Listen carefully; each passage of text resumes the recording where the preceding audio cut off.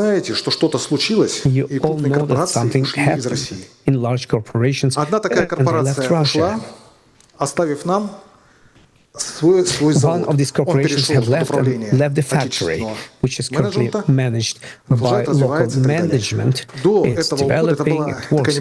Prior to this leave, it was a corporation, 80,000 people, and all the management was conducted out of head. Information security, IT infrastructure, and everything. When they left, have they done something? They didn't transfer the data.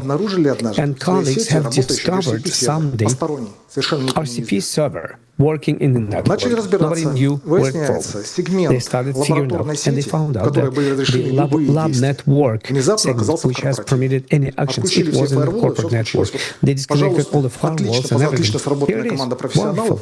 Great professional team, inconsistent actions, and Экономические причины. Вот эти причины очень часто связаны с These reasons are closely related to the first cluster. У нас нет однозначного видимого понимания и так далее. Мы хотим это дешево. И начинается либо поиск подрядчика, который не соответствует требованиям, либо поиск решений, которые... вот скажите, вы серьезно не сталкивались с ситуацией, когда надо сделать все вчера, открыть филиал, а бюджета нет? И что делается? Достается откуда-то древний коммутатор, тащится туда, все стыкается, запускается. Отсутствие или преднамеренное игнорирование регламентов. На определенной стадии, конечно же, любые действия у нас описаны, регламентированы и так далее. Разберем опять же ситуацию.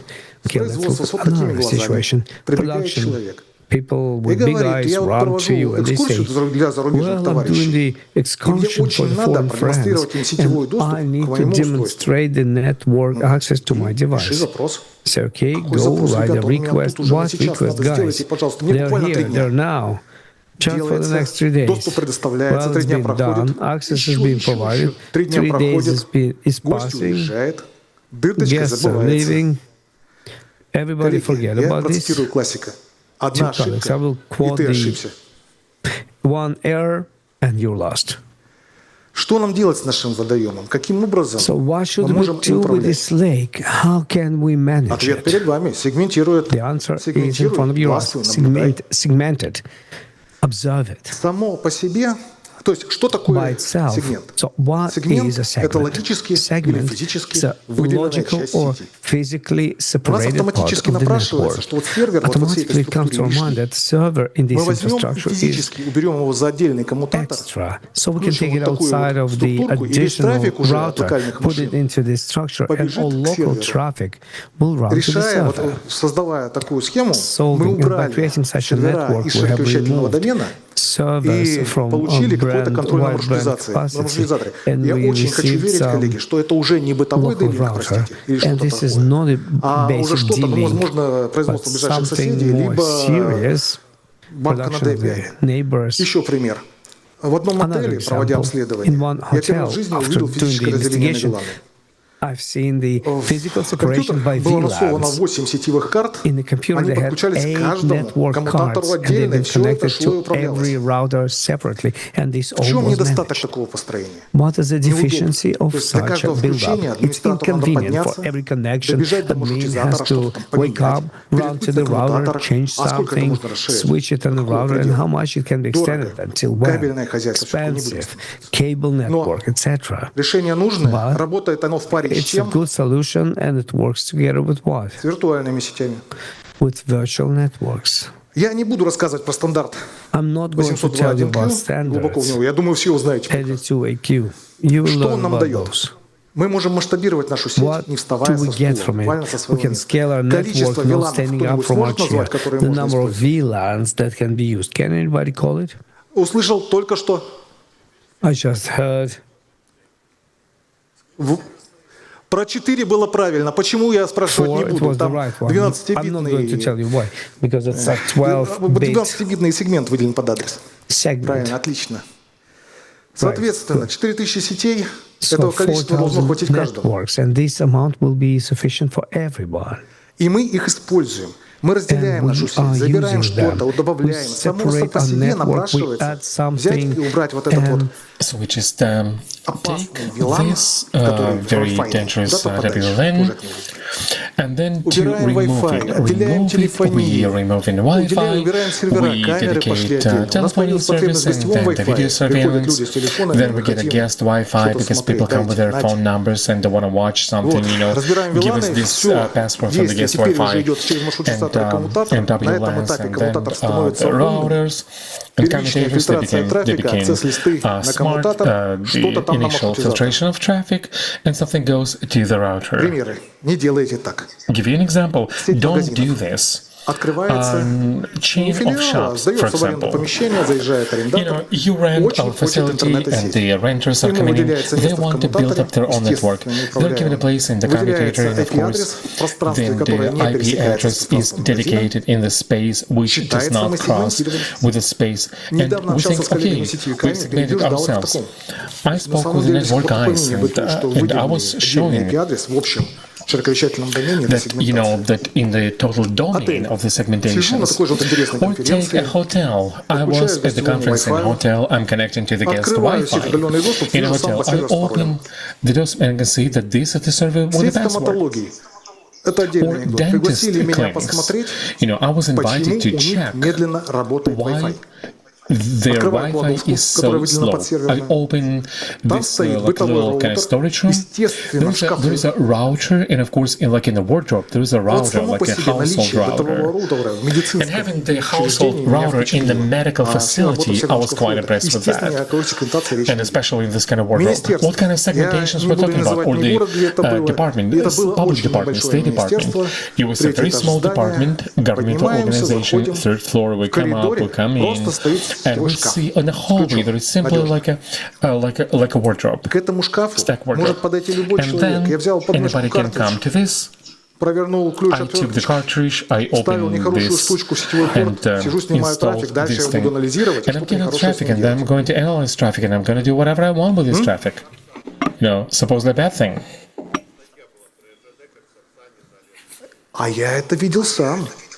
Yeah, I've seen this. I've seen this with my own eyes, all these examples, Что нам с этим всем делать? Как не допустить what are we going to do with all of that? How can we prevent those people with bad intentions and with bad removables media? Let's DSP snooper, IP soft card, port inspection, port security. We're writing WLANs, in Mac so that nobody can connect. And my favorite, EA802.1x. It's a standard of authentication authorization on network connected devices. What the principle of work? You connect a certain device requiring authentication, then the user is given the password, the commutator.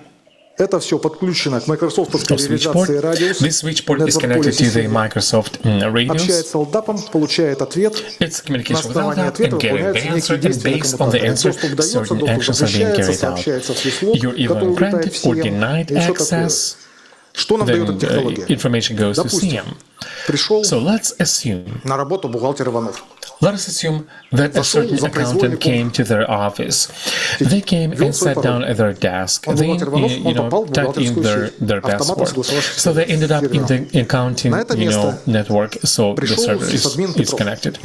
Then system administrator Petrov came and he put in the password. Now he's in WLAN, in local network. Then John Doe, the hacker, they introduced the removal media. It got blocked. Information about this, went to syslog, and the actions have been applied. All of this centralized, so protect your network. Слайд вызывает боль. Я не знаю, как у вас, у меня. Is it painful to watch? Yes, it's painful to watch for me at this, because many are gone, some people are staying, some things are changed, and we cannot afford to use previous technologies. It is not safe. We do not know what we're downloading. If you download, upgrade, we cannot do it officially. We don't have any support. Potentially, they're not friendly to us anymore. So we have to do that. But now we have a great specimen of products for the import substitution in our country today. И вот на этом этапе настало время упомянуть об Его Величестве. To mention His Majesty, Next Generation Firewall. Коллеги, кто-нибудь пояснит мне, чем вот этот Can самый anybody Next explain to me Generation Firewall отличается от how firewall this next generation firewall Три is хотя бы different примера. from the past generation firewall? Can you give me at least 3 examples? Раз, профилирование пользователей, то есть возможности Yes, аутентификации use в Active profile. Directory, возможность You can использования групп. authenticate, you can use groups, right? Фильтрация трафика на L7, вместе с ней Traffic возможность filtration. расшифровывания And with HTTPS this, you can трафика, also decipher, you can uncrypt используя traffic managed using middle. IPS-ID, система обнаружения вторжений. IPS-ID, Совершенно system of, верно. И еще многое identification of другое. intrusions. Подразумевается, And что это many становится каким-то things. комбайном безопасности. It's becoming like a combine or like a certain set of Свою security. схему я встраиваю уже Next Generation Firewall. I'm also introducing Теперь, next получается, generation весь трафик firewall между into сегментами my scheme. идет Now all the через traffic него. between the segments Также goes мы through используем this ACL firewall. для And also фильтрации we're на using коммутаторах. this ACL Какие-то for более filtration in высокие switch правила ports and some используем higher firewall. level rules we're Внешний using in доступ у нас все firewall. еще идет External через достуp маршрутизатор. Но вы уже обратили still внимание, goes что я through везде the рисую по два сетевых through the устройства. routers. Я считаю, You see, что I'm using them in сетевые couples, in устройства — это pairs. Like узлы, I believe которые that all обязательно those должны network быть communities, they're Не знаю, nodes какую that have to be технологию absolutely. дублирования It предпочитаете doesn't matter. They have to be doubled. I don't know what kind of technology you want to use, but Вот их I mean много. backing up. I Зацикливаться want to say тоже не backing будем. up. Думаю, сейчас после меня There are еще many расскажут. technologies, but I think somebody else is going to share Объединяем after I'm done. Многие So we фаерволы combine these являются many firewalls. зона-based фаерволами.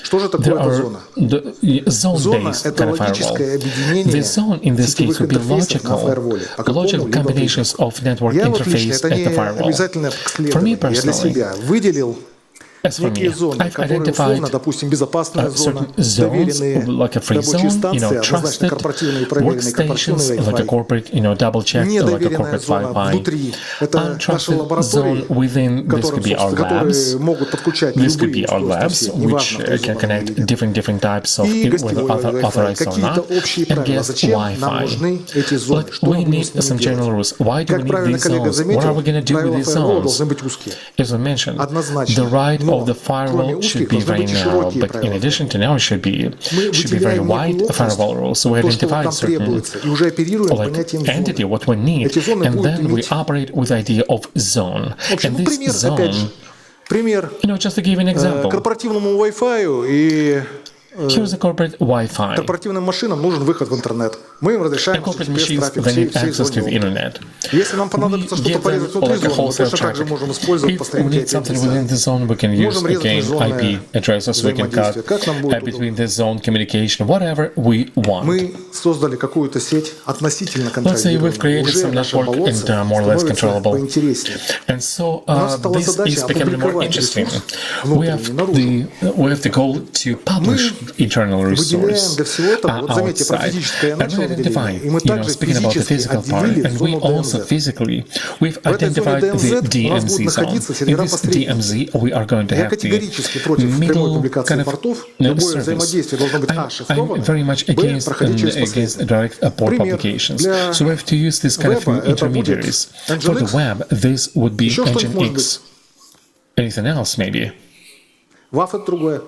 HA прокси. Ну, к примеру. No, WAV is a different thing, or HA proxy. Серверов, For the почтовые mailing фронтенды и так далее, и так servers, далее, и так далее. this could be, mailing front-ends and so on and so on. События ковида And also, нам показали, the что COVID-19 немаловажным events, фактором they've является shown that one возможность important предоставлять factor is доступ also удаленным being able to сотрудникам. provide А access to удобство remote работы со сторонними staff. организациями говорит о том, что должен быть удаленный доступ и для подрядчиков. We should have remote Next access Generation to Firewall our также contractors умеет as well. и делать Next VPN. Generation Некоторые, Firewall может быть, can даже do и the хорошо. VPNs, and some of them are doing Мы very good создаем VPNs. отдельные зоны для Let's сотрудников, do отдельные зоны для we're making separate подрядчиков. zones for the Естественно, employees любой and доступ мы separate шифруем for криптостойкими протоколами. suppliers. So it's a Естественно, мы crypto-persistent используем второй protocols фактор. that we're using. We're А в using идеале, the как все это должно быть, 2FP, подключившись two-factor к authentication, VPN, and then сотрудники connecting to this kind of удаленные VPN, имеют доступ the только к remote некому people серверу, have access расположенному only в to a DMZ. certain server Свой сервер related to RDP DMZ. выделяется для Own сотрудников, RDP свой service is сервер RDP identified for выделяется employees, для and подрядчиков. another service is Доступы с identified этих for серверов contractors. Accesses from these services are regulated. They're all written out, what can be done, what cannot be done. And we're looking at credentials, keeping an eye on credentials. Let's say once we caught the employee, he connected from Malaysia. What are you doing in Malaysia? I'm on vacation, but you're supposed to be working. All things are slowing down, But this could also be a hacker. This could be a threat actor.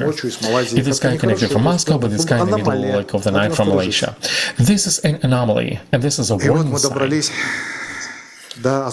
And now we came to industrial control system. ICS, industrial control system. Yeah, I'm sorry, I'm just tired at this point. So we're managing some technological processes. Our company is developing. And we have automated tractors on the fields, and the sensors are checking the soil, operators are checking the SCADA systems.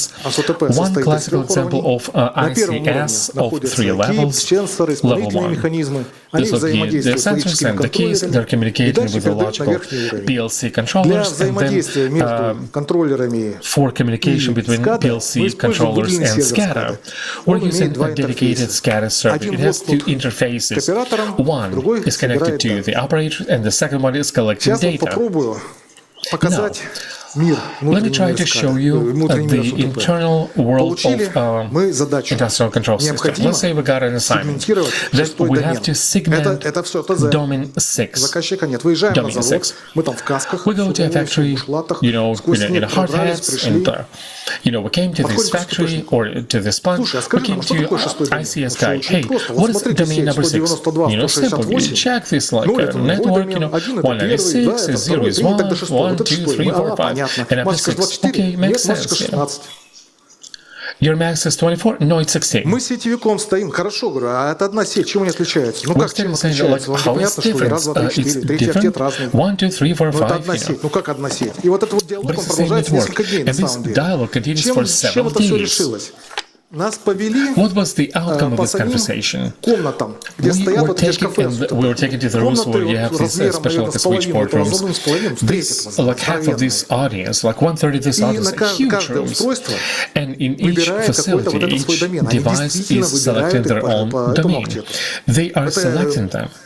На самом деле я загуглил. Это учебник построения сетей для СУТП, так оно и есть. The way it should be with industrial control systems. Me and my guy, of course, we did work, but we still do not understand. And this is the kicker. Look, this is the kicker.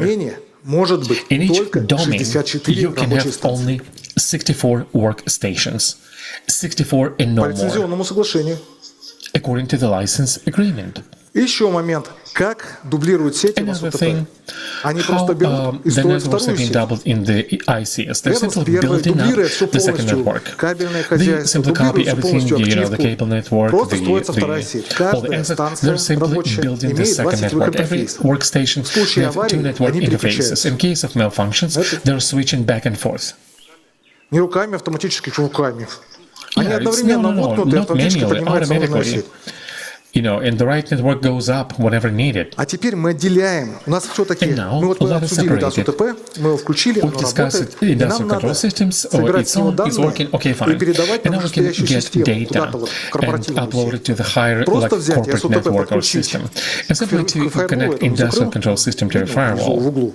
Мы не можем. С этого фаервола есть доступ в интернет. А доступа в интернет СУТП иметь не должно никак вообще, совсем. Мы выделяем для этого комплекс межсетевых экранов. Отделяем зону ДНЗ, в которой будет стоять сервер-посредник для какого-то сервера, использующего промышленный протокол, от общей корпоративной сети. Естественно, кластер. Второй кластер отделяет СУТП от внутренней сети. Все взаимодействует вот здесь, на этом этапе. It's all communicating at this stage. All the rules are written. No wide rules will be permissible. An internal firewall, you have the system of identification of intrusion. If something happens to the corporate network, yeah, it's bad, but not deadly. You got some data lost. It's okay. But with the industrial control system, this could be a technological catastrophe. That's why I brought this Stuxnet. Everybody's sick and tired of this Stuxnet. в 2010 году 2010, считалось, before что СУТП 2010, надежно it was изолировано believed за that счет того, что она имеет воздушный зазор. isolated Нет. because it has air gap. Air gap. Пользователи, No. они такие же люди, а СУТПшники такие Users, же люди. they're Ему стало humans. неудобно. And these Он guys, взял, they're воткнул провод, humans. сделал так, как If ему it is удобно. inconvenient, Ему he захотелось получить connected доступ туда, куда не надо. If Открыл they wanted правила to на get фаерволе, если у access, них they такая opened возможность. the rules И так at the далее, так далее, firewall. так далее.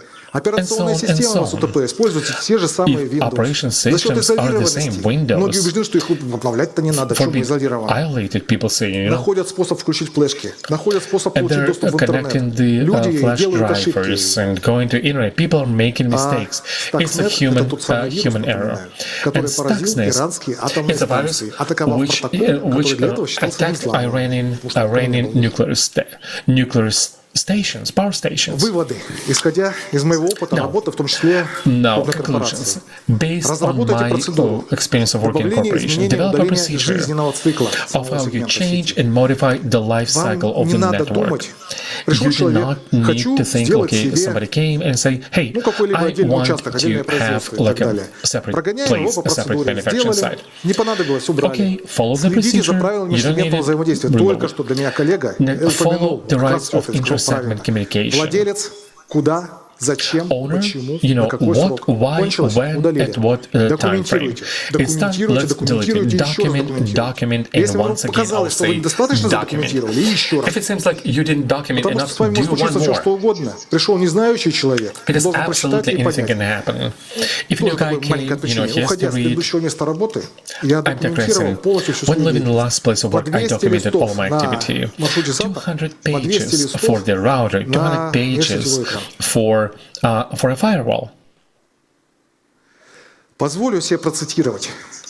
Это And this проект is GitHub, это не our вирус. code. This is the project from the GitHub. It's not a virus. Вот. Тут имеется 4 уровня развития сети. And right От here самого you can see базового the 4 до levels максимально of the network защищенного. development, from the basic to the Приспособить их most можно protected. практически к любой And you can сети. Я use покажу them максимально basically for any защищенную. network. I'm going to show you Красиво, the страшно, maximally protected. невозможно работать, я не знаю Scary, как. like impossible to work. I don't know how you work with порезано, this, все but убрано. everything is Любые cut off. взаимодействия Everything is taken. Any происходят только под communication, any четким контролем communication is happening фаервола. only by the Многое строится firewall шифрованными control. туннелями. A Отдельно lot выделен of срок encrypted для tunnels, работы всего изолированного SOC is тоже. dedicated Примерно вот такую структуру to this, and мы в basically this kind of a structure на in any промышленных stage we are предприятиях. Не using абсолютно, for до такого нам не дойти. industrial Но к facility. этому мы стремимся. At least this is the Коллеги, goal. большое вам спасибо. Очень приятно с вами поговорить. It's a pleasure to talk to you, and С удовольствием отвечу на вопросы. yeah, any questions? I'll be happy to answer them. Из регламента максимум 3 Since we're late on schedule, 3 questions. Only 3 questions, please. Добрый день, Константин Ким. Добрый день. Я здесь, справа. Hi, I'm Konstantin. Мучит меня вопрос постоянно. Считаете ли вы, что разделение на планы Do you является believe достаточным средством сегментирования? that separation between the WLANs would be enough for segmented? For example, you have the inside DMZs, different switch port and trust was the same. Да, я заметил, да. Но все-таки вот как Trust at правильно LAN. Yeah, but how do you and can you explain this? Would that segmentation due to WLANs be enough in safe? In my point of view, in my opinion, there's always opportunity for a mistake. To avoid a mistake, it should be totally separated, fully separated. My ex-boss, I don't know if he's here or not, he was insisting at using WLANs at a minimum. People may be mistaken, but we have to say that actually, Вот, надо принимать во внимание, что попадает в эту условно безопасность. Как вы все понимаете, они так же, как условно доверенный и условно недоверенный. Применять надо все возможные методы защиты. We have to apply all possible methods for protection. VLAN would be one of them. Олег Симонов, компания Indeed. У меня вопрос про СУТП. Вот вы сказали по сегментированию СУТП, там была схема.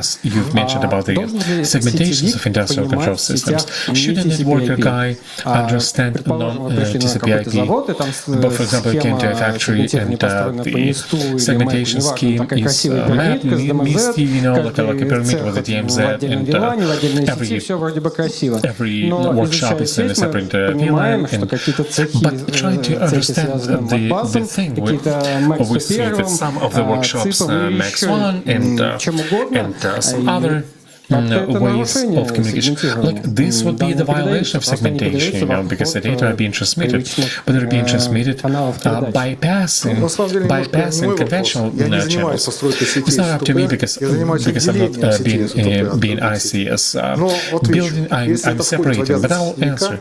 If this is a part of the network, they may not know, but he can study or he can find somebody to consult with.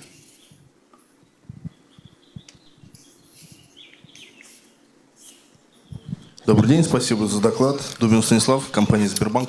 Скажите, пожалуйста, какие технологии или методы контроля устройств в сегментированных сетях вы используете? То есть, к примеру, может три кейса быстренько. Может такое быть, что после сегментации устройство подключили не в тот VLAN, или, например, системный администратор или пользователь злоупотребляет правами и поместил в тот VLAN, где более расширенные доступы, или, например, на уличной видеокамере кто-нибудь подцепился и с целью получения доступа.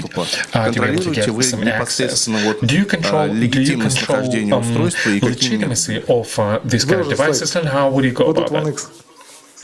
То есть по методам сертификата или как? Вот вы понимаете, в случае, если устройство может быть супликантом и может авторизоваться, используя .1x, то да, тогда однозначно сертификация или нет.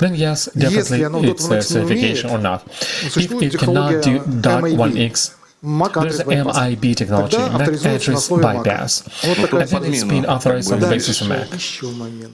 One more thing. This is the part of the building. The full picture in any ICS is a bunch of systems. Secret netting, ECM, and positive technologies products. Yeah, so it's a whole complex. Yeah, it's always like integrated, only integrated approach. Other colleagues, let's stop at this point and let's thank Artyom right here. Artyom, choose the best question, if you will, and you can give them the book. And in the meantime, while you'll be doing that,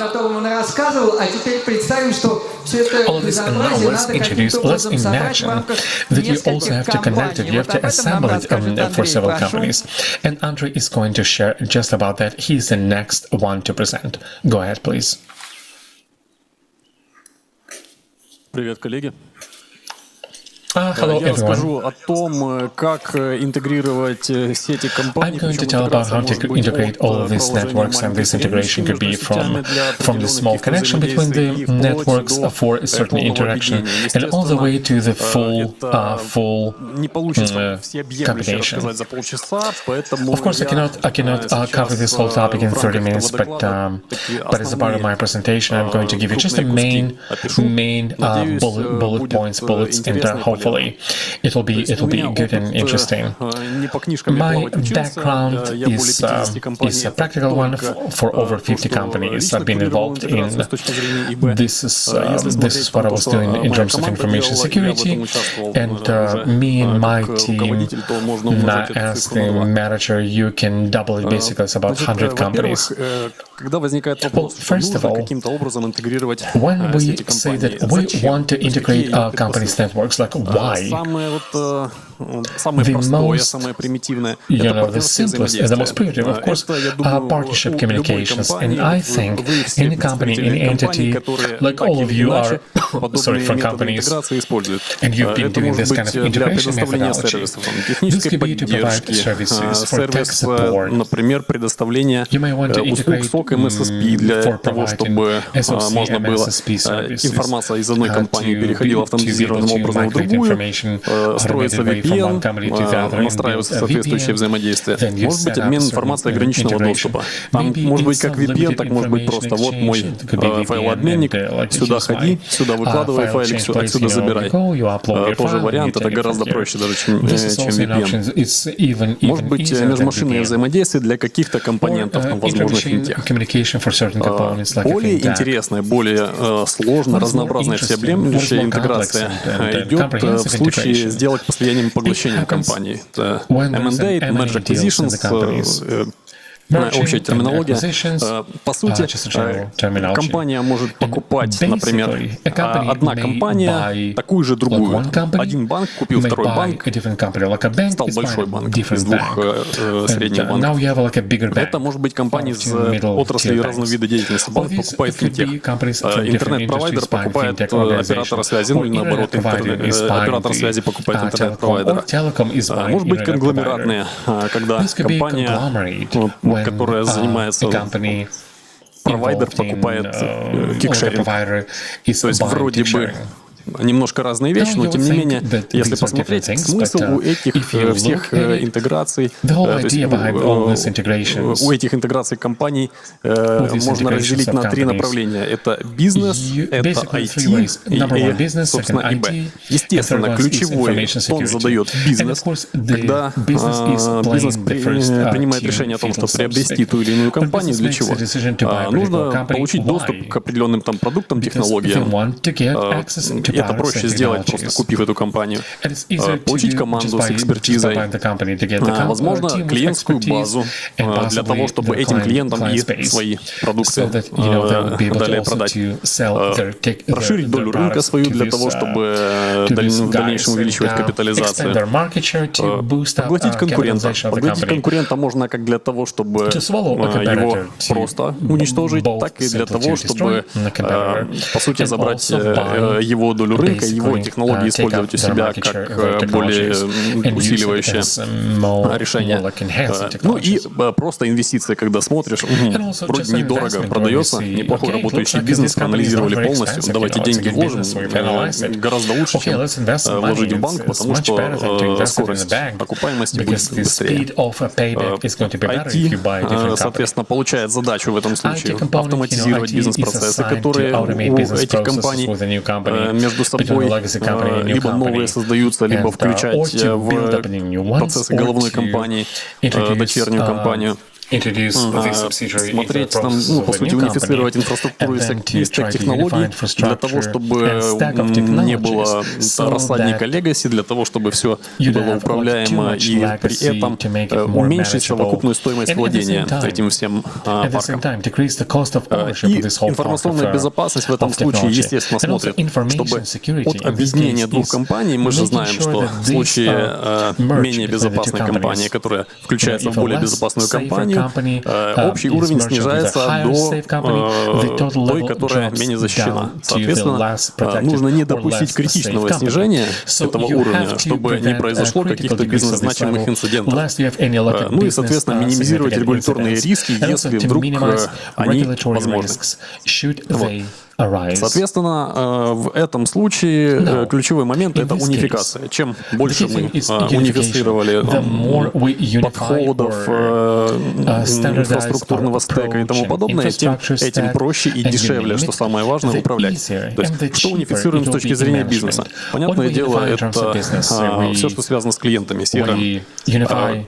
Процесс очень небыстрый. Там CRM, например, одной компании, CRM другой компании, чтобы их как-то скрестить и все процессы аккуратненько перевести в одно, собственно, CRM. Унифицируем систему управления предприятием и дальше соответствующие процессы. Там HR, финансовое обеспечение, IT и тому подобное. В IT сваливается задача реализовать, собственно, вот эту унификацию, там, инвентаризировать все, оборудование, софт, управление ресурсами, конфигурациями, изменениями, авариями и все тому подобное. Там резервное копирование. Информационная безопасность смотрит, соответственно, на нормативную базу. То есть есть у нас в головной компании какая-то определенного уровня нормативная база, соответственно, ее нужно на дочернюю компанию распространить. Естественно, если компания дочерняя немножко из другой отрасли бизнеса, то в этой ситуации дочерняя компания Ctrl-C, Ctrl-V документы этого не делает, она его адаптирует под свои реалии в соответствии с законодательством и регуляторикой, и плюс в соответствии с реалиями на Земле, которые у них. Учетные записи, доступ, стандартизация безопасных конфигураций золотых образов, то есть если у нас у текущей компании уже есть определенные стандартные золотые образа, из которых разворачиваются сервера, и принято решение о том, что мигрируем сервера дочерней компании и данные дочерней компании на новое оборудование, но материнской компании, то тут уже даже выходит несколько проще. То есть сервера, сконфигурированные не в соответствии с правилами компании, может быть, менее защищенные. В итоге все равно с них данные переезжают на уже подготовленную инфраструктуру, которая имеет более высокий уровень безопасности с правильными настройками харденинга на серверах базовых данных приложениях. В итоге со временем разбирается уже неиспользуемая на тот момент инфраструктура дочерней компании, потому что данные смигрировали в более-менее защищенный контур. И, соответственно, антивирусная защита, ее нужно также унифицировать, управление обновлениями, уязвимостями и другие процессы. В идеале, когда компания принимает решение то есть, о том, приобретать ли дочернюю компанию, приобретать ли другую компанию. Процесс называется due diligence, то есть всесторонний анализ приобретаемого актива. В идеале информационная безопасность должна включаться на этом этапе. И она проводит аудит, соответственно, архитектуры, стека, наличие legacy, всего этого на предмет соответствия требованиям организации, определяет, вот есть уровень материнской будущей организации, есть уровень приобретаемого актива, есть определенная дельта. Вот эта дельта, она нам критична или нет? Если эта дельта критична, то мы понимаем, что нам нужно либо эту дельту полностью закрыть, привести к нужному уровню, либо довести до какого-то уровня просто приемлемого на данный момент, а привести уже к целевому уровню несколько позже. Разработать схему интеграции этих компаний, рассчитать, сколько это будет стоить, рассчитать, сколько это будет еще времени займет, кроме стоимости, какие еще нужны ресурсы. И ключевой момент, который на вот этом этапе due diligence есть, это возможность влияния на параметры сделки по приобретению актива. То есть это может быть как за счет того, что описываем, что для того, чтобы привести в нормальное состояние эту компанию, нужно инвестировать туда еще столько-то денег. Это может быть предметом торга. Ну, там тоже компания, которая продается, может сказать, а я знаю, я компанию где так продавать собирался, я, естественно, туда не инвестировал последние сколько-то времени, но просто я продаюсь дешево, поэтому извольте принять этот риск. То есть вариантов там может быть по торговле много, потому что сделки МНД — это не сделки в магазине. У них есть большое количество изменяемых параметров, и каждая из них уникальна. Поэтому, по сути, вот эта информация может тем, кто занимается слияниями и поглощениями, помочь провести более выгодную для компании либо в финансовом, либо в растянутом по времени еще в процессе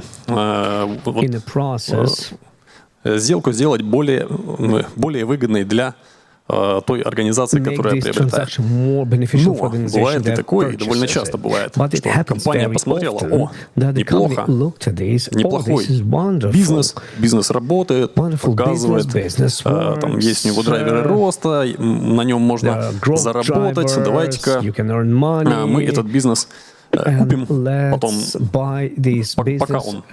пока он дешевый, пока он продается. Что нужно в этом случае делать ИБшнику? По сути, практически то же самое, но в этом случае уже не получится влиять на параметры сделки. Просто в этом случае понимая, что да, вот есть организация, для того, чтобы эту организацию довести до необходимого уровня, мы в этом случае просто считаем, сколько это будет стоить, защищаем инвестиционный проект и дальше уже поехали его исполнять. Если посмотреть такой, можно составить квадратик, на тему того, какие есть варианты унификации. Левый нижний квадрат, то есть как этот квадратик читать? Вот есть сервера, есть рабочие станции.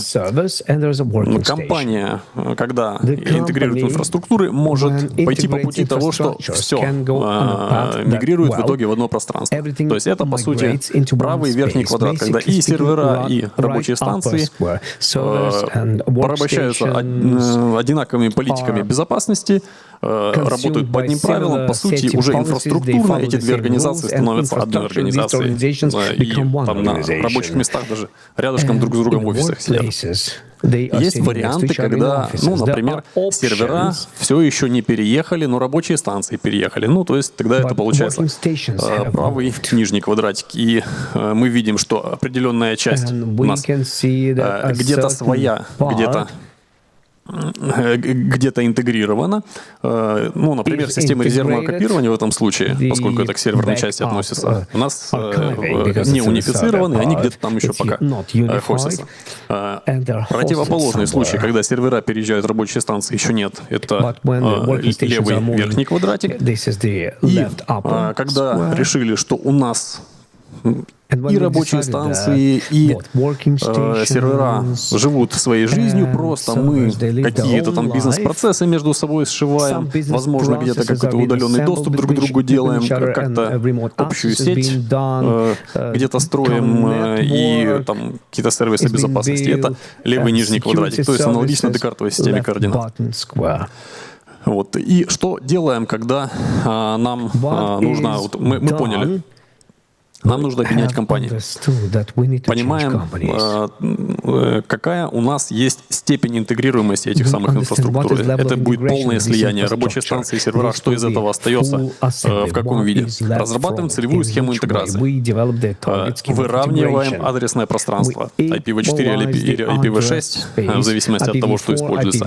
Это довольно болезненный пункт, и поэтому он может быть как с помощью ренамберинга, так и с помощью НАТО. То есть, казалось бы, ренамберинг сети по звуку это звучит как задача сетевиков, но по факту там работы гораздо больше у прикладников по выполнению ренамберинга, потому что сетевикам это что? Где-то новую сеть завел, в нее интерфейсы назначил, все, довольно немного. А прикладнику каждый сервер нужно будет в новую сеть переводить, возможно, там где-то еще какие-то между собой взаимодействия. Поэтому при объединении довольно крупных инфраструктур, особенно это, например, может касаться при приобретении зарубежных активов, когда и рабочие станции, и сервера не объединяются, просто настраивается между ними взаимодействие. В этом случае выбирается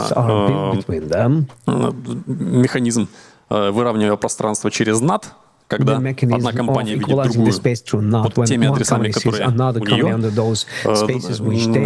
у нее уникальные, а та компания, соответственно, со своей стороны видит. Никто друг друга в итоге в этом случае не переводит свое адресное пространство, но взаимодействие в этом случае возможно. Ну и ренамберинг, кстати, проще всего ренамберинг выполняется, как вы понимаете, это чего? Рабочих станций, потому что там, где есть CP. Рабочую станцию перезагрузил, у тебя новый IP-адрес и все. И в норме на IP-адрес рабочей станции, который динамический доступ, доступы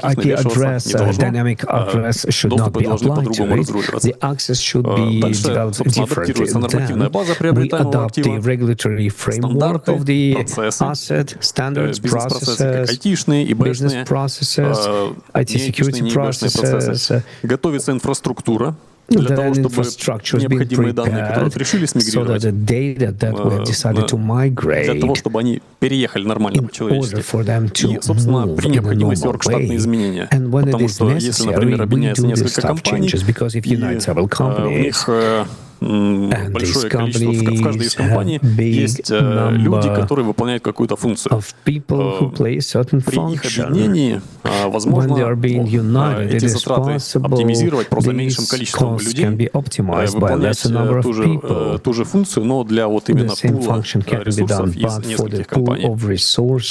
Вот, пример. То есть, например, есть у нас одна организация, вторая организация, у них есть какой-то свой андерлейный слой, снизу есть, собственно, какая-то бизнес-часть, есть система информационной безопасности, И если мы их планируем потихоньку друг с другом скрестить, что в этом случае делается? То есть, соответственно, создается некий такой внутренний хаб, который, почему он обозначен как internal, потому что он не имеет выхода в интернет. Собственно, в него переезжают бизнес процессы компании, то есть там либо это в новом хабе делается система, либо это переезжает в какую-то одну из этих компаний.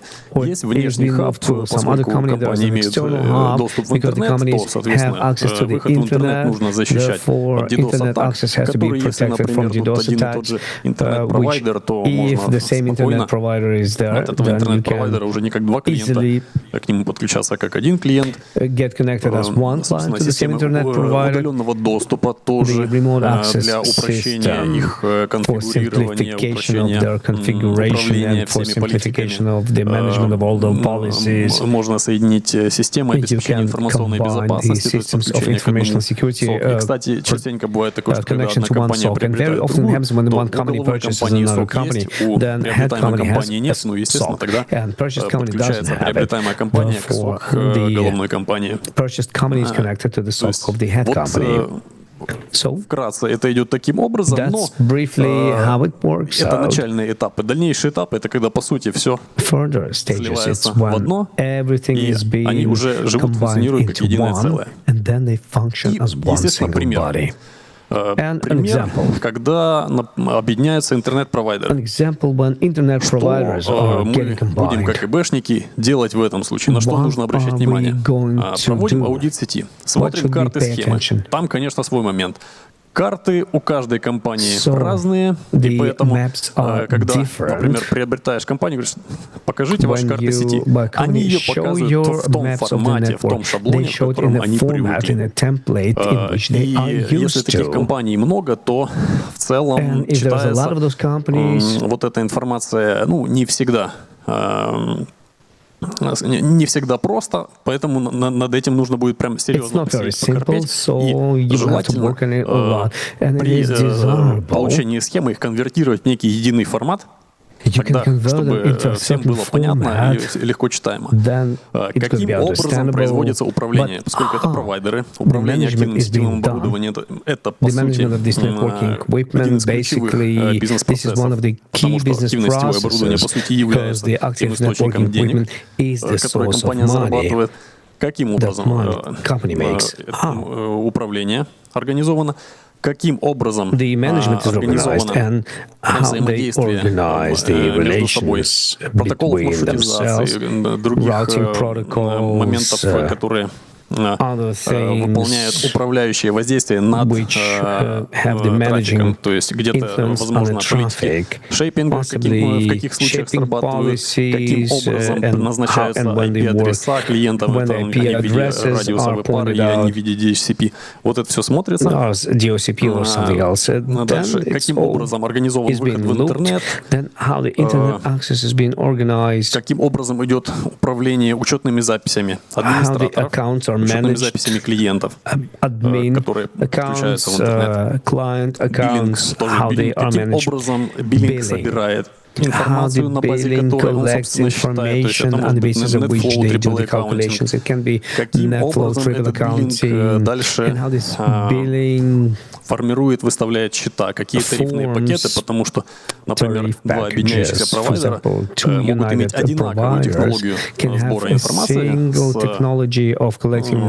с сетевого оборудования, но при этом абсолютно разные принципы тарификации, ну, потому что так сложилось, что так сложилось исторически.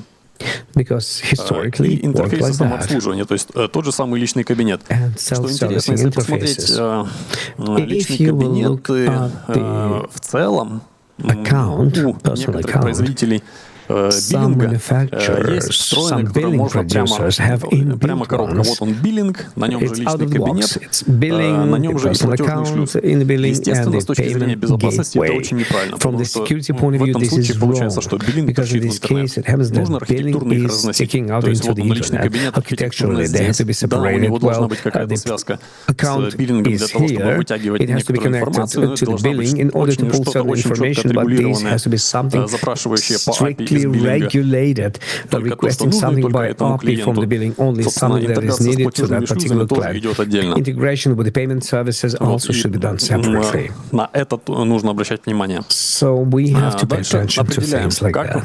Then we have to determine how are we going to live together with them. This can be determined так и может вообще просто на берегу до самой сделки определиться, что вот and then we can determine that in the framework of this transaction we have to bring that much money, but this is why we are not going to do any changes. Все это железо в одну автономную систему объединяется. Либо, может быть, разные автономные системы.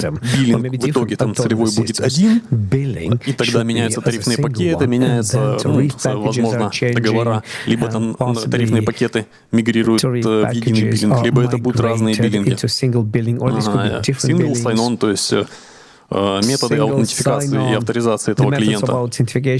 Целевая эта схема, чтобы все клиенты имели некую единую точку аутентификации, но промежуточные могут быть разными. Степень унификации IPv4 и IPv6 адресного пространства я уже описывал. То есть особенно есть такой интересный момент, когда, например, приобретаются две сети одного и того же региона. Ну, предположим, Волгоград, 34-й регион, смотришь, тут 10.34 построены, и здесь 10.34 построены сети.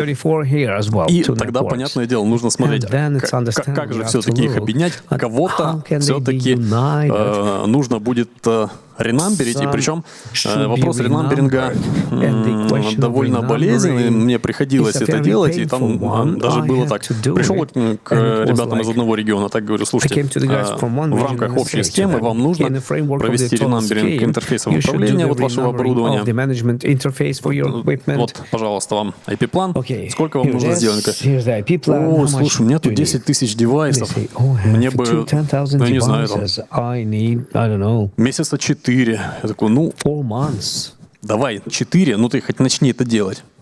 Ладно, к другому региону прихожу, говорю, слушайте, там вот, та же самая задача. Говорю, слушай, ну, 50 тысяч девайсов, но я тебе быстрее, чем за месяц этого не сделаю. Я такой, так, ребята, а поделитесь-ка своими сакральными знаниями. Почему у вас так? Ну и в итоге получается, что у одних товарищей вся работа ведется вручную, другие товарищи это уже все автоматизировали через некий GitOps. Поэтому у тех ребят нужно к каждому девайсу подключиться и все проверить, а у других самая долгая работа — это отладка соответствующего шаблона под определенный тип оборудования. Вот, пожалуйста. Степень унификации управления сетью. Здесь тоже интересный момент. Как, например, определить, вот, говоришь, сеть должна управляться там, только, например, с определенных рабочих станций администраторов и с терминальных серверов. Девайсов десятки тысяч. Что в этом случае можно сделать? Эти девайсы все равно у вас в итоге интегрируются, интегрируются для управления учетными записями с AAA-серверами. Радиусы, такаксы могут быть, может быть, LDAP. Что нужно? Собираем с вот этих вот девайсов логи. В логах смотрим source IP того админа, который пытается подключиться к вот этому самому интерфейсу управления. Если этот source IP попадает в разрешенный список, все нормально. Если он не попадает, значит, ребятки не реализовали эту штуку защитную, то есть не сконфигурировали соответствующим образом защиту менеджмент-плейн оборудования. И, соответственно, это инцидент информационной безопасности. Когда мы так попробовали, конечно, там такой ящик Пандоры открыли, когда включили вот эту регистрацию инцидентов в таких ситуациях в какой-то момент. Но зато при этом сразу стало ясно, что вот у нас есть все, что требуется для контроля соблюдения принципов управления. Говорим админам так, дорогой админ, делай раз, делай два, делай три, потом мы проверяем. В итоге даже админы, когда это увидели, они сами сказали, мы бы хотели тоже сами инструмент, который нам позволит проверять, насколько у нас правильно сконфигурировано оборудование. У нас этот инструмент был, мы его разработали. Сказали, вот, пожалуйста, заходишь, конфиг скармливаешь, инструмент его пережевывает, выплевывает тебе отчетик. Зелененькое, хорошо, красненькое, значит, эти строчки меняем на что-то другое. Собственно, таким образом ИБшники с айтишниками пошли работать в общем русле для того, чтобы все было красиво и безопасно. Кроме этого, то есть это мы уже плавно перешли из определения степени интегрированности definition в дополнительные меры of the infrastructure into additional protection measures as reconfiguration of some inbuilt measures, but we have also unification of adjustment of the client databases. Client databases, these are billings and CRMs, how they live, and the client database is one of the main things why the business purchases them, and they have to be integrated somehow. How can we integrate them? We have to determine that. If the head company has an existing protection, means like web application forward, DDoS protection, SOC, then you have to define how can you scale it to the subsidiary company that has been purchased. Possibly you have to implement a new means which the head company didn't have because they didn't have those segments which required that.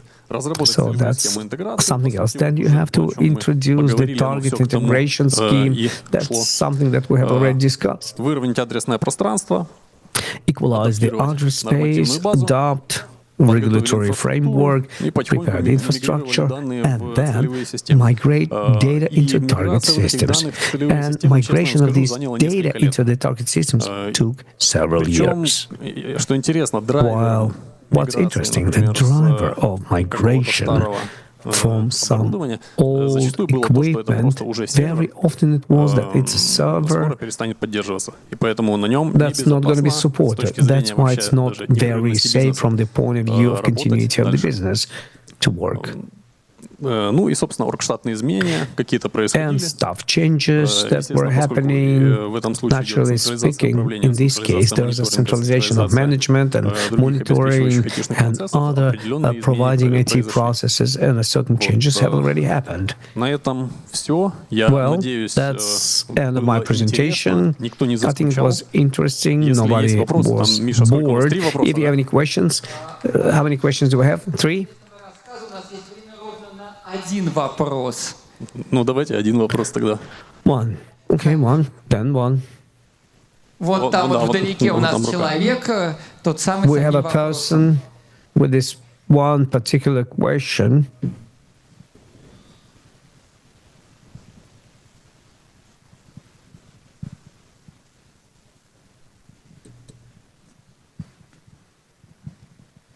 Добрый день, меня зовут Штырбул Сергей, компания «Северсталь». My name is Sergey, Severstal. Иногда при приобретении нового лица new legal entities been purchased, there's an understanding that migration will take a lot of time for the data.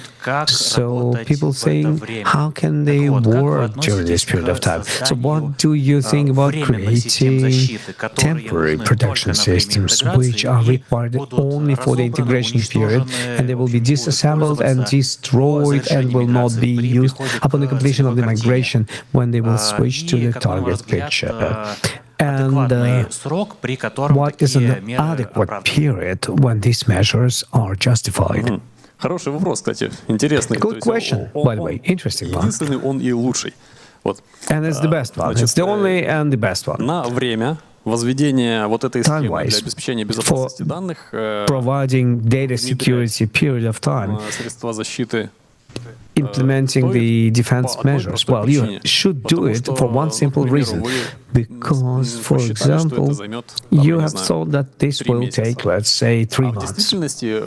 But in real life, while transferring this data, on many occasions you can face situations which can extend this process for a longer period of time, and this temporary might not become permanent, but the situation will be extended for the longer period of time.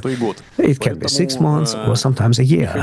So the defense mechanisms and additional measures for things like that, they have to be developed. However, at the same time, пример в голове родить не могу, но у меня I cannot create an example in my head, but I have a feeling that те наложенные средства, которые будут во время migрации существовать, means that will exist for the period of migration, they can be reused in the organization later on. So it's not going to be money thrown away in the wind.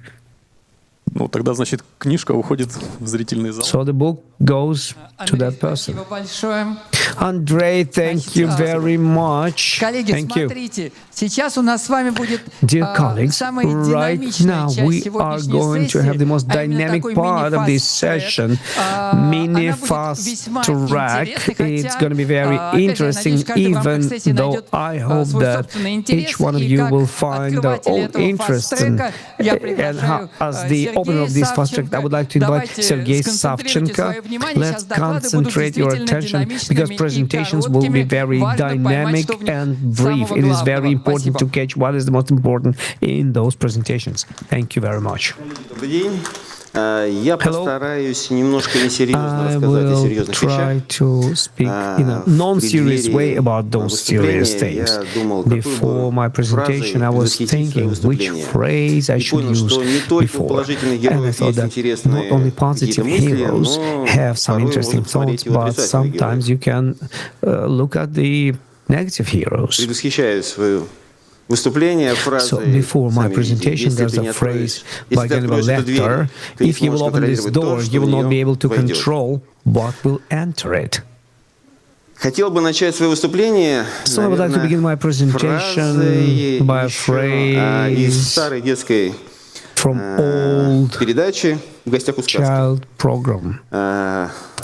Fairy tales for children. Whether you believe it, whether you're not, but before it was like that.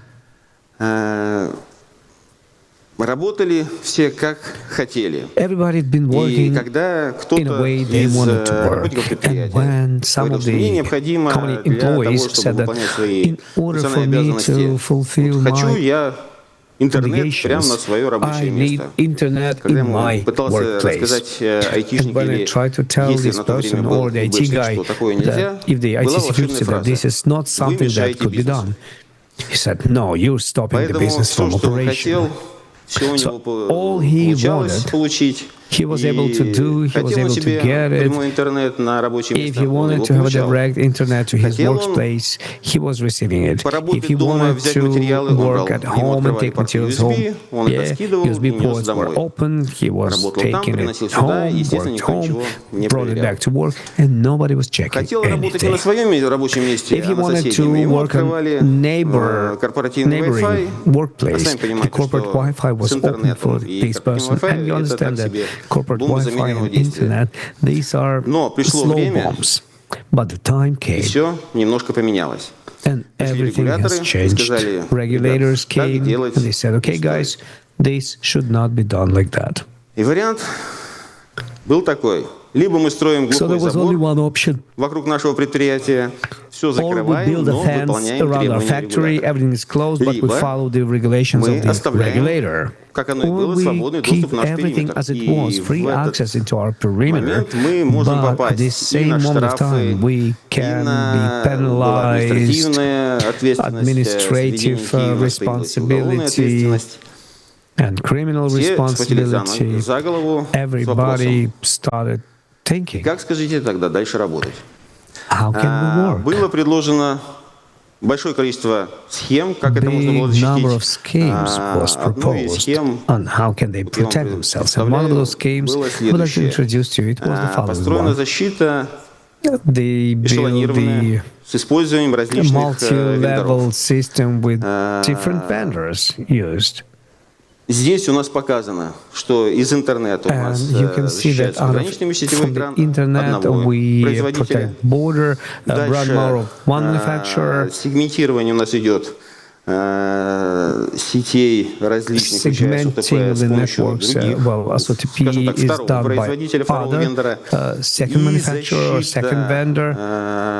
сегментов баз данных идет с помощью третьего вендора. Дальше у нас стоят системы мониторинга аномалий сетевого трафика, аномалий на ARM, инцидентов ИБ и СУТП. Но это минимальный набор, который используется, по крайней мере, больших предприятий, включая нас, систем на самом деле больше. Какие плюсы и минусы данного решения? Минусы.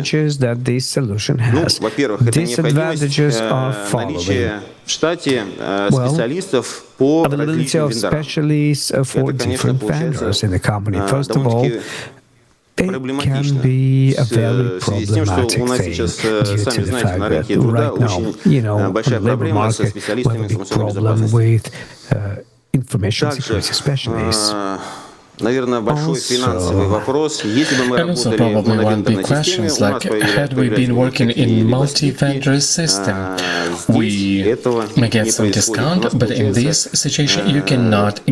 установка вот этих систем по без дополнительных скидок, это, конечно, для финансовых, скажем так, большой минус.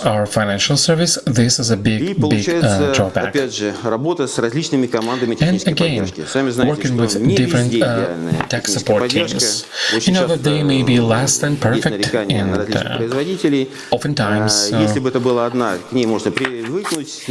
know, they're great. If it's a one vendor, you can get used to it, you can make an agreement. But when you have plenty, that could potentially be a problem. Also, if cyber attack happens when the threat actors are breaking the first system, they get to the second one, and so on. It takes time to the InfoSec guys to respond to an incident. Those professionals who have been working with these systems, they are increasing their significance, their skills, and they are becoming quite advanced. And this could also be a drawback because they're saying, hey, either, you know, give me more money or I'm leaving to a different place because now I've become very, very high-skilled professional. В случае ухода с рынка какого-либо производителя, а с этим вы, кажется, многие столкнулись, you know, somebody's leaving the market, a certain manufacturer, the system will be protected by different vendors. So we are, you know, trying to be on the safe side here. Дальше. Вопрос. Мы это построили, мы построили забор, но как работать дальше? Естественно, что у нас возникают проблемы в различных системах, мы должны подключать подрядчику, особенность, например, нас, как аэропорта, мы должны реагировать моментально.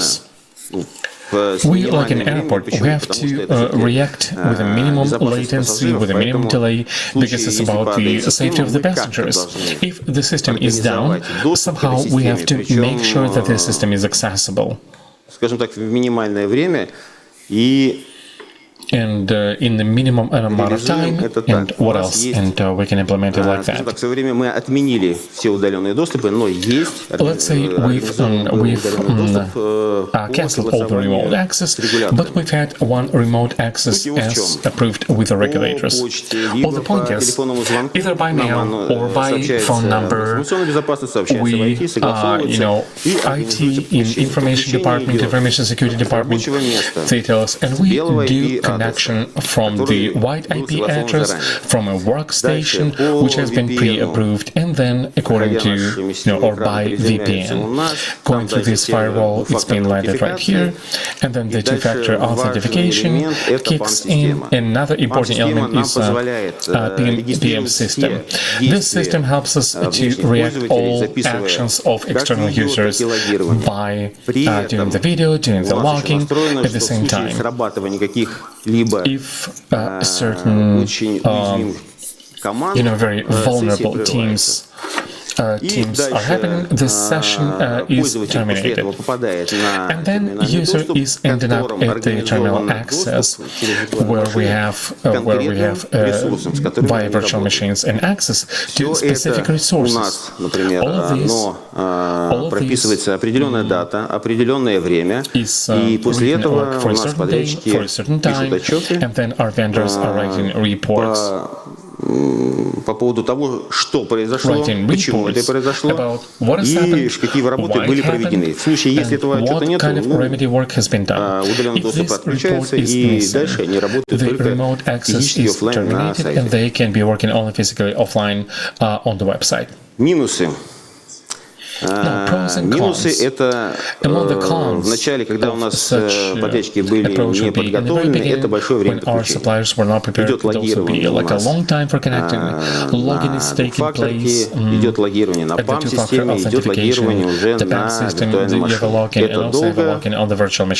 Многие жаловались на такое, скажем так, затянутое время подключения, но тем не менее все привыкли. Опять же, еще одна проблема, наверное, это на момент, скажем так, отработки данной схемы, это большое количество точек отката. То есть в случае, если что-то не работает, начинаем искать, в какой источник у нас возникает проблема.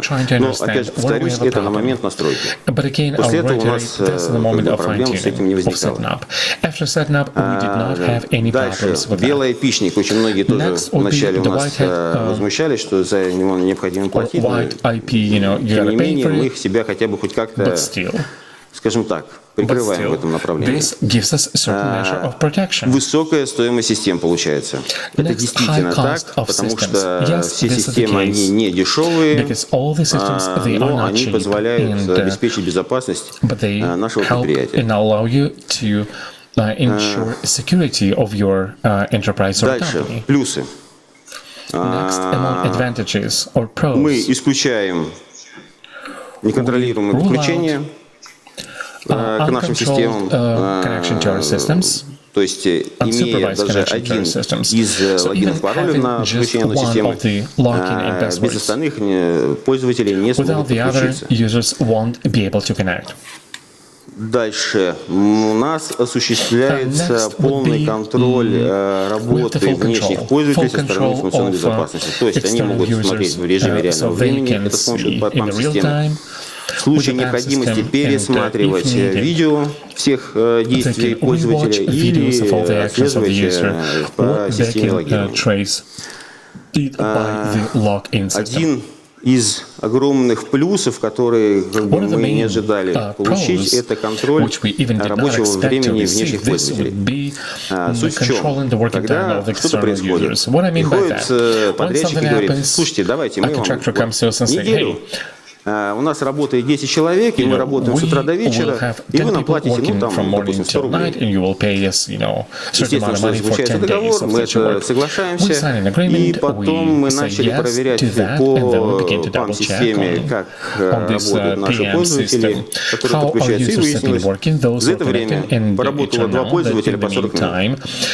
Естественно, тут начинаешь пересматривать договорные обязательства и пересчитывать сумму, которую мы обязаны заплатить за эту работу.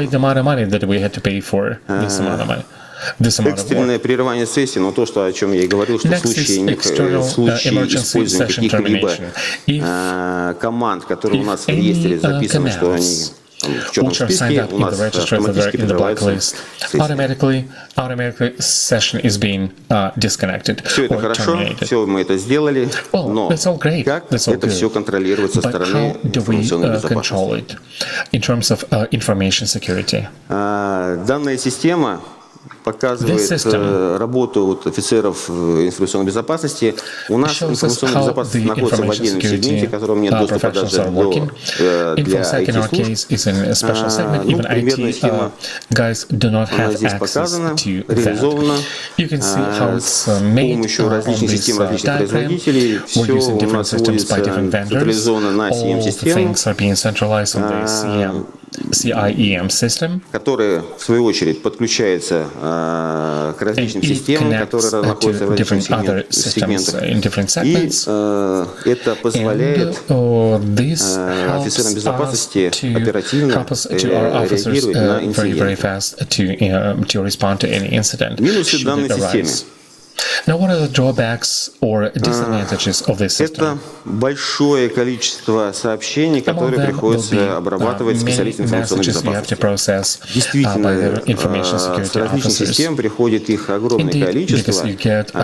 У нас на пике, когда происходят различные форумы международные, уже неоднократно мы сообщали об этом, доходит, например, внешние атаки до 500.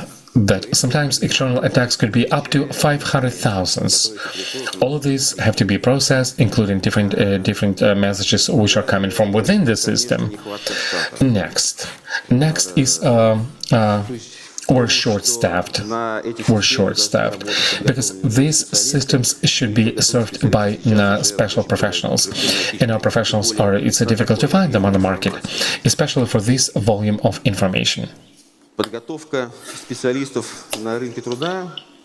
Now, training this kind of professionals on the labor market right now is not very well developed because we are staying in touch with students who are just about to be graduated and they're going to be information security professionals.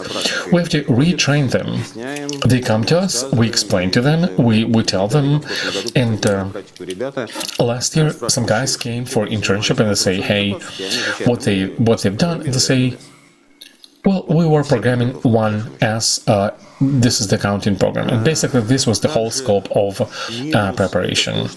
And also another problem is that all professionals they have to be able to work with these systems, and this is also quite costly time-wise and money-wise. Плюсом можно отнести это единая точка мониторинга. And this will be one point of monitoring, and we're collecting everything from the systems, and we are preparing them. This will help us to be more proactive, more agile. We do not have to look into different systems. We don't have to go into these systems. We're just looking from one single point of control and observation. And again, our professionals, give or take, they are getting upskilled by working on these systems, and they are becoming like a higher class professionals.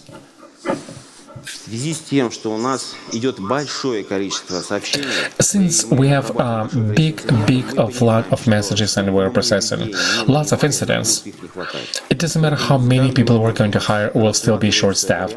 And right now we are considering of using AI-powered systems. Yes, now we've been testing several of them. We're trying to see if they'll be any help, if they will be potentially to be able to replace some missing employees that we don't have. We've done it on our end. We were able to do this, and right now we are attempting to live with that and operate it.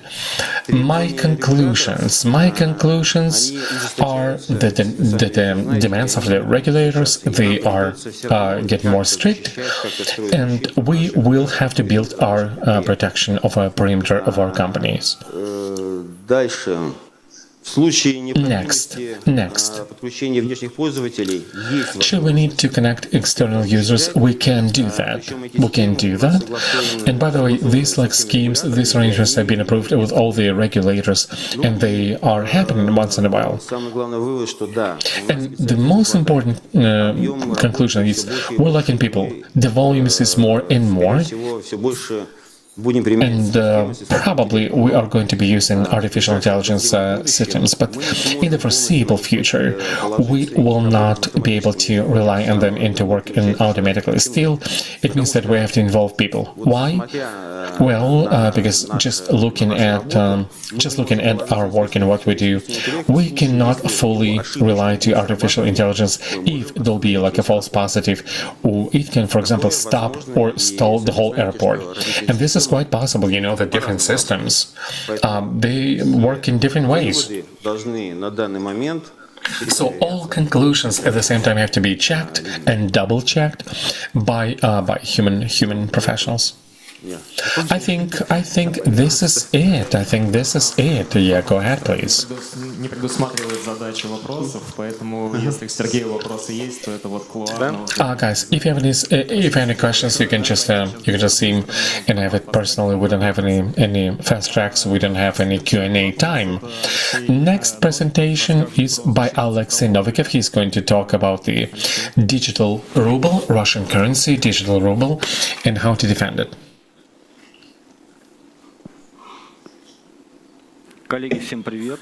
Расскажу про... I want to welcome everyone. Let me give you a quick update about the implementation of digital ruble, Russian currency. My name is Alexei Novikov from the Airstyle Soft Lab company. The company is the developer of software for the financial sector, and we have solutions of the remote for the remote banking, for insurance.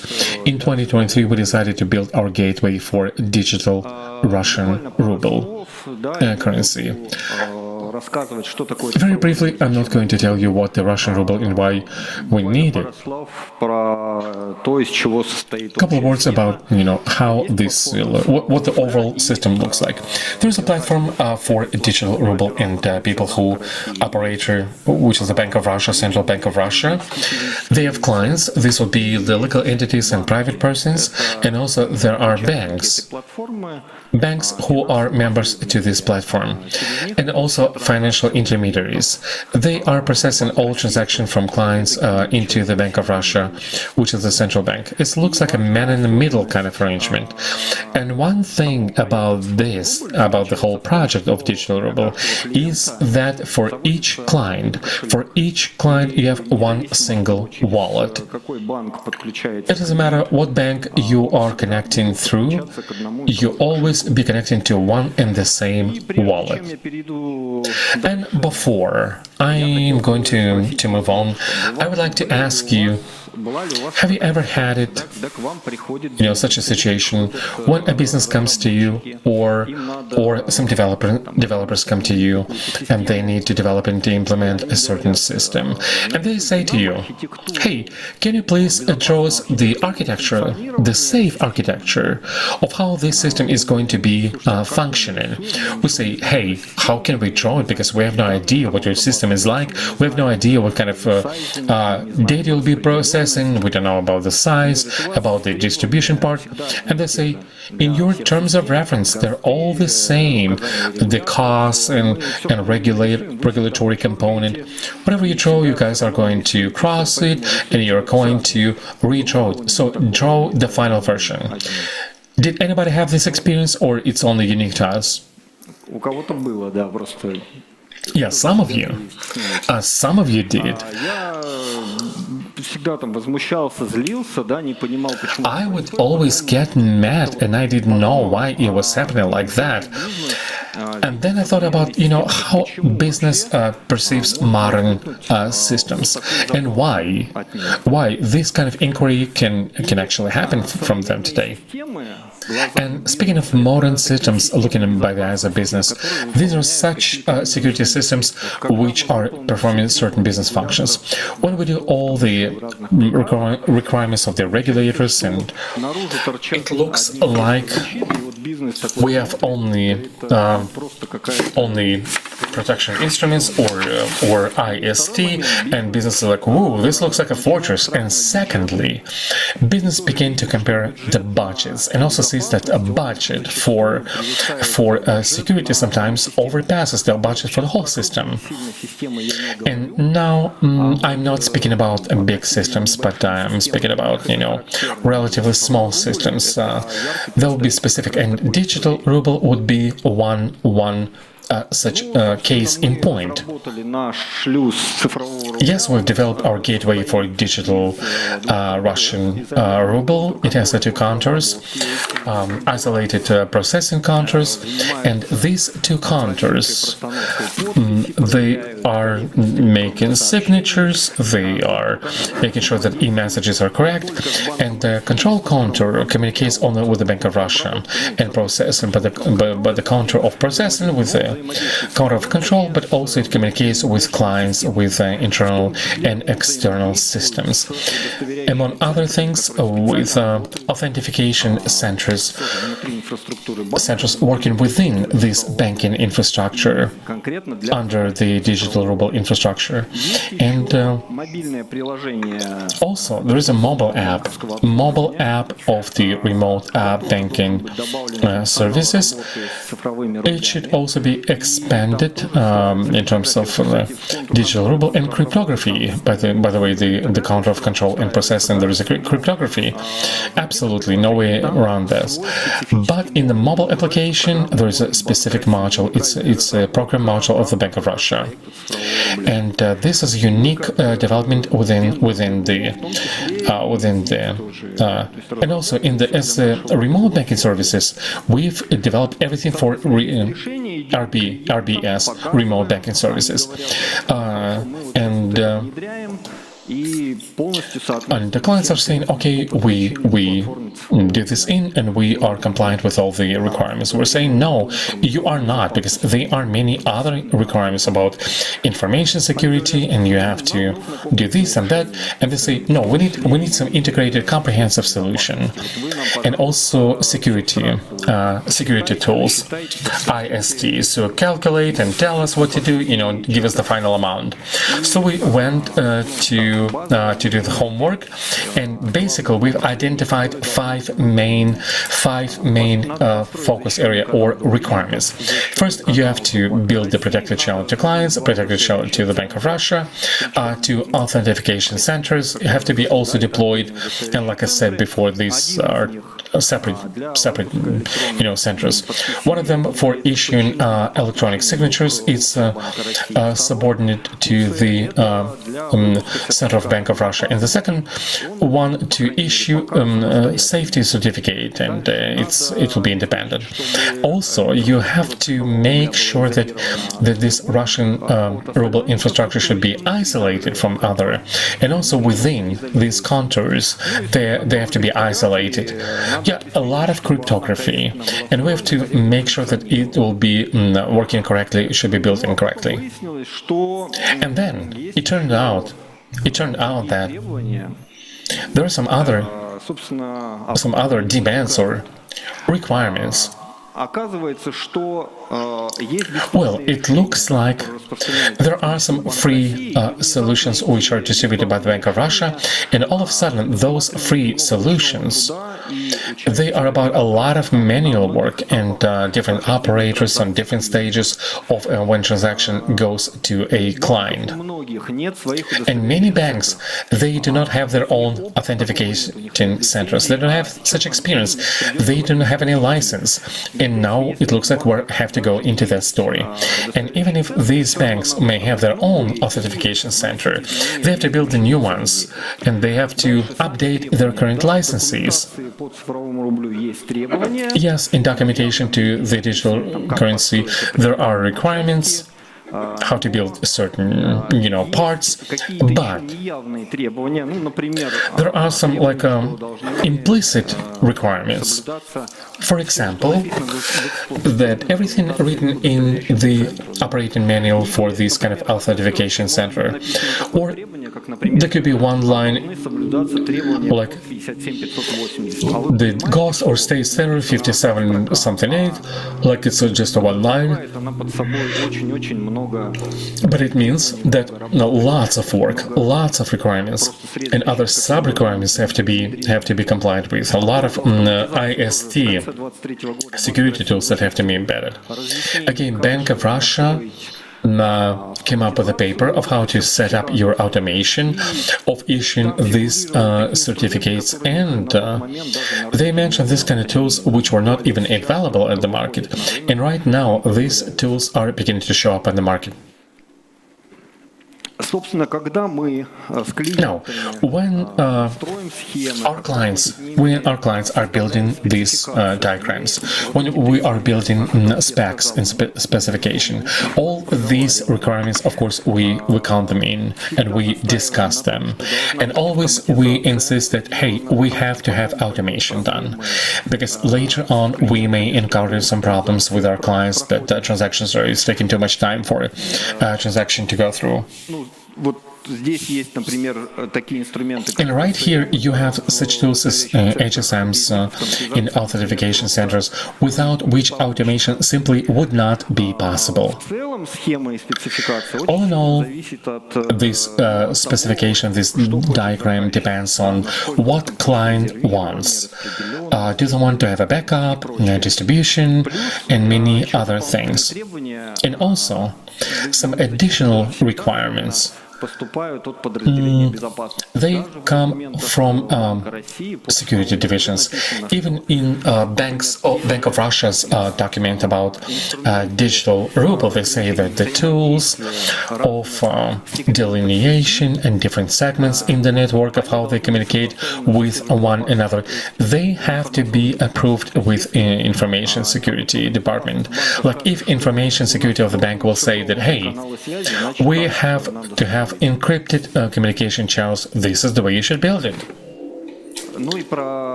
And also cryptography.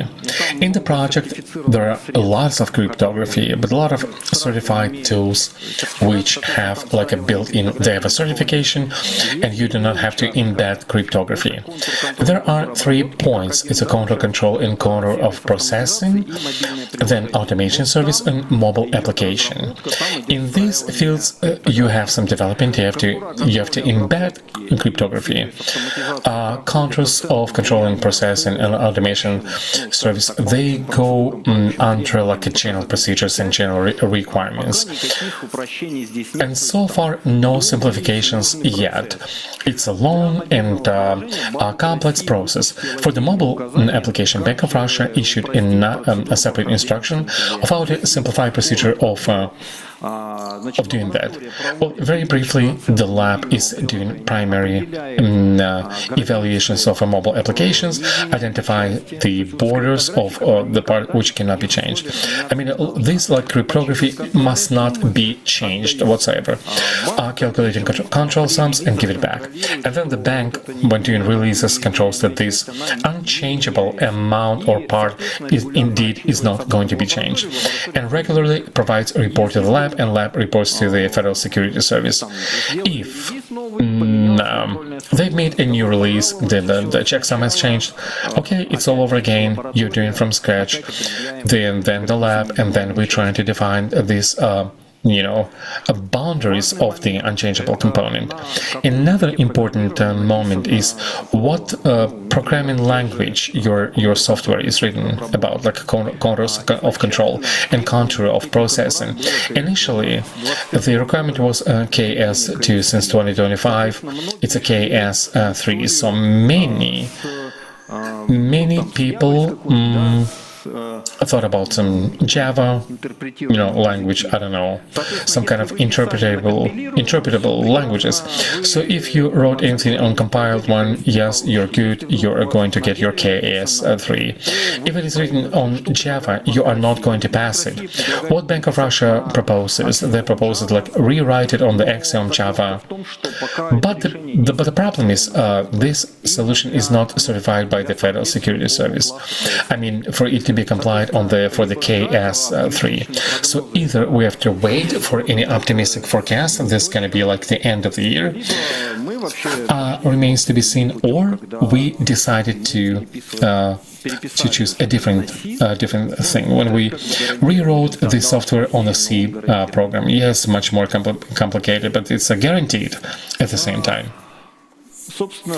Next, what Bank of Russia is going to double-check on and how it is happening. Banks are going through this kind of internal self-check. Bank of Russia has developed a checklist, and these requirements listed right here, they are not all a checklist is more. But basically, it's the same. Each bank is, doing this like, okay, check mark, doing the check mark, and done, and then send it to the Bank of Russia. So stage one, it will be the safe internal control. Probably Bank of Russia is going to double check on this as well.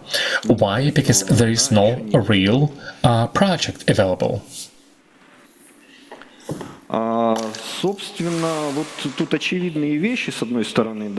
Well, this slide is quite obvious. On the other hand, these are the real scenarios we are facing when working with our clients. The first 4 lines, when a client wants to save as much time as possible and like, let's build the cheapest way possible, just to be able to pass the compliance procedures. But eventually, it becomes like a huge headache for information security, because today business dedicated money and business assuming, okay, this system is going to work, flawlessly.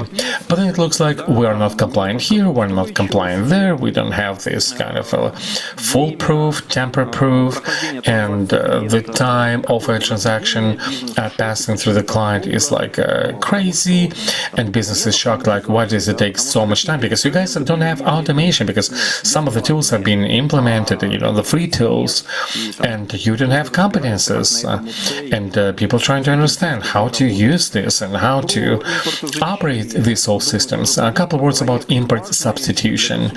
It's an important project for this state, so we gotta use the import substitution stack. And timeline of the project, usually it takes like at least 10 months. You actually need more time. And even if you, let's say, many of you are planning to do everything in-house, still there'll be some operations and some works within the scope of your responsibility.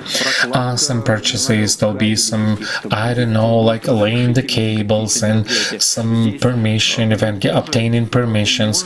So you also can delay this project if these processes are going to take lots of time. Yes, there's a lot of uncertainties, a lot of misunderstandings. But while the project is not going to start at full scale, we are not going to get answers to all the questions. But from the point of view of information security, there are interesting things. For example, the software module of the Bank of Russia. It's a tool to store in-app keys on the user devices. It was developed for the ruble, but this technology will be developed in the future. Simplification of the assessment of the influence, well, for the one part in digital ruble, but there are certain hopes that this procedure will be simplified in the future for some other directions, because this is a very complicated and a painful procedure for many. Generally, that's all I wanted to tell you, and I do hope it was interesting, useful, and it became more understandable what should you pay attention to when realizing and completing projects. Here's my Telegram. You can see it on the screen. If you have any questions to your colleagues, please come and I'll answer them. Thank you very much. Thank you. Следующий спикер у нас Николай Фомин будет рассказывать про. Nikolai Fomin, next speaker, he's going to speak about digital multi-apartment building, digital infrastructure. The floor is yours. Thank you. Раз, два, три. Проверка связи. 1, 2, 3. Checking. Checking. Два. Всем привет. Дай гляну. Хотел сегодня Thank you very much. Hello. I would like to tell you about multi-apartment buildings. Про безопасность жилищных комплексов. about safety of the apartment buildings, companies, and everything which is involved into building protection system. And what I'm going to be speaking about. Well, here's a small description. What I've achieved. I've been working in 3 launch pods for the spaceships, 2 nuclear plants, Lomonosov University, IoT, energy resources, digital management, and things like that. So what are we going to be speaking about today? Smart apartments doesn't mean smart building. The second activity is building management system. What is it? Number 3, class BMS architecture solution, the threats to BMS, and means of providing security. And we are going to look at it from different sides. So what is smart apartment? It's a smart house. I have a smart house installed, voice-activated systems and things like that. But from the terminology point of view, it's a smart apartment. I shouldn't pay too much attention. A big number of solutions installed in apartments, sensors, smart vacuum cleaners, voice assistants, and things like that. However, very often it has the reverse side, and many people don't understand that. We speak about security, but it has certain vulnerabilities and threats. Of course, we speak about unprotected backdoors, physical access to infrastructure, and things like that. So behind all these digital interesting things, there are threats, vulnerabilities, which often, when a person being in a cloud of advertisement noise doesn't know it and doesn't see. So the objective of providing security is on the shoulders of the user, an apartment inhabitant. So what is a building management system? And how can we work with it? First of all, we have a certain set of standards. It's a state-oriented set of standards called Smart House, automated system of managing smart houses. But if it's an apartment, we're speaking about managing multi-apartment building as a total system. IP connection systems, IP surveillance cameras, different small elevators and things like that. And this is something that 5-10 years ago was in movies, and we thought how the elevator can recognize me and take me to the floor where I live. Previously it was something out of the area of fantasy, and right now it's something realistic. Few words about basic architecture. The core is a certain building management system, BMS, access control management, elevators, etc. And there's a certain interface, and web interface, mobile interface, thick client. We're speaking about some management slot for these systems, and it's a diverse management. This equipment can be by different manufacturers, territorially distributed, and of course from different vendors. Варианты использования интерфейсов. Всем известно, это мобильные интерфейсы, удобные, понятные. Yeah, we know mobile interfaces are well understandable when you don't have to take pictures of the readers. This data is coming aggregated and automated and collected from the electricity accounting devices, and it comes to your mobile application. And when you get a call from a visitor, let me in, and my house surveillance camera does not recognize me, you can open it from your kitchen, you can open the door. Video surveillance, a school, other applications. So we are speaking about the ability of using different scenarios for the housing. This equipment, it's not your equipment. It belongs to the house management. And you can control it, you can interact with it, and you can work with it. But we're speaking about security, and from the point of view of architecture, let's look at different levels. low-level hardware, tourniquets, readers, systems which are aggregated on the level of BMS. At the same time, there can be closed contours and open contours which are aggregated for the single platform. And I would like to repeat myself that I'm the head of the development program. Together with MTS, we've been involved in this, and a number of companies do that in Russia, internationally. So we're saying BMS, it's a system which aggregates the system in the facility, helps us to control it, multi-scenarios. What will happen if we are approaching to the house and there's a surveillance camera which recognizes the car number? Your car number is in a database for entrance into the building parking lot. So it will be recognized, and another equipment will recognize it, and another system will recognize it and open it. So we are saying that this is united on the level of the platform, and therefore, on the level 5, we are speaking about third-party systems, external systems towards the functioning. For example, I can make an example. When you approach the building, a house, the developer says, well, okay, dear company, from level 1 to level 4, please provide us with this. And number 5, it should be mobile application. For example, we have built 10 houses, and 11th house should be shown in their mobile application. So we're speaking about some integrations in cooperation between the platform and external systems. From the point of view of the cooperation with GR, for example, this is accounting of the resources, safety, data exchange, on the level of Ministry of Utilities, necessity of providing the security and safety, and of course informational system of the top level. When the equipment is going to the upper platform, and manufacturer, vendor of this platform aggregates data on their platform.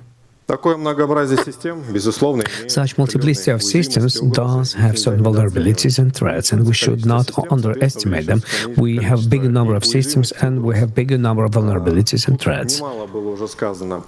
And we've been speaking a lot about segmenting networks, about safety, security of build-ups, improper architectures of the system. So basic things are represented here. Non-protected network, backdoors in firmware, physical access to IT infrastructure of the facility when you are inside of the house. And what is a lack of protection? Basic scenario, when with the help of having certain skills, you can manage elevator which is installed, because they have default settings and you can control it. These are real cases when we've been auditing networks and we had to update it in order to connect additional equipment to them. The absence of monitoring systems for the equipment when we discover certain defects, and for example, decommissioning of certain equipment, decommissioning for the decommissioning the elevator, for example. If the criminal gets access to the elevator, and in Moscow we did see several situations when it was intentionally, somewhere unintentional failure of the elevators, decommissioning of the fire system, theft of the personal data, and we are speaking about multiple increase of potential vulnerabilities of those threats on the basis of this digitalization. So, smart apartment, minimal consequence, UMCD, more global consequences compared with the apartment smart city. You can discuss and determine what is a smart city. It's a big term terminologically. Safe city, smart city, from the point of view of the understandable, well, this story is being developed right now, and it's being transformed from the point of view of who's going to be controlling this direction of activities from the point of view of state standards. So, how can this be provided, and how can we work with all of this? First of all, we take basic examples: informational security, cyber-physical systems. Informational security, that's understood. Confidentiality, accessibility of the information. The object is the information CSB story. Well, most of you do have perception cyber-physical systems. I will repeat myself, starting from forming separate regulatory framework for these operations. We're not speaking about informational security. It's not only about information. In order to break the elevator, we are not speaking about leaking the information. We're speaking about physical access to facility, to object, and following certain scenarios. What is to be done in order to make it work? Creating automated management system at early stages, implementation safety systems which have to be followed, guarantee of operability of the system, control at the early stages of the construction installation works. When you come to the facility and you see that there's a certain defects which at later stages it's going to be very difficult and expensive to remove them, discover them, and neutralize them. Regular safety audit, load testing, and checking fault tolerance for the system. Okay, we can define these threats. Failure of service and criminal vulnerabilities. And there are more than 100,000 of different clients that we have in this direction in the MTS. And as I've made an example that many cases are very unique, while neutralization of these cases takes some specific knowledge, risks of, mitigating risks of threats. We do these load tests at the early stages. Network is a closed contour. We're not saying that, well, every house, every building or the company is some kind of a branch of MTS. So we, historically, this was a telecommunication direction, so we built it as a safe network in order for making it operational within those scenarios that we want to implement. Thank you very much. I'm ready to answer your questions. As I understand, for this session there are no questions, so let's move on. There's a Telegram, you can write into Telegram. Thank you very much. Thank you, Nikolai.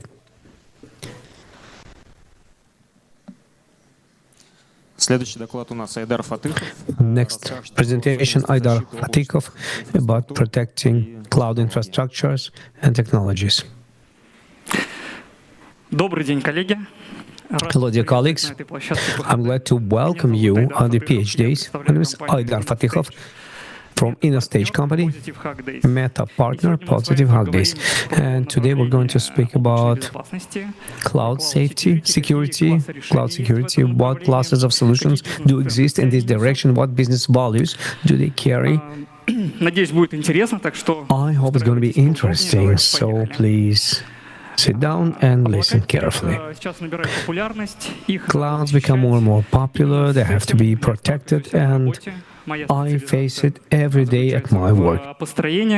My specialization is building cloud infrastructures, protecting them, cloud applications including. But in the beginning, before I will start speaking about the main topic of my presentation, let's look at how it looks right now and how the clouds penetrated into the business.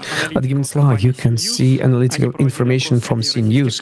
They've conducted public poll among Russian companies, and according to these analytics, 64% of companies use cloud computing in their infrastructure. First of all, this was dictated from the financial point of view. Thanks to the cloud technologies, the companies can save on IT up to 30%. They can save on the infrastructure up to 40%, and routine operations for infrastructural service are being halved. When I'm speaking about using clouds, what do I mean by that?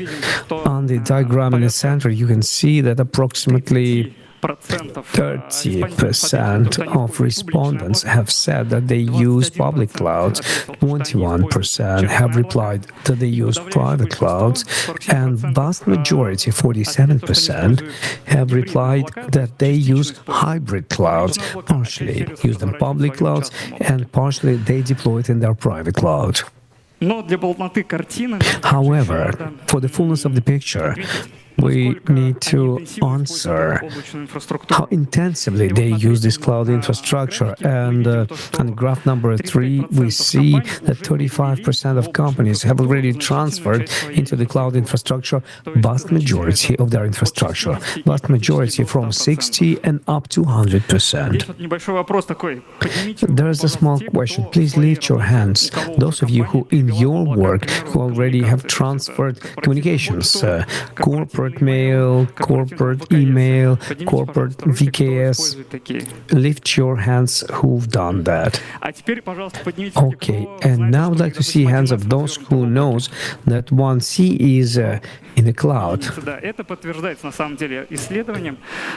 Well, it is confirmed by the research. The most popular services which can be deployed, these are different database, client services, communication services, and less often ERP systems, accounting systems, financial accounting system of salary accounting.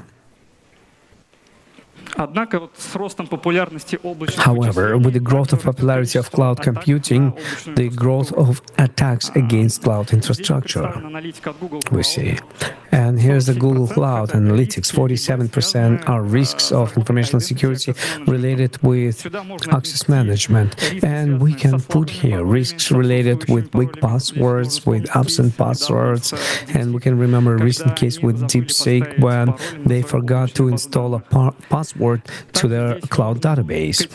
Same thing, these risks can include extra privileges for account services which are available in the clouds.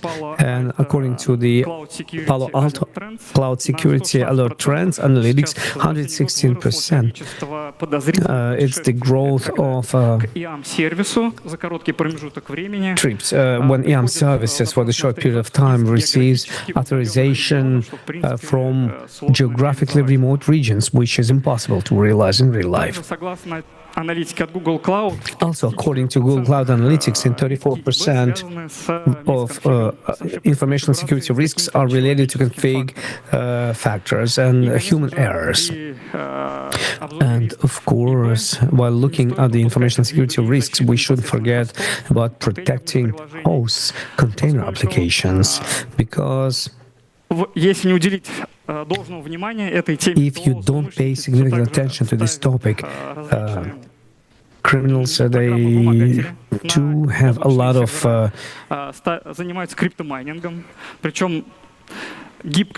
extortion programs, crypto mining, and GPU and CPU are used for mining. And this is among service providers. What can be done with those risks? Well, according to Gigamon Analytics, which have been speaking to more than 1,000 specialists, they say that standard means are not sufficiently efficient to protect from cloud computing. And also from my experience, I can show that classical EDR system, due to the fact that they don't have understanding in all cloud assets that are used in the infrastructure, it's not always understandable whether all agents are installed or CM system. During the log analysis, do they have the context depth which cloud config is applied to this asset in the cloud? To, well, inefficient security and other risks, there are additional drivers which can be directed for the development of the cloud security area. And the first direction is the fact that we actively apply DevOps, we build and deploy applications through CI/CD, and these demands that are security systems have to be automated. They have to be inbuilt in CI/CD pipelines. And we have infrastructure, which is described as a code, and then safety should also be described as a code. And if we have some specific cloud functionalities, for example, as auto-scaling, support of big number of changes, then the means of protection in the cloud environment should be also adopted for these requests. The next driver here I would like to point out is the complexity of management of security in the cloud environments. And first of all, complexity of managing of the Recently, identity are being stolen in different ways. It's given to users, services, microservices, service functions. Access management can be in different cloud providers. And how can you manually follow all of this? It is very difficult. And driver number 3, requirements of regulators, irrespectively to whether the system is on ground or in a cloud. And how does it work with the protection? How the Gartner was introducing new applications. The first class cloud workload protection platform in the year 2016, it was from Cloud Native Application Protection Platform that was produced in 2021. On the slide, you can see the brief information about each of these classes of solutions. I'm not going to elaborate too much on them, but let's look at them in more detail. So class number 1, Cloud Workload Protection Platform. This class of solutions is concentrating on the useful workload that you place in the cloud, different virtual servers, container applications, and everything related to them. Why this class of solutions is very important? Let's imagine that we have an informational system which in the course of the workday, with the help of the auto-screening mechanism, for example, adds 10 instances of virtual service, and by the end of the workday, when the load on the information system is dropping, they are deleted. So how correct protection systems can correct these applications and their behavior? And cloud workload protection platform solutions, they are developed for these objectives and tasks. They are built to work with all ICDs so that safety would be at the first level of the deployment of the application. Also, this class of solutions has a functionality for the asset management of the specific cloud facilities. And thanks to the integration with cloud solutions, cloud providers through the API, these solutions do understand the picture from which service, what operation systems have been deployed in the cloud, what are the container applications from which the images they are being lifted, and what cloud databases are used. The whole context that is available in cloud, it's being taken by them from the asset management. And these two recent properties in building CI/CD and asset management, they will be specific for the all following classes of solutions. The next solution class is the cloud security post management. This one is developed for finding configuration errors in the cloud assets. They read configuration of virtual machines, virtual networks, network rules, container applications, and configuration of databases. They compare these configurations with best practices, and then they discover where you can have information security risk and what can lead to the leak of information. Why this class is very important? It's important due to the fact that a lot of data leakages are happening due to errors in configuration. Somewhere in the code or in the description of the infrastructure, you have added one parameter and server became accessible from the internet. And in order to follow this configuration in automatic mode, well, this class of solutions is responsible for that. And the next scheme, Gartner shows us what is the difference between two previous classes. Cloud Workload Protection Platform is more concentrated on data plane, so they are protecting virtual servers and containers, and Cloud Security Posture Management is on a contour plane of the cloud infrastructure. it's their concentration. Let's move to the next class of solutions, cloud infrastructure entitlement management. Generally, this solution is focused on the analysis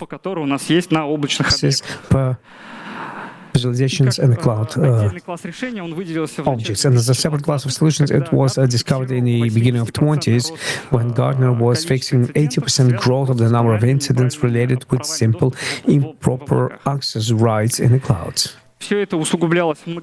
All this has been worsened by multi-million penalties for data leakages and GDPR and HIPAA legislation toughening. And the final class of solutions that we're going to look upon is cloud-native application protective platform.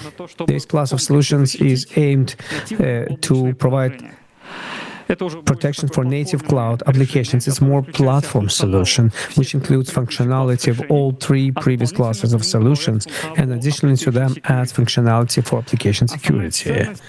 The main value of this class of solutions is that cloud security is much easier to be managed. We are not working with different security systems, but we work within one single platform. Also, this class of solutions is more aimed at development teams. The main idea is to maximize and simplify DevOps specialists and developers, and we should convey to them what information security risks are available in the deployed cloud. And then they themselves can make a decision how to minimize these risks and introduce changes into the code database and correct some conflict in the deployment of the clouds. And in this scheme, Gartner shows how in modern realities we can extend the zone of responsibility for the team of development. And if previously they were responsible for the safe software availability options, and now additionally they have to be responsible for how safe are their applications in deployment in the cloud infrastructure. Also on this slide you can see an example of vendors which do these type solutions. These are those you know about and those I remembered during preparing this presentation. And finally, when we have looked at all main classes of solutions, when we have learned about which values these solutions bring to the market, I've presented a small plan. How can you evaluate whether this solution is applicable in your infrastructure? In the beginning, I recommend to do a small audit, evaluate and assess which cloud services do you use, IaaS, PaaS, SaaS, which configurations do they have, and manually discover certain vulnerabilities, misconfigs. Manually, this can be done better than automatically because you'll be able to assess how expedient it is to implement some automated solution to solve this problem. And also during this audit, you also have to assess the team validity of the processes, maturity of the processes, so that you can use this. And if during the audit you come to the decision that you have to use cloud security type of application, then the recommendation is to build priorities. What should you be focused on? Control plane protection or data plane protection, or maybe you will decide to implement platform solutions and cloud native application protection platform. And good recommendation will be, please don't forget to pay attention to inbuilt protection means which are available in cloud providers, and pay attention to the existing open source projects which also are aimed at cloud security. Well, this is the end of my presentation. If you have any, well, there's a small feedback form where you can ask questions, ask for materials, and we will be glad to see you at our stand for In a Stage Comedy. Please come. Thank you very much. Thank you, Alexander. Our next speaker is Alexander Sidorov. He is going to talk about zero trust approach and how we deploy it in the perimeter. Hi everybody, yes, my topic is Zero Trust Platforms, and probably it's going to be very complementary to the previous presentation. I was involved in promoting a product Zero Trust approach for the cloud environments and until recently. Now the concept has changed, and let's talk what Zero Trust is all about. You can imagine it as like some world where nobody trusts anybody, and any connection, any transaction always has to be checked and double-checked and being logged, and certain automatic response is issued for change of the device state. It sounds like paranoia. It sounds like it's overcomplicated. But this is the reality of the cybersecurity, and probably this is how it's going to evolve in the future. No, but again, this is just only my opinion. Now, why this may be interesting, why the global network is exploring this concept. Number one, because in the last 5 years, the landscape of our work has changed a lot. Most of us are working remotely from our own devices, from different locations. Some are working still from other countries. This is also a problem. And data of applications and applications themselves are being distributed between local infrastructure, being SaaS platforms, and some hybrid solutions, which are in between the first and the second one. And one way or another, modern solutions which are to replace those vendors who have left the Russian market, they are creating new vulnerabilities in our networks. On this slide, I've tried to show you what at first glance was very, very high-profile attacks, which made foreign companies to move from the tiered protection to the Zero Trust. This will be the case with the SolarWinds company and with the Colonial Pipeline company. And there was another high-profile case, if you remember it, with the hackers attack Aurora, which compromised Google networks. There is a short question. Everybody knows what Zero Trust is all about, but what do I mean? What the product of Zero Trust should look like or looks like, if you have an idea? Can anybody tell me? Okay, fine. So in the baseline scenario, this approach of Zero Trust is called for making companies to implement multi-factor authentication solutions, contact approach, and constant monitoring of connection and adapting the security policies. Adapting them for, I guess, each connection, right? Answering a previous question is like in slide number, or in the point number 1, basically, it's a solution of the program-defined perimeter. These are the physical embodiment of the Zero Trust. I mean, your infrastructure is concealed until authorization. After that, the dynamic tunnels are built. And they are built on the principles like one connection to one server only or service only, and then there is a granular access control only to specific resources needed to this user. This process looks very simple. It is not much different from the conventional VPN. So you are just type in your credentials, there is center controller, the context is given, and the minimum rights are issued. As is usually the case in our country, implementing this kind of approach is connected only to certain compromising of the infrastructure. In my experience, there was a case when one of the operators was compromised, I mean his network was compromised. And right after that, the management of the company made a decision that they will be implementing Zero Trust approach as a minimum for remote employees. As they were deploying the pilot solution, they thought that the time of reaction to incident response to incidents shrinks from several hours, according to their methodology, to several dozens of minutes. You know what will happen if you proceed with that?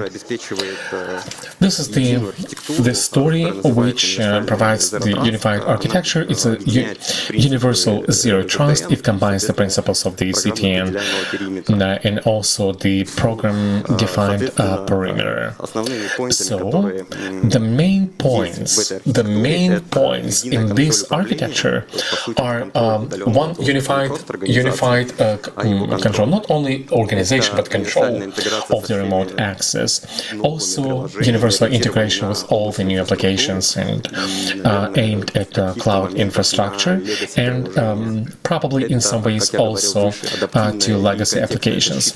It's very adaptive and contextualized protections on the level of the whole network.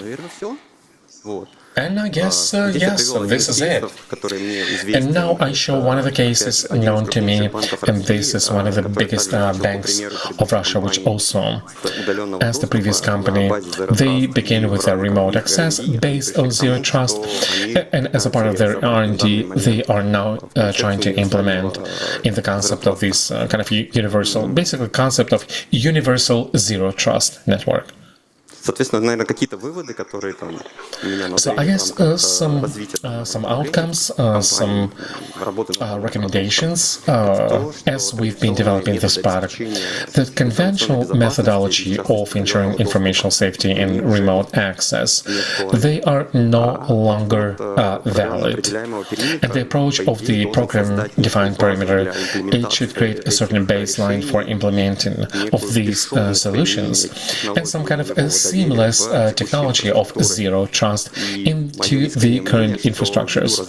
And I believe that due to the development of the IoT, driverless cars, and you name, the future is going to be in terms of organizing safety using the principles of the universal zero trust. Yeah, I guess this is it.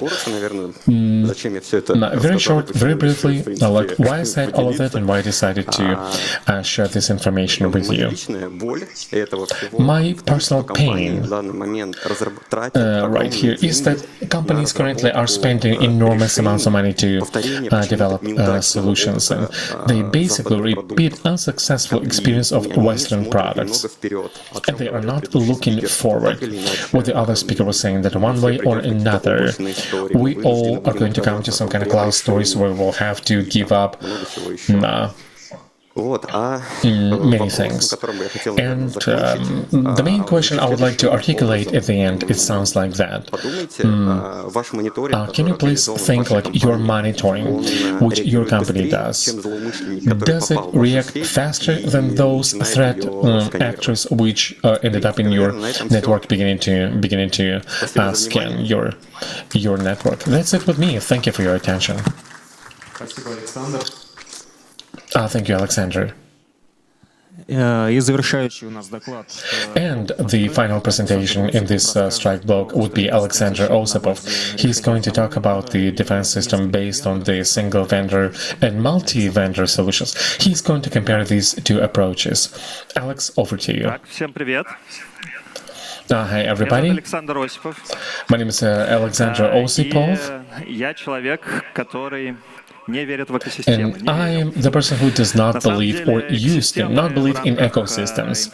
Ecosystem is a part of information security, oftentimes just a marketing package wrapper, and it looks like marketing in Russia is way ahead of technologies or integration of these solutions.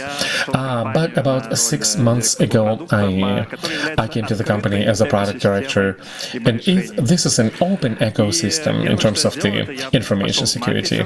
And I went to the marketing department. What do you mean by ecosystem, by open ecosystem? And as a result of me trying to find out this, I'm going to tell today what were the outcomes of this discussion. What do we believe the ecosystem to be? And this will be like a certain manifesto, and also in the request to vendors and clients in terms of how can we build information security solutions and make them more efficient. What ecosystems are all about? Why do they exist? Actually, it's a marketing. Is it just a pure marketing, or is it like a real benefit if you're buying several ecosystem products from the single vendor or single provider of information security? Let's see what's the difference between closed and open ecosystems, the closed vendor-supplied or open multi-vendor supplied, and we will look into specific scenarios which as a part of this RDA or non-RDA we're going to apply, what is available on the Russian and international markets, which are making our life more cyber secure. What ecosystem is all about for their creators? I think it makes sense, right? Because any vendor, any provider of ecosystem services, eventually they may not say, but it's an upsell. It's about making vendor log and hook you up when you cannot replace just one element of the ecosystem because you have to make the whole, and then you can generate the additional profit, and you can lock in the client. For you and I, ecosystem, in ecosystem products, having just a certain line of solutions combined into ecosystem, there should be benefit, and this benefit should be not only in terms of integration. We're also going to speak about that a bit later, but also that 1 + 1 should not be 2, but should be 3. There should be some synergy, effect, or benefit, which is more than the sum of 2 parts. We see some examples on B2C. There's a Western market, Apple, Android, and my favorite ecosystem, which makes me to spend tons of money, like a Yandex, and those super apps when you are, selecting your taxi, and it's also going to give you Yandex Market, and you just buying stuff, but just waiting in a taxi. You're in ecosystems, so you have to invest a lot to be able to combine these kind of scenarios. And first of all, it's about seamless experience. It's not only about convenience, because if you go into a different ecosystem, I also love to spend spasibo or thank you bonus points. In this market, there is a drugstore and everything, and you don't even know what you're ordering because you're ordering like everything. You're in the app. Next is maximizing efficiency. An example of Yandex, when you can make a delivery through Lavka service. I mean, it's a food delivery or a delivery of whatever you bought on the Yandex market, and the guy who is like a taxi driver is going to bring it to you. It's super convenient. One common interface, transparency, manageability. If we are speaking about more like IT-like ecosystems. Now, what are we seeing in context of information security? Usually, ecosystem understood as just plain integration of a number of solutions, be it like a CM plus TIP or CM plus VM, and mostly this is about compatibility. Why it is important? Because many vendors are making very closed ecosystems, and you cannot combine 2 other solutions by 2 different vendors. You need do some kind of middle layer, or to be able to automate and to be able to enrich it with data. The second case is users' convenience. When you're looking at one console, and in this one console, you are managing several solutions simultaneously. I think you know what kind of vendors provide this type of consoles and where they have transparency. But all of these still does not provide us value in terms of information security. It's when you can enrich data in automated mode, again, TIP plus CM or CM plus something else, especially when you do incident response or you do the monitoring. It's very important to get timely data and enrich them with your events which you have on your in your ISTs. Sometimes you cannot do it in automated mode because vendors are not communicating. But the most efficient case, when you have this additional value from several solutions which are combined and integrated, and you can actually build an automated scenario. And basically, in this case, you do not need to do any manual analysis with your engineers and look in different solutions, to send data back and forth and to do some sort of manipulations in terms of isolating a host or firewall testing. But this can be done in automated mode, and you can have your scenario of information security by one set of solutions which are pre-integrated and which have scenarios. It looks like the real ecosystem is not just a set of products, which are connected by the APIs and communicating with one another.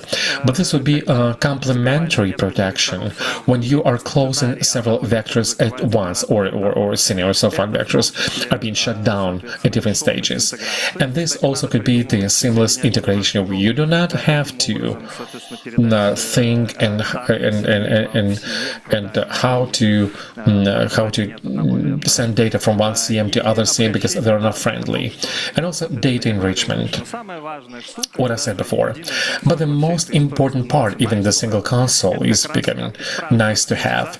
It's an orchestration, automation of scenarios or specific processes of information security as a part of defending your organization. We have some examples on the Western market of these kind of scenarios, like a Microsoft, and we can see Defender and Sentinel, Intune, which are basically closing in this from the attack identification or hybrid, open source based solutions from the firewall, which is integrating by API. It's been described, it's been written out by the voice assistant or something else. All of this has to be very well described and very well integrated. And of course, Elastic Hive, Velociraptors, they're quite famous solutions, but you have to, again, to upgrade them. Closed vendor systems are also a good thing. They have a ready scenario. They are building out of two elements. They have automated scenarios of closing a certain InfoSec event. Seamless integration, you do not have to come up with any kind of layer between them, single window, and the vendors are going to this single console. Everybody wants to make something big through which you can manage all processes of information security. High level of stability and support. Support is a very important thing in 2022. We've realized that it's difficult to live without support. And what's bad?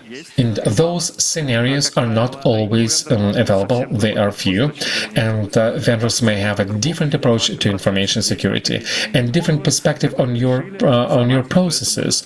Some smart guys who have decided supposedly that this is happen to be this way, and also it's difficult to integrate this with a vendor lock and different vendor solutions because you cannot simply replace elements. Also deal with the open solutions. There are some pros and cons. You can choose some best solution, but not always. Many best solutions on the market, they are so close you cannot integrate them. Next is automation, flexible scenarios which you can adjust, high speed of embedding in changes, and you can change elements without losses. What's bad? Not all solutions have a good API. Scenarios are costly. You have to develop your automation. You have to do this by scripts or by code, and probably you will need some kind of orchestrator, SAR. You can use open source solution or not, and support is on your own. You're on your own. And things are maybe just crumbling. The best approach, I believe, is a hybrid approach. That is, if vendors are going to do open and functional API, you will be able to assemble this ecosystem. Next is microservice approach, when each functionality in your vendor solution is actually just a separate function which can be used for automation. Collaboration, not competition.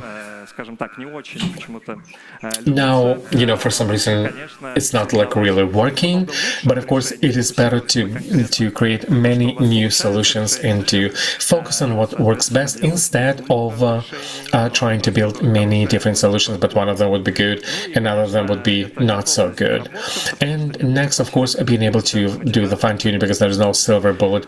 All automation requires that. One example of this would be responding to phishing attacks. When we identify phishing, we look at the CM and we see what kind of credentials have been clicking, and the same they're being sent to SAS. They're called to antivirus and checking this.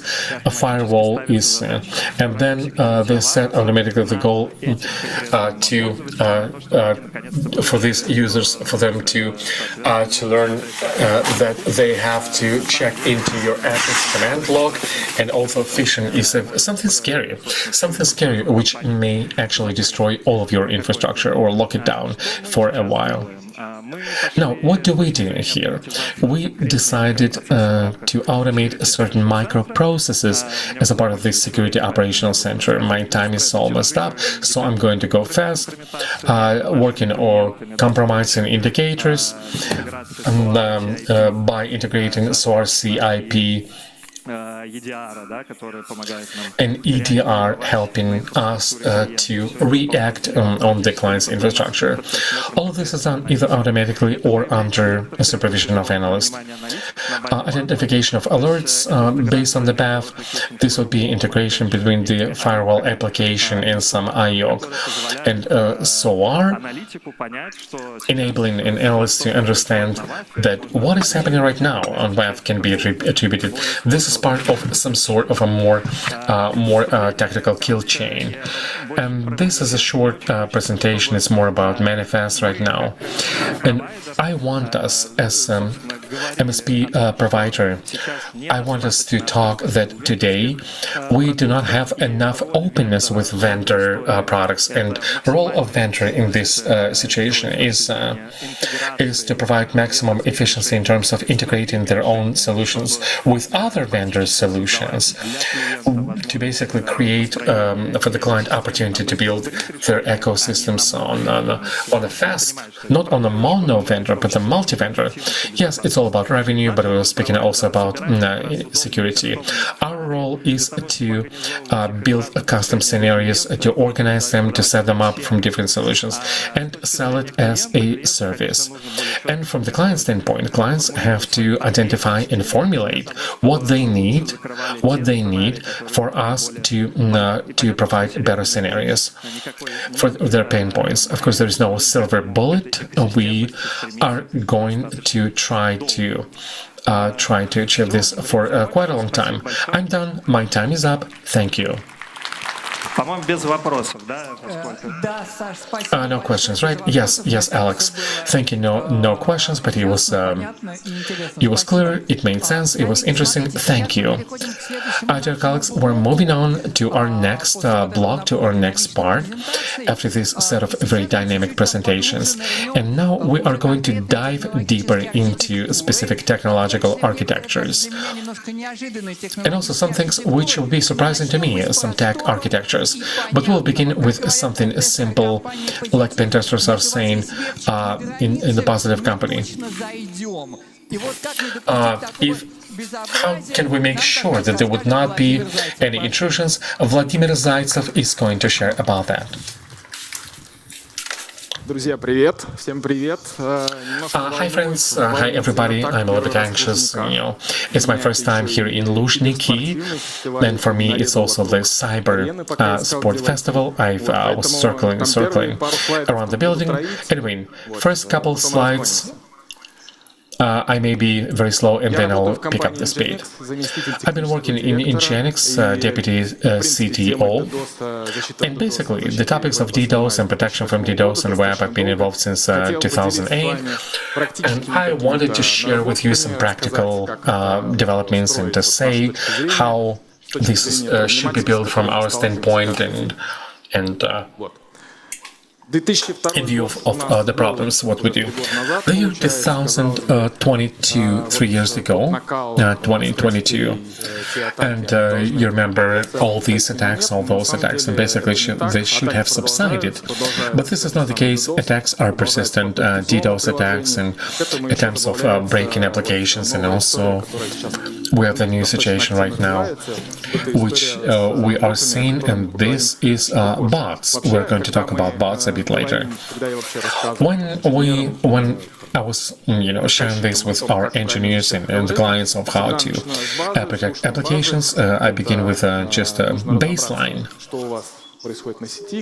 We have to understand what is going on in your network, what kind of transportation protocols and utility protocols. Mostly, we've been working with web, HTTPS, HTTP, and DNS. And the biggest traffic generators, this will be the websites and applications, static content, and video. So working with all these protocols and with all these traffic generators, you can understand of how to build multi-layer, multi-tier defense. Also, we have to understand what kind of attacks may be happening. So this is the diagram. A long time ago, somebody came up with it, but they can all be split into 4. All the attacks can be split into 4 types, and each of them is targeting a certain, like a weak zone. This would be the attacks for the throughput of the channels. They're quite straightforward in terms of how to generate. You can generate big capacities without specific hard equipment or hard software. There are no sessions, and everything is quite just straightforward. 10 gigabit or 100 gigabit can be generated easily. Attacks on network stack any equipment which is holding a session. The router, where you can build a table, all of this is done in FLAP. If you're working wrong with it, if you do not know how to work with this equipment, this would be a vulnerable point. Attacks on apps, on applications, this would be get post and DDoS and low-risk, exploiting vulnerabilities, and also attacks on business logics like bots and everything, all the new things that we're seeing. And also attacks on the budget. When all of this does not work, you defend it yourself, but you're paying money because you are consuming certain resource, like certain cloud capacities, your service are overloaded, and so on. Again, this happens once in a while. Now, let's begin with DNS, because it's a usual suspect, So one of the examples, 6 million inquiries came on the peak, boom, it was a spike, and then it went. It was not pleasant, it was not nice if you have your own infrastructure where you don't know how to work right with it. So there are 2 approaches. Number one is to give DNS into the cloud, and secondly, build it in-house in your place. But with DNS, if there is no connection, one inquiry, one response, yes, it could be TCP, but this is not the case of just a regular client. This is a possibility of this spoofing. You're generating any package with any source IP, and you're generating 100 of a gigabit, and you can just buffer any situation. You need infrastructure for that, and so the approach is to give it into the cloud, because DNS is commodity service, and the big number of providers can service it on very, very big request rates of the users, or to build it in-house. If you want to build it in your own, the approach is quite understandable. It's been tried and proven and tested. PGP Minicast is like a 24 network where you have only DNS, and you can re-announce any provider into this network, and with this provider, you can set up your communication to defend from the DDoS attacks. Several points of presence, performance and things like that. This will be the baseline for you to be able to build the good DNS structure. because especially in 2022, now it's less because people are fed up with that and they moved it into the cloud. But back in 2022, we've had a lot of cases when the website simply was not available because DNS did not work, but the application would work still. And a couple more words about how you can do it generated. And they connect in dozens of them, and you have 30, 100 gigabits, depending from how many servers you do have. In addition to DNS, you have your own infrastructure from which you give away some applications. If you have your own infrastructure, but for example you have got connected protection for some application in the cloud, you can get one single prefix. You enter right database. Async, we have a lot of tools in Async. You have to find one single prefix, one address of this prefix is being sent to amplification. Uplink is loaded, or cloud provider cannot get through to you. So your application is not available.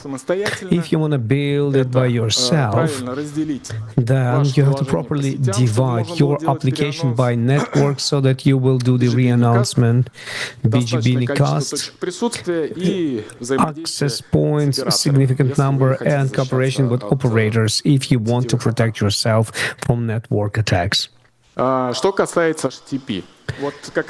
HTTP, well, here's an example that you have connected the cloud protection, you have protected application, web application, and by finding some prefixes, you can send attack directly to your infrastructure. And there are forgotten handles, there are certain legacy, which can be easily calculated by Async.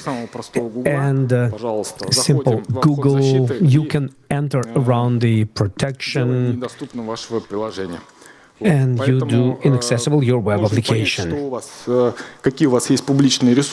So you have to understand your public resources, partner interfaces, it's related to e-com with a lot of access points for the partners, admins, this all has to be protected as well.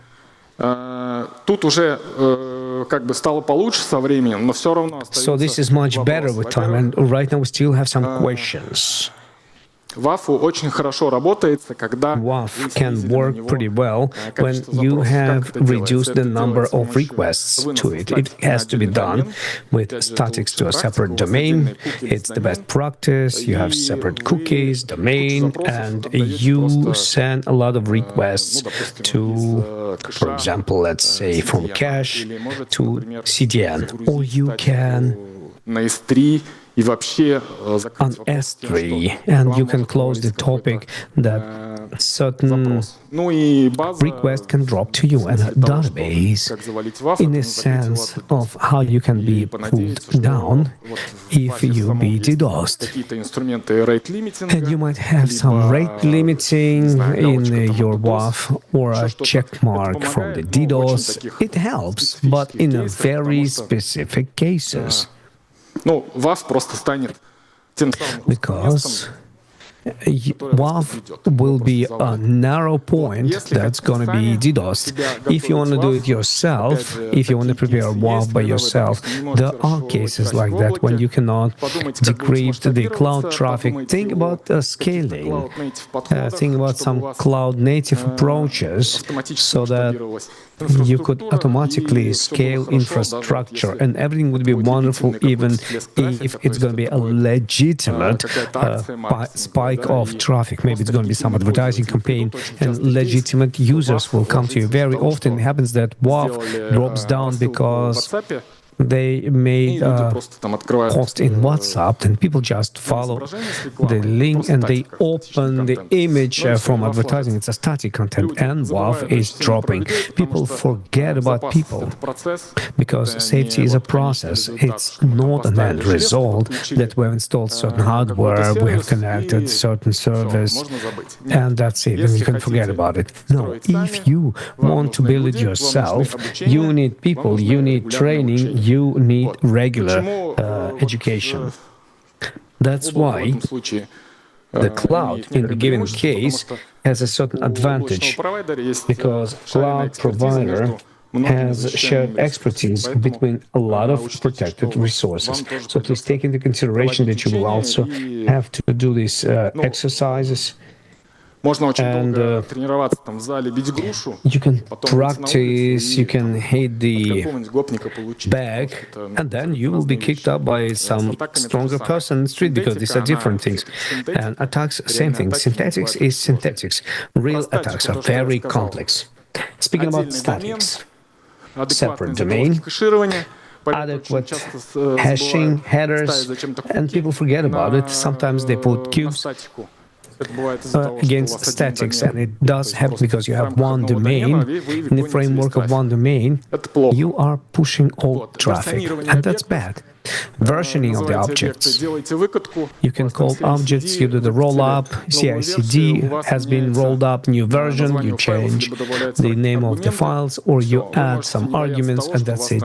You may not be afraid of something that has been wrongly cached, and then you can put it to the S3 in a cloud and remove that some addresses will be coming to you from the content. So in your CI/CD, you will do the loading with the content. Same thing with the video. If you're speaking about HTTP streaming, then if this is the WOT content, you forget about S3. If it's a live content, then once again, good practice is to publish into CDN or some cloud and then give it away from the cloud and then forget about this problem. And then levels of scaling of the protection. Well, speaking about that, move from right to left, because very often the way how you organize application, well, it defines what levels do you need. What are the options? On-premise, or you can do it in the cloud. If you have an application and you take WAV in the cloud, WAV, once again, you can keep it on yourself or you can keep it in the cloud. Protection from the bots.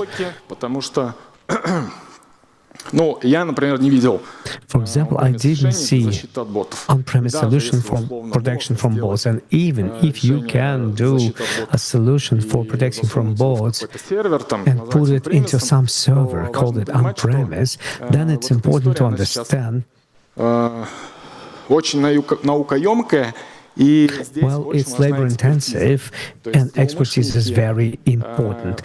Criminals attack your business logic. They analyze your application, and they write scalpers, parsers, and other tools. Protection from DDoS on level 7. Yes, you can do it in the cloud, you can do it on premise, you can build your own infrastructure, unicast networks, nets, servers, expensive, rich, but then you have to install hardware or in the cloud. And reverse proxy. Everything is proxy to your origination. L3, L3, protection, the network can be done in the cloud and on-prem. It can be a combined story, for example, one set of equipment or some divided stories. And cooperation with upper operators, you need specifically year 22. And this was a story when it's not just was difficult, but why should you push traffics to your uplinks when you can go to a higher operator? Please block these, and you don't have any headaches. You can also speak about NSP. You can cooperate with them. You can also do it on the level of 3SPU, you can block attacks. And right now I'd like to speak a little bit about future, about bots, because this topic is very obvious. It's in the web, in the e-com especially. So it is very important. First of all, what problem do we have? The problem is that we cannot definitely identify user today. Well, it looks like you can defining by the IP, the classical way, but it doesn't work like that now. Why? Because resident proxies are in Russia, criminals don't need, they're not afraid that they will be blocked from abroad. They just find, and there's a lot of different services which provide proxy in Russia. That's it. IP addresses from Russia, they cannot be blocked. Moreover than that they are from Russia, and they cannot be blocked inside of the country, but they also from the mobile operator networks. So proxy in the mobile operator networks, if you will look at who is, and it cannot be blocked. It's not data center, it's NIVI case, it cannot be blocked. You just block IP, and many legitimate users don't get access to the resource. Therefore, there was an opinion that right now IPv6 will come, every island will have a separate address and everything's going to be all right. But I don't really believe it, because the progress of IPv6 implementation is the wave of implementation has met a wall, and I've seen statistics from 2020, and it was a level of like up to 5% progress of implementation in Russia. But in reality, one device will not have one IP address because it's just unsafe. It's going to be not NAT, all users will be NATed. Why? Because why everybody should have this IP? Because it's not safe. HTTP3 and UDP. HTTP3 is a transportation that uses UDP, and this is a new problem. Yes, faster in some cases, yes. Less RTT. Everything works wonderful when you switch from network to network, you ride metro, Wi-Fi, etc. But there are new attacks to UDP, and it's unclear what's going to be happening there. Well, there will be some new complexities. And what is realistic right now? On the basis of our experience, when we put in a new client and we start analyzing their traffic by illegitimate, and we did have cases when 50% of requests are just bad bots. There are statistics from foreign companies that most of the internet traffic have been automated. And to you it might seem you have a standard profile, day and night, and everything looks okay. However, you have a lot of bots, and you just spend cloud resources and capacities. You pay money for them. Therefore, how it was previously, we detected through the RPS, we do some quality matrices, qualitative and quantitative, and then we block by IP address. Right now, you cannot block by IP address quantitative matrix. You cannot look at them because you can take 1,000 of resident proxies, and out of these 1,000 proxies, you can do it little by little. You can parse it, and from the outside, nobody gets over anything. Like as in the previous slide, I've been showing you, this is a video from one of the social networks where they have Chinese people, they have connected a lot of mobile phones, and all these likes and other things, they are automated. So this is a maximum approximation to the human behavior, this story. So it's very hard to detect. You cannot look at the headers because this all can be spoofed. GA4 print can also be changed and modified. Imitation of a human with the consideration of the fact that there are applications which are very simple and imitate pattern of behavior. Well, it is possible. And there should be GIF. Will it work? So when you go to the kitchen, and there's a lot of куча ботов в приложении. cockroaches. There's a lot of bots and application to the e-com, or maybe some other stories where you can earn money on traffic.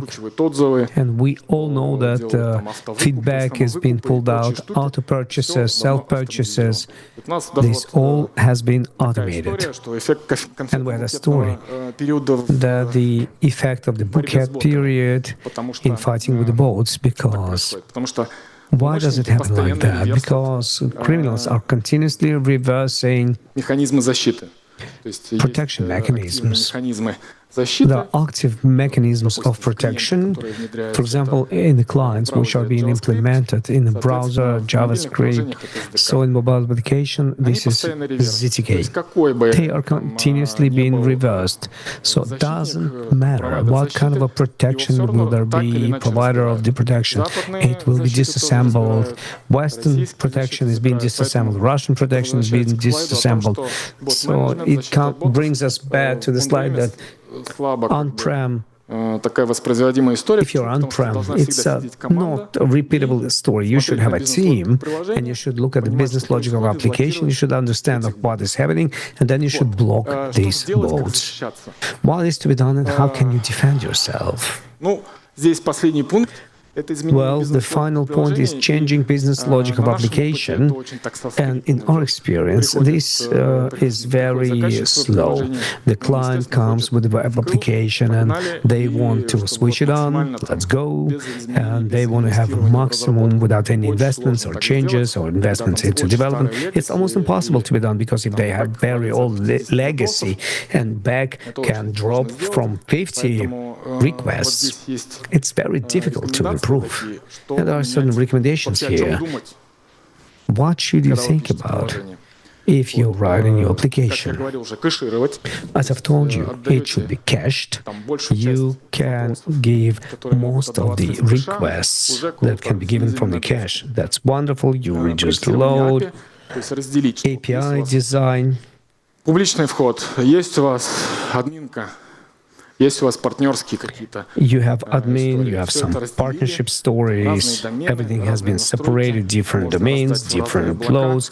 You can give it to different clouds. One can be go from mainframe, another through the cloud.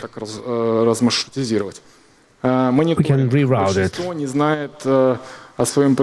Most of the people don't know what's happening with their application. How do you see that? What is the problem? It's unclear, because basically speaking, the vlog is not written, not enough of information. Legacy, forgotten handles. For example, they forgot some old handle, an old version. And criminal has already written everything to it, and parsed everything, goes to the back door, and you know nothing about that. Cookies of domains for statics, that's it. This particular point works pretty well, but not everybody can afford it. We should look at the client's requests if we want to purchase something without registration, and this is an opportunity for the bots, because you should not do a certain amount of actions about which you can be defined as bot or not bot, to some login, registration. For example, there was a case when one large air operator decided to solve their problem with booking seats. Doing it in such a simple way, so that you can select a seat only after you have purchased a ticket. Yes, it's inconvenient. I'm flying with a family. I bought 3 tickets. I will sit in 3 different places. I don't know. But this is how they decided and solved their problem. We need some flexible approach. Look at the problem from a new angle. Collect telemetric information from the users. For example, if you have application, mobile application, site, and you collect telemetric information, at least any telemetric information, that's going to help you. And you can define matrices for legitimate behavior on your sites. For example, you think that the user should have not more than that many requests for products or other things in the course of the day, and then give correct stop code if you think that that's enough. Then, even if you will have an on-prem solution which builds matrices on the basis of those basic status codes, or if it's going to be a cloud, it's going to be much simpler for them to understand that it's not legitimate. Results. Summing up, the first slide. Evaluate risks, risk assessment, that administrative, which is very boring, however, it should be there. Risk assessment, define what is to be protected, select the way of delivery, cloud, on-prem, and both have the right to exist. There's a company, there are GIST, which are subject to regulators, they should follow the requirements, they cannot just give the cloud, and we have to build infrastructure. Therefore, the stories can be different. You should select them for your cases. Invest into observability in order to understand what happens with your applications and infrastructure and business logic. Safe development. This is everything for us. Well, that's the end of my presentation. Subscribe to my channel, and this QR code is for free testing. Thank you. Do you have any questions?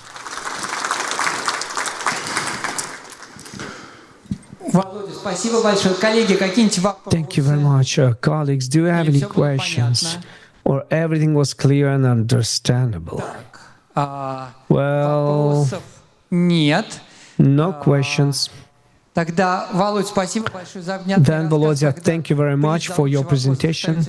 And the prize for the best question is the prize for the best presentation. Dear colleagues, I would like to tell you a story, and this is connected with previous PhDs when I was getting ready for it, and I was responsible for one of the tracks. And then I was able to see the presentation that significantly extended my horizon of meditation. It was safety of cyber physical systems, the presentation which for the first time made me thinking about what really happens if in a satellite there is a certain vulnerability that was in space. And this presentation was given by Andrei Kostin. So once again, I'm really happy that Andrei and his colleague Vitaly are here, and I think that they will extend our mind. Colleagues, welcome to the stage. Раз. Всем добрый день. Hello, everybody. Добрый день. Hello, everybody. Thank you very much for coming. Much more people than last year. That's nice.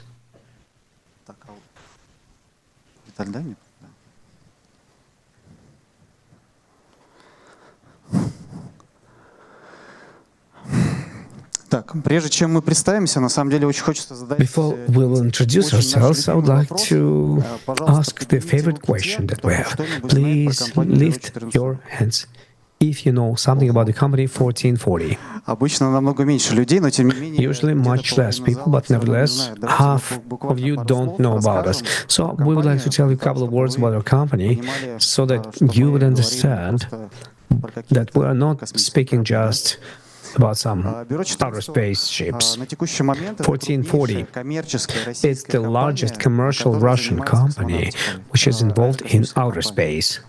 Airspace company. We are making low-orbit group of satellites consisting out of 200 or even more satellites that will provide services of wide band access to the internet. Why we have decided to speak about this topic, and not many people speak about it. However, we think that we should speak about it, and we have to work on it. Why? Because we are speaking about this because one of the main reasons we want our company to be known by many people, and we want to have more talented guys coming to work for us. And second of all, right now, satellite industry is growing, which is very nice, and space space is accessible even to the children, as strange as it may seem. And possibly some of you, maybe some of you who will watch our presentation will become the security specialist who will be involved in security of space systems. And if this security person will come and will start using exclusively those tools and methodologies which everybody hears about, like PPO, DevSecOps, then unfortunately it's not going to be good for everybody. They will not achieve success. So let's begin diving in the topic. It's the wrong presentation, Misha. We are going to tell you in more detail. In the company, we have launched 2 missions. Mission is a project, and we're going to tell you about it in more detail. Currently, we have 6 satellites on the orbit, and on these satellites, we have tested all the technologies, and we're planning to launch commercial satellites very soon. So let's dive in. What is the space system? It is obvious. Satellite system, space system is a system which flies in outer space. It has the control system, which is a land-based infrastructure which provides communication with the space constellation of satellites and management. There are operators which control these satellite systems. Today we're going to tell you about satellites, and if you will speak about satellites, then satellite as a rule consists of 2 main functional subsystems, let's say. This is management control subsystem, which allows satellite to live on the orbit, and the useful load, something that gives usefulness from the satellite. Well, the payload can be some visual observations, payload can be geopositioning, anything can be a payload. Everything that you know about space systems, this is about the payload. So in our presentation, we're going to use this spaceship, a typical one, and we will put all these payloads that we're going to speak about, and we should follow the terminology. The first word, which is very romantic, is a mission. Mission for us in the space, it's a project or a program of launching satellite constellation to the space. It's a mission. We also are going to use the cyber-physical system, which Misha was speaking about. What is cyber-physical system? It's something physical which is controlled by the software. It can be a satellite, a car, robot, for example, anything that can be controlled to the software. And most likely you all heard about abbreviation ATC. It's also a very important part of the space systems. So let's move to the past to understand what is happening with space systems and look at the framework that was written more than 20 years ago, Core Fly System framework.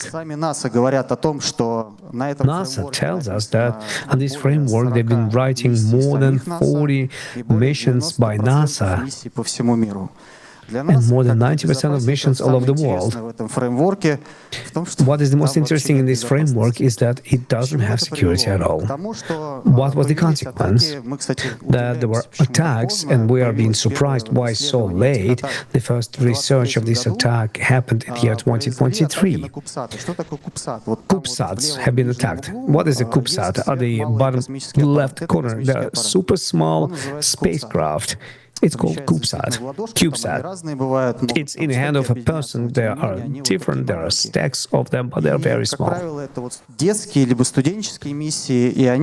Some student missions, and they take complete sections in order to revitalize it and receive some usefulness from it. So very often this Core Fly framework or system is used to make such a robot CubeSat. the first research happened about these devices this year. There was research number 2, and we see some development in this area because honestly, the equipment that is needed to get connected to this equipment is not expensive. Open source is available. You should understand where you should shoot with your antenna, and then you get connected to the satellite. So, if you are speaking about serious things, then you should mention a recent attack in 2022 against Viasat. The attack was destruction of the land infrastructure. They are not speaking about it, but honestly speaking, we can read that most possibly their spaceships also have suffered. Spacecraft have also suffered. What we are seeing from our satellites, you can see this image from our satellites. These are attacks on GPS and geopositioning systems. You can see the coverage at the moment on a global scale. You understand why these attacks are taking place. If you want to dive deeper on these attacks, we're not going to spend too much time on that because we have different topics. I'm recommending you this report. It's a great report to read. So, what would be the target for an attacker in terms of space system? At least, let's go from the simplest thing. You can break a spacecraft and make it into a space trash. Then they do the interceptions of the space data. Even the amateurs do this from the meteor, satellites. All kind of guys, all kind of amateurs are just connecting data, visual data that this thing transmits. And the other thing would be even the capture of the spacecraft under your command and to use it for your purposes, because the spacecraft is very, very costly, and it also can be very beneficial in terms of what it provides. Let's go deeper into story, into history, and think about the first ever Sputnik, the satellite of the Earth, orbiter. Why it was not possible to attack the first orbiter? Actually, it also had some good payload. Can anybody give me the payloads, information about the payload? Why it was not possible to attack it? Because it did not have any software. And the first ever Sputniks or satellites, they were composed of the physical analog systems, and they had some electronic management but no software. Whereas main satellites are quite more complex, and you have the hardware and software things, and this enables to attack this satellite. And the electronic architecture of a spacecraft is much more complex than on the previous picture, because as you can see, there are a lot of electronic components, and speaking about the number, then the number of such electronic components could be dozens. And the architecture of a spacecraft is very, very close to the evolution of the automotive systems evolutions. Like we have less hardware stuff and moving functional part into software, because software is easier to write, easier to change, and the cycle development of software is much shorter than developing hardware systems. This is why it looks like it's going to be 1 to 3 supercomputers, and this is just a regular stack, like hypervisors, virtualization, containerization, Kubernetes could be there. By the way, it flies in CubeSats, in a smaller satellites, and also functional software on top of it. How do you manage this, let's say, satellite? Since a satellite is orbiting Earth for quite a long time, it's beyond the visibility. I mean, the flight control center cannot see it, cannot manage it, or guide it. That's why it has a flight task. flight task preloaded into it. It tells the satellite, depending on the time or location or other events, it prescribes it to do certain things. And if you do analogy with what a satellite is all about, then if some of you know, familiar with automotive systems, basically a satellite is like a car, but autonomous car, which flies in orbit of the Earth. This is the car by Elon Musk. What are additional challenges can be met by those who are developing this type of systems? First of all, after a Sputnik or satellite has been launched, if something broke down, what can you do, right? You cannot repair it unless it's a software. It can be fixed. Next, in terms of security, they are flying over territories we cannot control. And from these territories, some people may try to attack satellite, and satellite is flying in quite aggressive environment, which potentially can impact electronic components and cause different types of malfunctions. So if we will imagine that satellite is flying, it is not manageable for some time, then in terms of the safety architecture, we have to develop this like cyber sustainable system. It should be able to defend itself. It should be able to identify a threat, to respond to a threat, and to recuperate every threat if there was like a certain compromising event.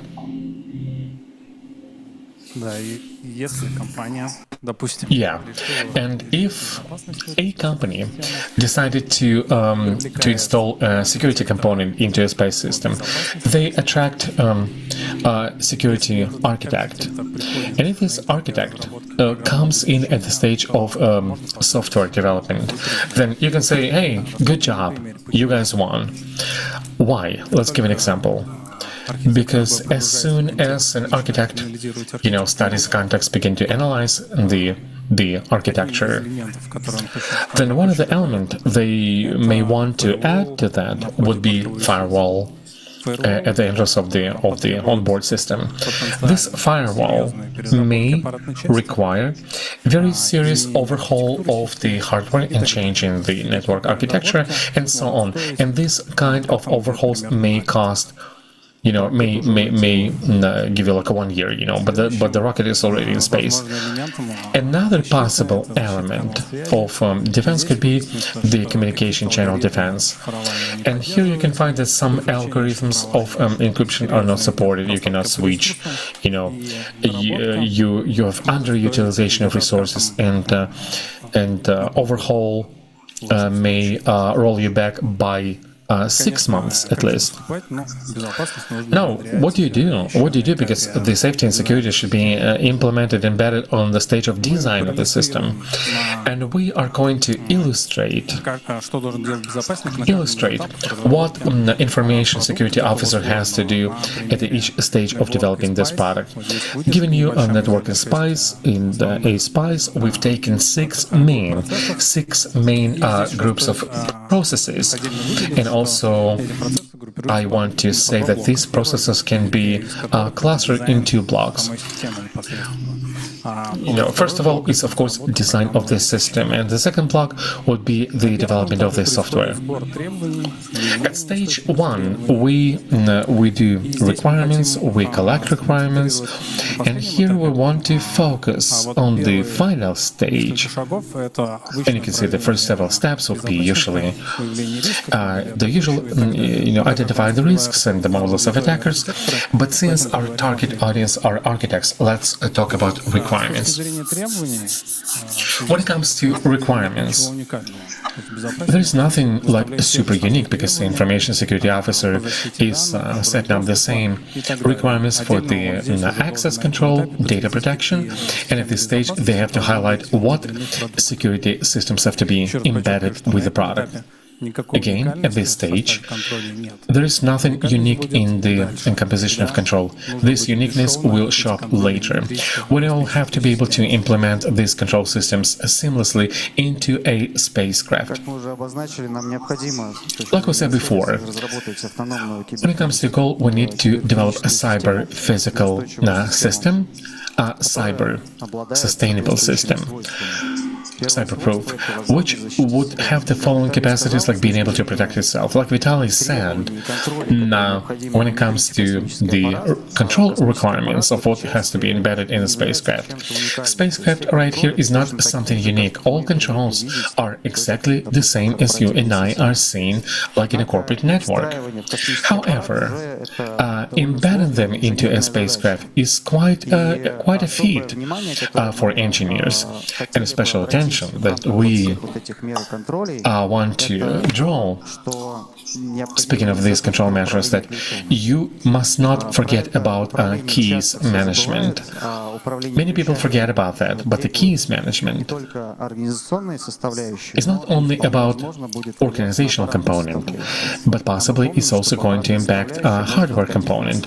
But hardware can roll us back 6 months, back in time, and even more. And speaking about security tools, the security tools have been identified in documents of different regulators who are responsible for space exploration. And we recommend, first of all, look at the documents of the CCS-DS. There are main security tools and very good descriptions of how to do keys management. There are some different keys of different payloads, and how you can use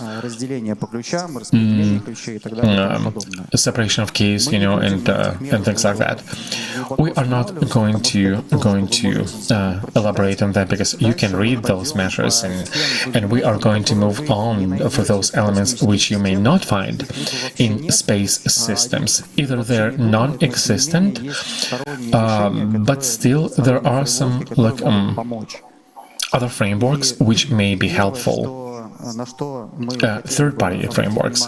And the first thing we'd like to draw your attention to, and basically to show it, of how to protect command and control. The command and control is about loading flight assignments. In addition to flight assignments, you can also, configuration can come in, and the new software upgrades, come in. You can do this, you can do the upgrades. And all of this looks just like files. They're not commands, they are files. And if these are files, then we recommend pay attention to such a framework as Optane. Optane, which describes safe updates for cyber physical systems. It has been developed for cars, for automobiles. It's based on a different framework. I think you know it. It's a framework, TÜV data framework, which is like the common for safe upgrades. And this framework, Optane, it specifies TÜV for the cyber physical systems. In this kind of systems, oftentimes control blocks, they are different control units. There are some smart control units and very limited control units. If you will try to build requirements for them to double check on the signature, then the limited control unit cannot do that. And this framework actually describing all of these details. How can you do it in the right way to make it safe and take into account all those limitations? Okay, that's it for defense, and let's talk about detect. Before speaking about detect and just a little bit of baseline things about the space systems. Space systems has a number of functions which may become unsustainable and result in this kind of unauthorized event for a company. The reason of moving in a stable event could be some kind of malfunction, and this is where the most interesting things happens. We have a goal how to separate just the malfunctions from intentional tampering by a person, cyber attack. To answer these questions, we are moving on to the next stage, analyzing requirements. And the first thing we need to do is basically, if you've ever been involved in cybersecurity for complex systems, you may face this situation when a lot of requirements are rolled back, and developers and business, they're asking, okay, if we do all of that, does it mean that we'll fly like in 50 years? We cannot wait that long. You have to give us priorities. What is really important to do it here and now. And as you remember before, we have to do the seamless controls that have to be built. And the information security officer can say that, yes, we can specify these requirements, but give us design. And developers saying, give us requirements and then we'll give you design. So it's like a catch-22, right? And sort of like a deadlock, dead end. But actually there is a way out of this situation.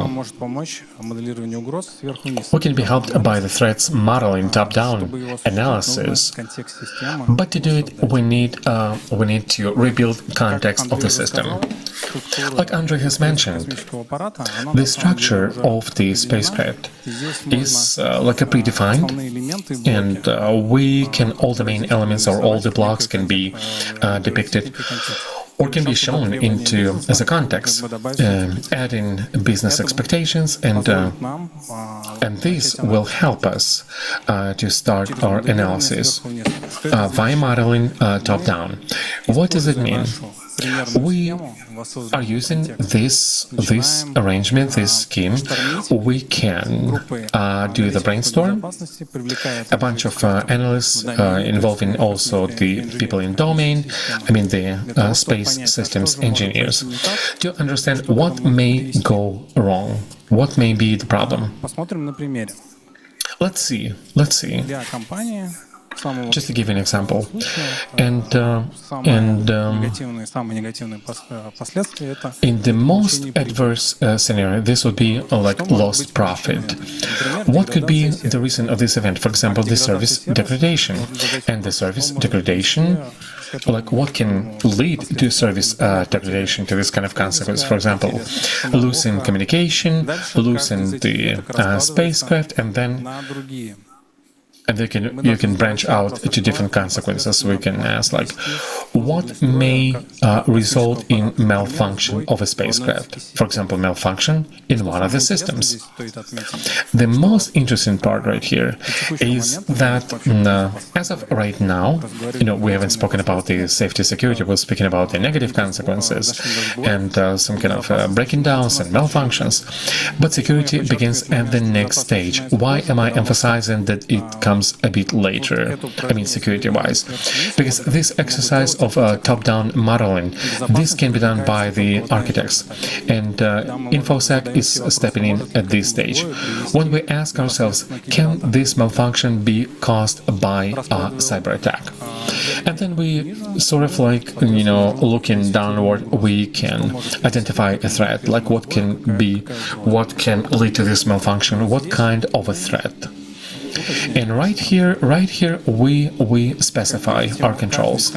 As you can see, each of the controls, they immediately showing us the most negative, the most dangerous consequences. It's important. This kind of control of the business becomes much more visual. And we can say from experience that engineers, they are much more willing to be a part of this kind of exercises, modeling, because again, everything is very, very transparent. Also, I have to mention that since we know about potential threats, we can We can identify DPS sensors. Andre is going to give you a bit more details, and we are saying that the source of this could be threat modeling. And also, having this kind of updated list of requirements attached to the context, we specify our requirements. At the next stage, we have a design, and right here we have to already count in firewalls and other systems and other control measures. At this stage, when we already have design available, we can update our top-down threat model, and the quality system is working, because some elements and some units could be omitted by us. We may not see them, but after this detailed analysis, we are closing this gap. There is one problem, maybe even big problem, So when we do the top-down modeling, it all depends on experience of those analysts, security analysts and experts from the domain. And this expert level is, is a risk of a cognitive trap. There is a lot of human factor. And to be able to close this gap, we absolutely have to do a formal analysis, like a top-down formal analysis. And right here, we can see the stride stack. When we have a design, we can formally model threats and double-check on them. And should we identify any problems, we can specify them, we can deal with them. And only then, we have 4 next stages: development of software. I think it makes sense, it's pretty obvious. We have to do everything according to the standards. Going back to the architecture, we have analyzed all the malfunctions. We've identified locations where these malfunctions could be caused by the human factor and human error. And we've identified those logical sensors what we need to install across a spacecraft. And in our example, I've set them up like that, and you can see that I've set them up on the firewall, connection module, and also we have sensors which are responsible for the onboard system, basically for analyzing functional capabilities and functional anomalies, so to say. And also this could be monitoring the situation. We've made these sensors and we're getting some security events. What do we do with this? It is obvious that we have to react to that. It's another engineering feat which has to be done.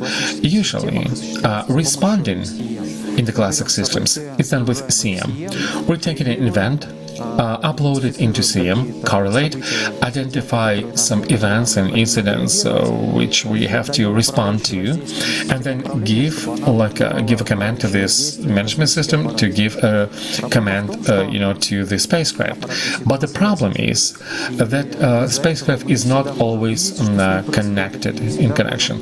That's why we do not always see it. We cannot always give it a certain command. That's why we have to pre-build a CM into a spacecraft, and in this case we take those events right from the spacecraft. It has to have certain rules to analyze correlations and reacting, and CM in this case is going to issue recommendations into telemetry. So what could be done with a spacecraft? And telemetry is responsible for viability, survivability of the spacecraft. Like, it cannot receive all the commands from the CM. It's going to look at the overall state of the spacecraft. Would that be safe to do this command or not? And how can we develop this kind of stack? It's quite interesting specs from the world of transportation, like automotive things. This would be like a DPS, AutoSAR DPS, IDPS, intrusion detection prevention system. it's all like together. And with the cars, we have the same problem. Oftentimes, it may not be connected, and it should be able to react to cyber attacks. And right here in these specs, you can find everything. You can find sensors and analysis modules and response modules. There's even notion of safe memory. There is a notion of reporting when this analyzer kind of responds, and it also to notifies SOC and CM on what's going on. On this spacecraft specimen, I've installed all of that, and as you can see that the response module highlighted by red, I put it down not only in the main calculation module, responsible for logic, but also in COM module and also in firewall. Because it's not only the spacecraft can respond, but also separate electronic blocks, meaning that all in all, level of response could be different. They may begin with the hardware, like COM communication hardware. There could be brute force, and it has to slow down the answers and block the source and block the whole territories if we're flying over some unfriendly territory. Then spacecraft can react by receiving information from sensors. It can make a decision that certain key module has been compromised, and we have to move on to some kind of like a safe state, for example, safe of being compromised. In these states, even physically, it can disconnect parts of the equipment to contain the attack in the spacecraft, and then to wait for a command from the flight control center and try to respond it into normal state. We can also react on the level of the whole system, like in our case. This spacecraft could be several hundreds, and the infrastructure could be like thousands of on the Earth stations, land stations. If one of the elements will be compromised, this on the land, on the Earth, this could be even a physical compromise, and when somebody can just destroy or break down, like here in Taiga in the forest, we will not be able to respond. So we have to have an opportunity, each of these elements, to mark as the one that is compromised and take it out of operation. Next, let's move to yet another difficult engineering challenge. Okay, let's say we identified, detected, responded, and the satellite moved in the states of being compromised and switched off part of the hardware. How do we recover? And the thing here is, like, what do we trust? What do we trust in a spacecraft? And what kind of components? It's another engineering challenge we have to think about. And here we are using this kind of approaches like ARM company, IRM, with a trusted execution environment. But it was done for microprocessing, but still as an approach, it's quite interesting in terms of logic.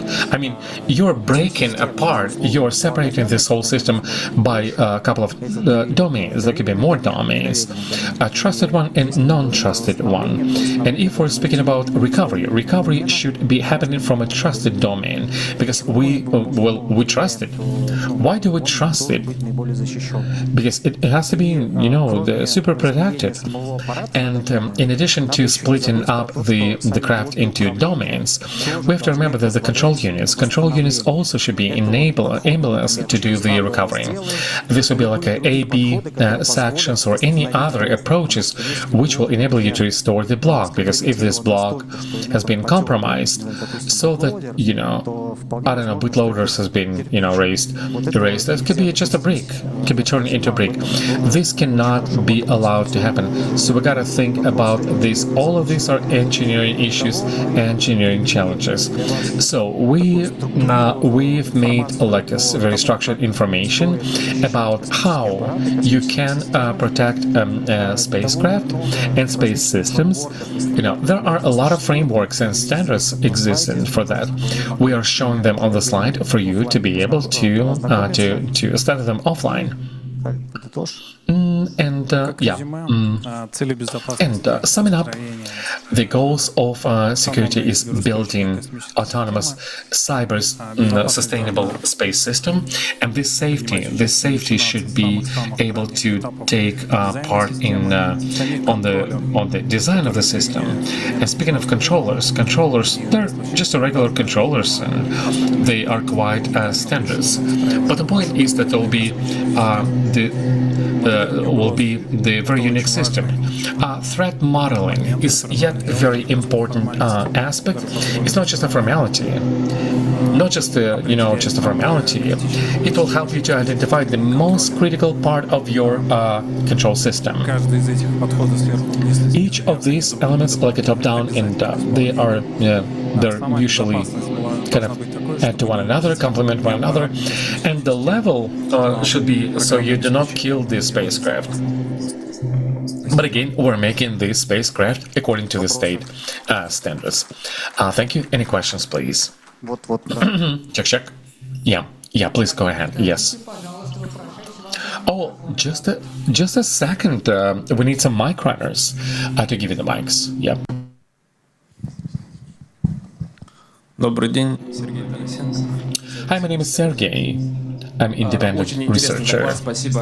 Very, very interesting presentation. Thank you indeed. And when you first began to, begin to speak, I was thinking about questions. You've answered like 3 of my questions.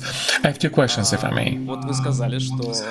Number 1, you said that if a Sputnik or satellites who is out there, or maybe it is not a Sputnik, like something which is flying into deep space, as a spacecraft, if the software is going to break down, we're doing the patch, we're uploading, reboot the system, or whatever, and then the situation comes back to normal, right? But what's going to happen if a cryptographic algorithm, let's say there's a new research about but if a Sputnik satellite is up in the space like 1 year ago, if there's a vulnerability, do you have any protection defense mechanism? Is the first part of my question. And the second part about the keys. The keys where you have a confidential communication. What if the keys are compromised? Do you have a backup keys? What if backup keys have been compromised also? It's my first question. And my second question is about autonomous behavior. Let's say we have a satellite. It's only orbital cluster. But if one of the satellites have lost communication with the flight control center, and it has some autonomous like patterns or a mission embedded into it, like behaviors, not the mechanism of security, like recovery, but behavior. Like, what if you will not be able to restore calm communication? Let's start with the last one. Yes, we have it. The satellite is the maximally autonomous system and has some algorithm for cases like that. If there is no communication, the satellite should be able to live as long as possible. It keeps energy, rotating towards the sun with the batteries and panels. It does everything to survive. Sometimes it happens that communication restores few years. For example, there was shutdown, and in few years, satellite came back to life. It's alive and it's okay. As for the keys, there was a question, cryptography. This is something that can kill a satellite, because if you didn't do the analysis of faults in cryptography, then you have protected cryptography and communication channel, but the keys have got destroyed. That's it. It's alive, but you cannot get in touch with it because keys have been destroyed. So the first thing, there is a backupping process by block by block, and there can be 3-4 blocks like that. Different frequencies, different technologies, and this is all backed up and reserved. Also, inside, there's a full set of keys. And there are schemes when machine does understand that center of managing the flights did not get connected to them. And they can replace those keys. And these keys, well, there can be a lot of them. Because the keys can get destroyed, the key can be compromised, but the compromising is the command to the spaceship, don't use this key anymore. So, something like that, I think I've replied to you. And from the point of view of unsafe algorithm, it's the same about modeling threats. For example, during the flight of the spaceship, the algorithm can get outdated. In this case, mitigating measure is a necessity of this algorithm to realize it in the software, and if you will realize it in the software, then when it's going to come, it will get connected. You can update the software, you can update algorithm and fix this vulnerability. Understand? Then I have another question about compromising. As an addition to the previous one, if the compromising threat of the sensitive information on the satellite object and you have detected it and the spacecraft comes into the state of being compromised, which of these modes are available? Is there a information destruction mode? What are the consequences? Well, these are very specific for the payload. We cannot talk about things like that. If the payload contains some sensitive data, of course, during modeling of threats and to compromising mode, this data has to be removed. That's true. Okay, thank you. Payload, antennas, telemetric, etc. We have a lot of questions. Please. So we'll limit ourselves with three questions. Who wanted to raise their hand? Okay, this, and you're going to be the third one. Hello, thank you very much for your presentation. It was very interesting. I have an answer about the payload. We've been testing approaches of dubbing and backing up those blocks, different blocks, so that the satellite will be in a workable condition as long as possible.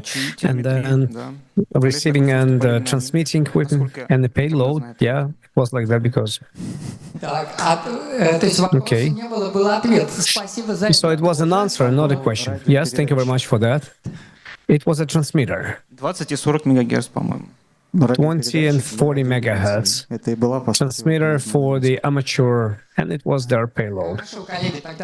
Okay, dear colleagues, let's go to our final question.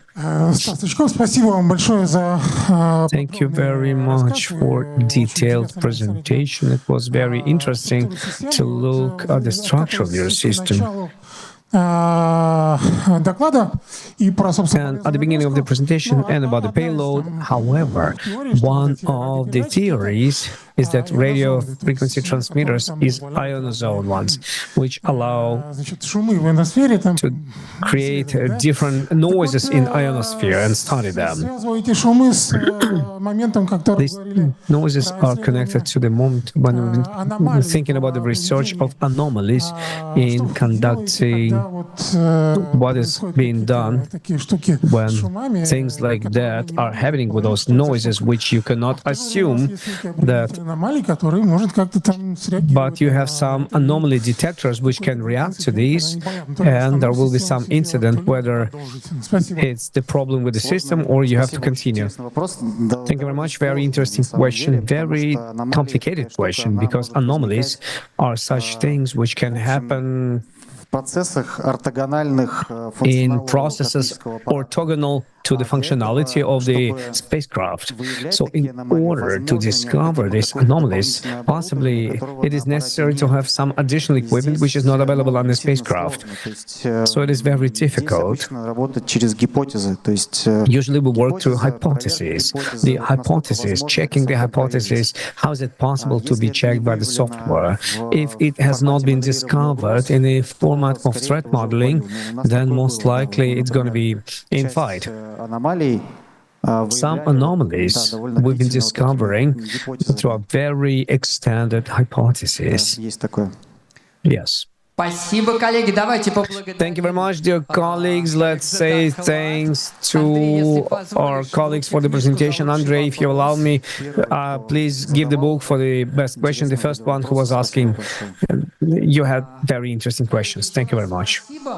Dear colleagues, thank you very much. And right now, I'd like to remember, recently, I had a very bad week in my life when my friends called me from 4 different spheres of activities, and they told me that their companies haven't coded. In the course of 1 week, different directions of spheres of activity, and well, it's understandable that many vendors, they say, how can we fight it? But how people fight against encryption codes? Vladislav is going to tell you about it.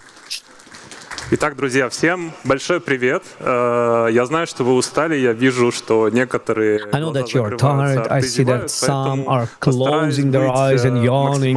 So we'll try to be as useful as possible for you. Also, will admit that for me, this is the most complicated presentation, especially it is hard to see when half of you are standing up and leaving. For this, there are 2 reasons. Reason number 1, the encryption risk in our company is top 1, and I have no clicker. It's among top 10, alongside with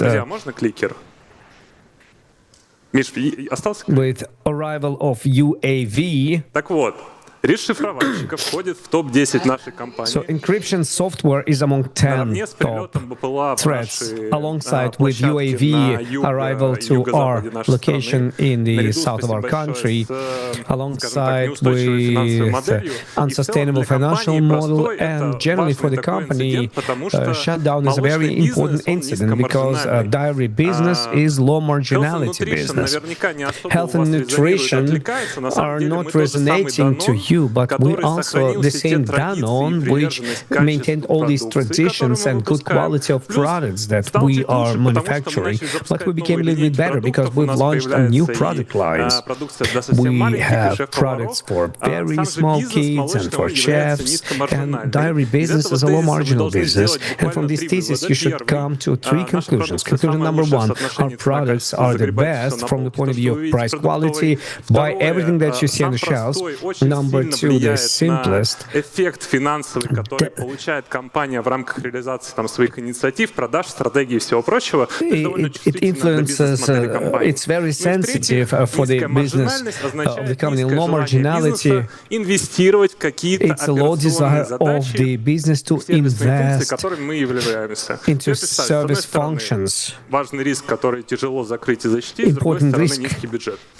And low budget. The second reason why is it difficult for me to make a presentation in the last 6 months, I've observed 2 cases where directors of IT security, while speaking during a conference, they've been given an interview and they've been broken within a month or 2 weeks after that. Then they've been encrypted and then they lost their job. So I do hope that with your help, I will be able to avoid this. So if you know better and I'm telling bullshit, well, in the end there will be a QR code and you can give me all your negative feedback. So let's go to the hardcore statistics. Mark Twain said that 3 types of lie, bad lie, and statistics. Well, you can read it from left to right. Слева представлена статистика, которую нам говорит компания DeFir, Digital Forensic Statistics from Digital Forensic Incident Response. Probably I'm not going to give the name because you know who is involved in incidents. And these companies are saying that number of attacks of ransomwares, but the paybacks, ransom sizes are multiplying, and companies that develop solutions which should prevent this ransomware virus, their statistics are totally different. They say the same, but it's reduced. So I think that out of 2 outweighing sides, you need to choose something that is being told by FSB, and they say 70% of calls to them is related to the ransomware, irrespectively to the fact that this threat exists. long time, it is still very obvious. So the hardcore I'm speaking about. I don't really understand colors. It's hard to see and read the slides. Maybe in RootTube you can look, but this is a color coding that encodes the practices or attacks and those stages which have been where these practices have been used by the groups that have been promoting these encoders. So what should you pay attention to? You have small circles on these slides which in percentages show how much these techniques were popular. Therefore you can come to a conclusion. The more is the number in a circle, the more important it is to get protected from it. And 1/3 of attacks are in small cups. You will have to look at the slide. Implementation of the code in the process, interpreters of the command line, and there was another number. Okay, let's speak about these two. We are being broken, well, of course, by virus. You can buy vendor solutions, but also they use those scripts, Bash, Python, VBS, which are used on daily basis to use commands. Tell me, please, who in your company uses their limitations that you can launch only subscribed and signed scripts? Zero. So you've been broken in 1/3 percentages of attacks. Another interesting statistical information, 57% of attacks, according to analytical information of one of the largest companies in Russia, it begins with phishing. For those of you who thinks that this is a medium technique, I will tell you about a live case that happened in our company last Monday. Okay, we're working with our team, then we got a letter to our phishing bot from one of the employees. I've received a strange letter. We look at it, looks like a standard file, but due to different assumptions, we understand that this is phishing. We give it for analysis, and then we figure out that file has a ransomware that has not been understood by any of the virus programs, and plus 0 day. And this file went through the to the sandbox, 2 different antiviruses, and was not detected by any one of them. The architecture is a proper one, orthodox one, according to the school books, but it didn't save us. Only the trained personnel and worked with the fact so that people wouldn't open those files. So recommend you, please look at the bottom of the slide, and there are top extensions which are used for the delivery of those ransomware programs. They have to be prohibited for reception. Of course, there are certain Excels and zips which cannot be prohibited, but there are other ones which have to be blocked.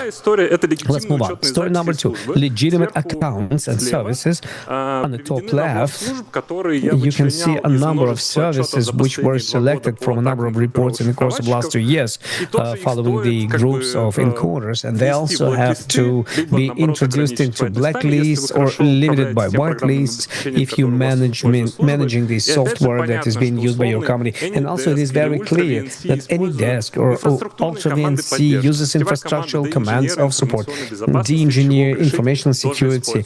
Oh my God, they also are used. And you can limit yourself by everything else, and maybe you are not going to be attacked. Okay, let's go back to the attack to Mitra. Everything becomes with максимально важным и ценным решением и сервисом, который мы приобрели там в первую очередь. Well, the first solution is a CPT, ASM. Different people call it differently. Continuous penetration testing or attack surface monitor. This is a service which is provided by many companies in Russia, and it comes to 4 different things. Number 1, it's automated management of vulnerabilities in your perimeter. Usually with manual triage, you don't spend time and resources for creating a red team, which is going to be doing that. The reports are checked, and developers will more likely do the removal of vulnerabilities from these reports. Also, we have reduced during pen tests. We denied them, and the company offers once a year to do the pen test on top as a small feature. And time to market will grow when different systems are going to be launched, but it's not it. There's a SIN which comes not only to the discovery of APIs, of domain names, which are around your procedures of security and safety without permission, without vulnerabilities being removed, and also Asane discovers leakages of your domain accounts. And many companies that I've been speaking about, that they've been broken due to the absence of two-factor authentication, which just disappoints that this happens during nowadays. And discovery of those leakages. Interesting case, our partner helped us to discover documents about one of our largest factories that were available in wild internet because a contractor forgot to close their CRM to access from internet to a standard user password. Oh my God, the scheme of the factory with the description of the network infrastructure and blueprints for anybody who can be attacking, it will be in open access because they have not protected their system. In addition to that, notification about data leakages and future attacks. This is the recent feature. People parse darknet, they read special resources, they monitor different chats of IT, army, of the neighboring country. They inform us if the attack has been prepared. It's a very useful thing. Well, it didn't shoot, it didn't work. And what I like about them, they show the leakages from your tops. We have downloaded all the information about our tops. They came in 1 month and they said, you know, your domain accounts, everything is okay, but from Google, you have a password and it has been used in other accounts not related with your Google. And generally speaking, all your social networks can be broken, your mail can be broken, and your operator can be broken because data has been leaked, etc., etc. Top management was happy, so please pay attention to that. Enterprise architecture against ransomware. This is what I've started with, and this is what's going to be the end. I made so-called collection of all these solutions which are being sold by all the vendors. And you know what? It's very expensive, too expensive. But the next slide will bring you back to that. And please remember, I just told you that we've been broken. They went through all the firewalls and several tools didn't help us. That's why I have a certain life hack to you. During my previous management, I was managing effectiveness of investments into the information security. We developed a mathematical model which on the basis of the risk to the company, CRO, IRO, and two main indicators for any financial operational director of the company to which you bring your budget for approval. And these tools, they have ROI more than one, which on their side means that they reduce risks for a higher amount per year than you invest into them. This statement will sell your solution to any person who gives you money in a few seconds. Please use it. Sorry, there's a lot of QR codes and your camera will go crazy, but I'd like to remind you, you can go to the RootTube VK video and you can stop there and make a picture of each one of them. And this is a slide on how free of charge you can build same thing free of charge. I love free practices. And H&M, back when I was moving to the north, was not ready to invest a lot of money. That's why I've selected this company. I do understand that it is important for me to do effective solutions cheap. And for this, I don't need large budgets for the support, but good hands and time of your team. Most of all, I like this benchmark. Through the QR code, you will find these scripts based on recommendations of one of the largest communities that has been developed in the information security, and they make emphasis on the hardening. Plus, I like Goldfish, a free tool for phishing mailings, which against 10 millions that we've been asked for this similar tool. It looks very delicious. Of course, 10 millions, how much we paid? 0. Plus audit of resilience of domain passwords through the DS internals. Also good practice that allows you to discover accounts where the passwords are cross-secting with passwords which even comply to the password policies but can easily be brute forced. And we had a lot of them, and we created scripts in order to stop hitting the password from the account, which can easily be brute forced by the dictionary. what regulators say. And I love that. I love our regulators, and these are really good people. No sarcasm at all.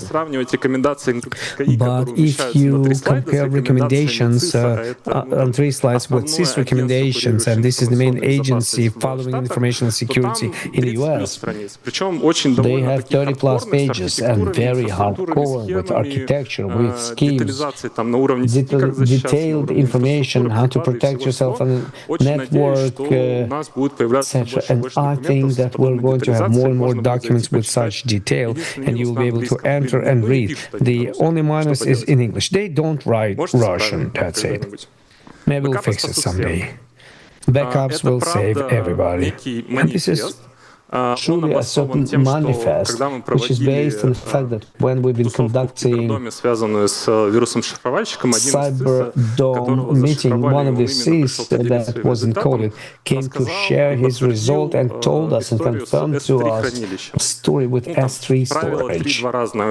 Rule 321, very boring spreadsheet, how we build our backups, but there's an extension in a modern methodology, 321. And the final one tells us that there should be at least one storage in non-changeable way, which is the main way to protect backup from ransomware. This is unchanged storage is achieved by the mode of the database of forms. So many times you can record it one time and then don't change it. The simplest thing, what I like about it, is to use S3 object storage where there is a mutable storage setting, because unfortunately Chinese vendors who have replaced backupping systems, this functionality works very badly. You cannot have playbook, another black joke.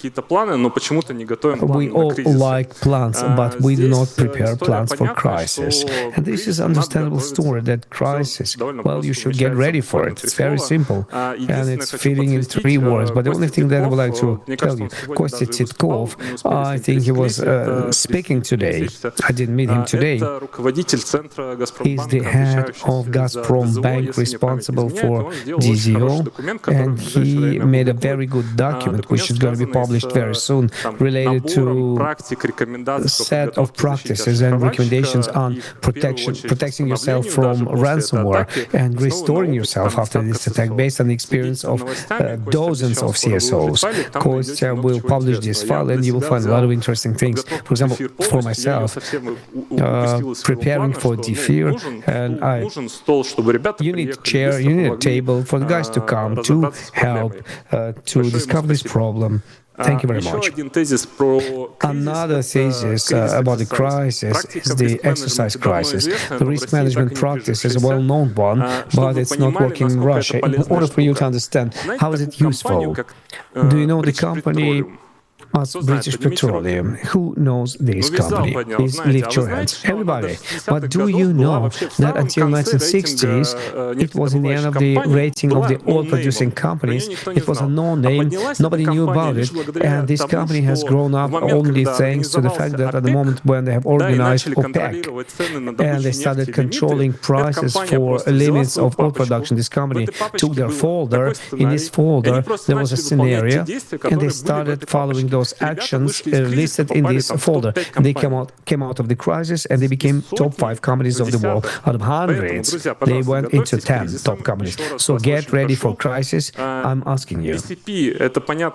BCP is understandable, standard thing, and I'm not speaking about it. Just crisis exercise. These are live slides. This is not something that I took from somebody. We went to top management, and top management had big eyes, but they've learned that we have a lot of problems. I'm not going to speak about these problems because I'm going to be rebuked by them. And we've been looking at data leakage things, and the group was not involved in that. They didn't care about this topic. And the ransomware virus, since the first day they started working on solving these problems for statistics, final statistical information. I'm not going to torture you anymore with these numbers, but I think you wake up. 87% of attacks have led to the платили выкуп, либо попадались на него вновь, либо вообще не получали ключ дешифрования. Один из кейсов, про который я рассказывал, где, к сожалению, руководителя ИБ поменяли, насколько мне известно, and the top manager was replaced because of it. They paid the ransom, it was a big ransom, and they received only laughing. So I'm not paying to terrorists, but there are people who are helping them, and if you have a contact which connects you to the other side, and you trust this person, you can try and risk.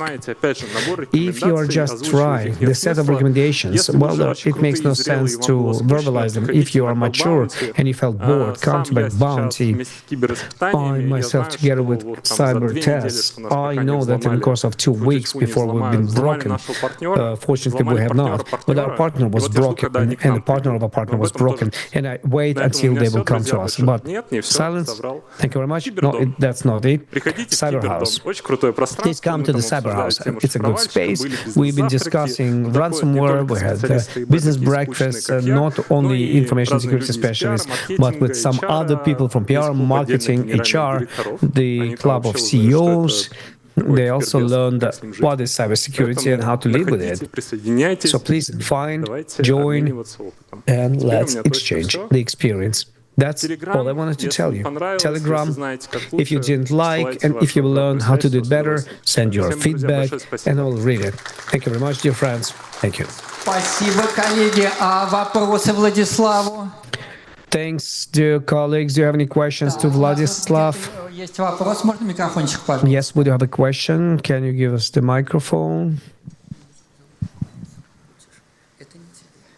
Здравствуйте, я вот хожу, смотрю, да. I'm walking, I'm watching the whole day, and everybody react to what is coming. But why in Russia don't we create our own system? Code system, separate one, so that we don't work with the other one. For example, we can take Situn that has been working on DSSP, triple code.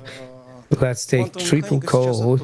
Quantum mechanics allows us to do that, create our own OS, create our own software code, and don't think that somebody will come and break you. They just won't understand it. It's like I don't understand Arabic language and I cannot contact this person. Same binary code, we will not be able to work with. Why do we always react to the firefighting? Спасибо. Я не уверен, что я прям на 100% понял. Разобью на два вопроса. I don't have 100% understanding well. The first one is interpreters, how they are being interpreted. Второй вопрос, а где реестр The second question, where's the registry of the single code? Не знаю почему, я бы к такому подключился и все качал оттуда. I would join something like that. Но это уже не я. But it's not going to be done by me. Отлично. Вот там девушка была. There was a lady, there was a young person here. Yes, we had 3 questions to the presenter, a couple of more questions, and the quota is gone. Thank you very much for your presentation. Okay, let's see. There's a story of turnover penalties for PDM leakages, and in regulatory, do they have some leverage as standards or penalties which would help us to avoid ransomware attacks? Well, give the book to the girl. The story is the following. My personal subjective opinion, which nobody cares about, I like FSB practice, what they do. Something happened with your cryptography. Everybody will come, will take it, and then figure out in your business, and business, has downtime. And business had very bad situations. So if something like that would be applied against companies which were not able themselves, the problem would be solved much faster. They just removed your service, okay, work on the paper, goodbye. It's very tough, thank you very much, but it works, it works. Yeah, I'll give the book. Maybe somebody else wants to fight for the book. The final question, number 3. Yeah, the microphone is coming. Здравствуйте. Hello. You told us that in your experience you had phishing letter, nobody detected it, and it happened that training has influenced that nothing was broken. You've been doing the efficiency of the finances. Or do you think it would make more sense to invest money in employee education or infrastructure, to make sure that we all safe and sound? 100% your employees should be number one priority, because this human factor is the 60 plus probability that attack would be successful. All the high profile cases, it was a human factor. People just download some plugin with a Trojan horse, and then be it the data of the delivery company or logistics company has been paralyzed due to hackers attack. Number two, again, my position, again, nobody cares about it, but again, I am investing in hardening. Like, okay, you've paid this 100 million, you have to set it up, you have to maintain it, you have to find qualified people, you don't have it. It's like big toys. Why do you need this if you can open internet and you can just open internet and you can set it up free processes, and then at the same time you do all other processes. Perimeter is protected, then monitoring is protected, then again your efficiency is going to be better. So I think this would be quite reasonable. Thanks a lot. Thanks a lot, Vladislav. I, as an MC, I really love when people refer to other presenters. And Vladislav, I don't know, it was by choice or not, he's done it twice. The first time or the second time. Tomorrow in the same hall we'll have a track called IT infrastructure. And we have hardening. The whole section will be dedicated to hardening. So if you want to listen more what Vladislav has mentioned, we are waiting for you here in the same place. And secondly, he has mentioned that hey, we haven't been hacked. We've been the supplier been hacked, and then supplier of our supplier has been hacked. And what do we do with this kind of situation now? Nikolai is going to update us on what to do with that. The floor is yours, Nikolai. Yeah, hi everybody. A huge respect to the previous guy. Hardening and the golden images would be the great things. It's a 7 p.m. and it's a full house still. My name is Nikolai. I'm the head of the T-Bank infrastructure safety. We will tell about your contractors and how to do the hardening of your contractors so that you would be safe and sound. Let's begin by saying, why is it important? Because attacks through the third parties and your contractors in the last couple of years, everybody knows what is going on. They've become the most popular in terms of metrics of how we are being attacked. Why? Well, the efficiency of the attacks of the third-party attacks now is very high because when the supplier is being attacked, you don't know what's going on. This guy is doing good, and then all of a sudden, they've been compromised, and we've learned, and he's already in our infrastructure. It's hard to find the attackers, and again, all of this usually starts with a trusted partner. We need to sooner, tomorrow. Do we have an emergency? Let's do this very soon. And what's the level of cybersecurity with this partner? A couple of examples in 2024, even back in 2023, some of the famous global cases like Snowflake is a big global provider. They are processing and storing data, and many of our global IT brands, and IBM, HP and stuff. In 2024, it was attacked through the contractor. 500 million have been stolen of different users' data, and 50 biggest players and the shares have kind of dropped. Amazon has had the same situation a year later. They have stolen internal data of a contractor, data of Amazon, basically about employees, quite sensitive data, and some other organizations that have been part of their infrastructure. So all in all, Why? Why is this happening?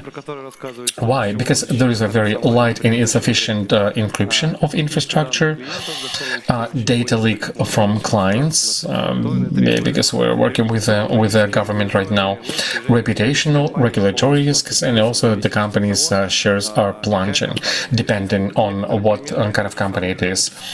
Some examples of those big providers in Europe which have been compromised through their suppliers, and the guys would have their business stalling. The main part is usually, contractors connecting into your system. There are two types: people who do something and we give them remote access, or when our partners, we try to work server to server, or maybe some government officials who you have to let into your infrastructure, because it's a regulatory the thing. Well, first of all, let's work with the third-party contractors who we employ or contract. This is how we began, and this is how we made it straight. You remember the time of pandemic. Who of you back in 2020 was removing everybody to remote channels? Half of your audience. At the same time, in kind of emergency mode, all the works that we needed to do, we also would invite integrators and some kind of contractors, companies, and individual entrepreneurs, and you name it, private contractors. So, here we have a huge tunnel with a big integrator. Here is a VPN, and employees are coming. We limit them, but globally, we have no idea what kind of device they may be using. Then the SOC is coming in and saying we have some kind of unhealthy activity, and the wide network accesses. Why? Because we give to supplier the access through the system. The system is gone, infrastructure has changed, but the access still remains, and contractor is still working in the system. Usually, in the meantime, teams are changing. You interview them and you say, "Hey, something is not right here." We begin to migrate into the targeted schemes of the remote access. The single rules of the game for all of our contractors. There are three big points. It's like a guideline. Number one, profiling. Number two, recertification, and a specific functionality. We've taken a closer look, we have a specialization in infrastructure. Maybe you do the profiling by the teams, by the comments. In our case, it's a specialization.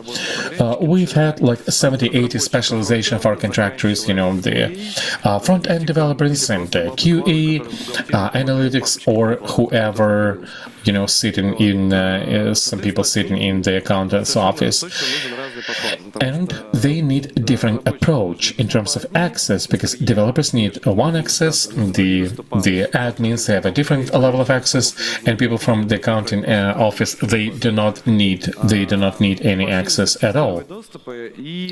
So we recertified access, and we begin to understand what's going on, because it's all related to VPNs and modern VPNs. It's not Cisco, ICE, and others. So we've taken big profiles of those access lists. We looked at their active 80% of these accesses which have never been audited, we cut it off and leave a small granulated way when they can come in. And every 3 months we've had a recertification happening for them. There's another type of contractors, operational guys who are going to certain web forms, CRM systems, and we do not understand their functionality, and we do not want to keep them in the infrastructure. We want to, publish the web service out of the perimeters. These guys do not go into our infrastructure; they live at the perimeter. Goodbye. This is where you're gonna live. And the second part is moving them to the targeted access schemes when we understand what we can do, how we can profile them, how we can attribute them. Number one, cut off everything excessive, like, okay, but sometimes we forget to do that. The second situation is legal aspects. I'm going to give you a bit more detail, but we have external development. People need to be provided access, and development is heavy, and I cannot just give me a web access. They need Docker, they need this and that. So we've developed legally it in such a way that if we have external development, we give them like our laptop and saying, you're going to work only from this laptop. We have our InfoSec system and hardening all the close infrastructure. We say, legally we had to improve it, that basically it's an external company. We provide hardware and we give it for free, and then if the contract is over, this equipment stays and contractor, like our MacBooks or Linux books, they may buy it off. We're going to clean it up and we're going to just dump it to them, for almost for pennies. All of this was a result of these targeted schemes. A small ad of our external service. It's Unitro is actually free. You can come. It's a very cool server indeed. So the contractors basically were split up into big two parts. Number one, profiles related to development, where we understand that contractors are doing something in the infrastructural code related, or these guys, they cannot be put except on the laptop. Okay, guys, this is a laptop. We protect you as our employee. If you want, you can later on buy out this laptop, or we can get it back. Operational functions, it's easier. Most of the operational functions, when we begin to do recertification, it turns out about 80% of our contractors, they do not need any access to our infrastructure. We've limited them on external publications, and part of them, we're giving them different work desks. Our system of protection are kind of very deep, like it's a thin work desk, and see the profile, like for example accounting. Okay, this is the piece of 1S accounting system. If you're a journalist and PR, whatever, this is the little piece of this gyro, wiki, and maybe some internal design, admin design. So we were able to limit it according to the NGWF, and we can also granulate, and now we recertified. So we have basically about 3 types of accesses, and out of them another 45 profiles, which we can see, and we can basically do ongoing recertification and cut off the excessive part. Our next plans, not so many, but we are going into the concept of zero trust. It has been already mentioned many times before. Access to a contractor, just a general recommendation, minimum time with a maximum limitation of functionality, just enough for them to do their job. So we give them the access for 3 months, then we block them, and we forget like they do not exist. The work is done? Okay. And the first part. The second point is our contractors are not using their own devices. Forget about the old ones, because otherwise, it's a problem. Instead of one contractor will have like 200 people who are using all kinds of devices, and then it's coming really to a bad situation. Endpoint hardening is one more case we're looking at and we're developing right now. When we first began to do the profiling, we turned out that we have tech support with different vendors, and they're neither part of the profiled contractors nor operational story. And those guys, when we begin to look at the profile, they're launching maybe 1 or 2 apps. They have like a diagnostics, maybe some Chrome, and that's it. For these kind of clients or categories, we've released protected Linux. We're making like a Kiosa Linux Chromebooks, and that's it. They're gonna just launch a couple of programs and nothing else. We'll like it to you. The second part, The second part, which is shorter, I will try to cut down our time because it's getting late. It's integration with partners. I think like a very short guideline and scheme of how we're moving towards this whole situation. Classical 6 items. If we have partnership integration, I guess with most of you, you do have your own integrations. Like, how do you begin?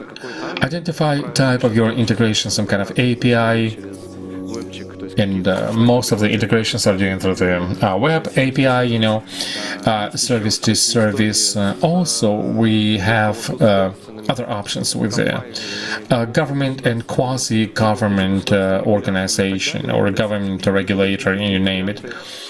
This would be CTP and then others on CFTP and other domestic cryptography that we are installing. And also, how do we do this? We've identified the types, okay, and let's prepare infrastructure. To do that, we need to understand what kind of commands we need to know. The network guys, infrastructure guys, and people from the teams who are willing to do the development. And this provides some good results, especially when the development team, you come to the development team and say, guys, we have these security issues. Do it really well. They'll say like, yeah, cool. Next stage will be audit of existing tunnels and their description. If you have a big tunnel, I think many of you existed. A big recommendation is try to keep it in described form, maybe in some kind of machine reading form. YAML file, and any changes of them can result in different controls identifying it. For example, we have a new channel which have not been approved, have not been audited, and it goes like to China, you know, this channel. And so identify the DMZ zone, we're talking about the Ghost Russian standard, and this could be also regulators and these kind of things which we cannot take from outside the perimeter. And also using the services through the API gateways. If we want to be friend of our partners through the web, if API to API, it would be great to have just one gateway where we are going to do this. The single point of control is great. At least it's not going to be spreading all over perimeter. We're not looking what it is, especially if this is super convenient. And maximum isolation of the connection zone. A couple of diagrams speaking about the service situation, as it was mentioned before about API integration and so on. We have such a great story within the company. We call it TAPI, and the guys understood that too many API integrations, we need to aggregate them, and basically it's a turnkey API as a service. So any service, when integrated with external partner, if needed, they are making in GIT just one node. They fill up YAML and put it in the pipeline. You have a checklist for information security. The handle has been published, we're working, we have controls, we can see it, the system is protected. And the service is also working through the gateway, nothing is going to happen with it. Now, with the partners, DMZ, the endpoint of termination, we also have this GitOps and also building controls, and actually, we also want to use this API gateway when we need very strong connections, usually going back to this public services or regulators. In fact, going back to the beginning, I want to sum up what I said before. We began by that it's very difficult, like why? It's difficult to identify attacks through the contractors and third parties. Because like it's a migration within your infrastructure. For the banks, it's more difficult. For the bigger companies, you know, it's much difficult to identify. And because you invest in IT since 2022, we're being a little bit detached from the world at the same time. Quite effectively, we're trying to defend ourselves, and the growth of the probability that we could be compromised through the phishing, it is not that high as through third parties. Yeah, well, these are my conclusions. I want to say that probably it will be the end. The vector attack through the contractors do not underestimate it. We do understand and know that contractors, especially small business, they are the way less protected. The smaller companies do not have resources, and oftentimes they do not understand that they need to invest in their own security. And they come to us almost every time, every day. A lot of contractors, a lot of third parties, and sometimes it's shrinking, but for seasonal projects even, it's different. What I would like to say in the final words, we have to learn, we have to have like a targeted ways of connecting contractors, like developer comes, or I don't know, PR team comes, like we want to do the new project. Okay, these are targeted schemes, go ahead, we trust them. It's number one. The second one, access management, always access, and to do minimize access and do it temporary. As soon as contractor came, we gave them minimum rights, and we limit them time-wise, all of their credentials that we have in accounts. And the second factor, of course, in the modern world, trend of 2025, passwordless protection and shortened session. Oftentimes in a company that the rights are limited and you do the two-factor authentication, and the session duration is like 48 days, and they thought that contractor was like disconnected, but they're keeping active session. And of course, you know that this implementation of Chaika, TI, if any of our partners has been compromised, it would be good to know it before they will try to dig into our infrastructure. We've learned about that from our colleagues, from TI, from the paid services. It's better to be over vigilant and cut them off, and then we'll try to understand what happened to them. And this helped us more than once. I'm done. We're always looking for cool colleagues. Thank you, and thank you for saying it. It's almost 7:30 p.m. It's very great. Any questions for Nikolai? Yes, go ahead. Where's our microphone?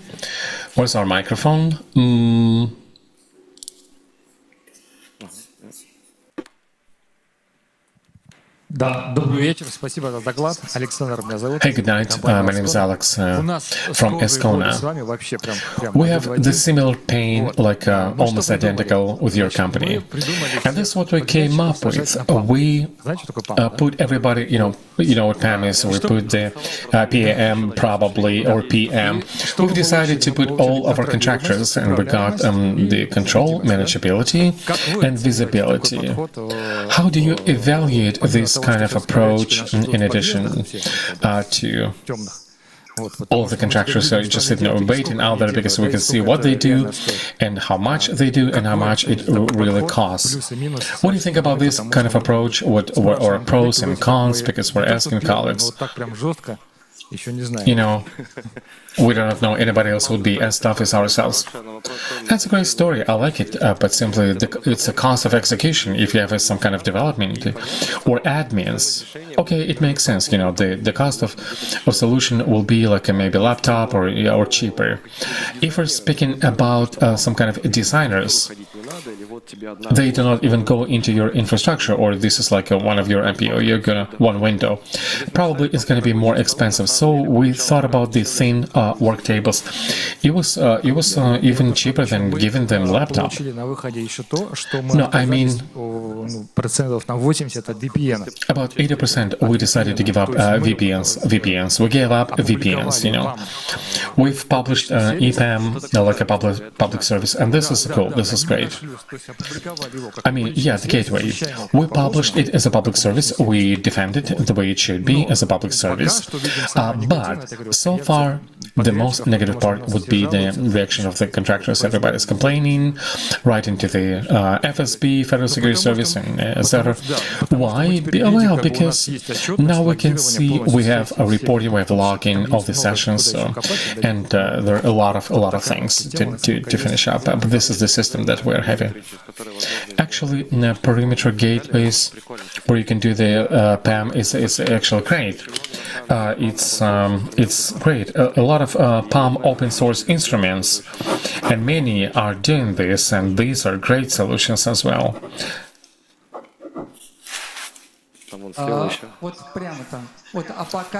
Yeah, right there. And while the mic is being delivered, the first comment is, Alex, we are waiting for you to deliver the presentation next year when you will share your experience. And the second part I want to say is that the final report today in the IT infrastructure today, this will also be shared about PAMs, about this technology. You haven't mentioned about this. It's remote browsers. So if somebody is really interested, stay with us until the end. Yeah, we can say there's no point of going home. Let's stay. Nobody leaving. Let's stay for a couple more days. Thank you for your presentation. My question is, you said that every 3 months you recheck your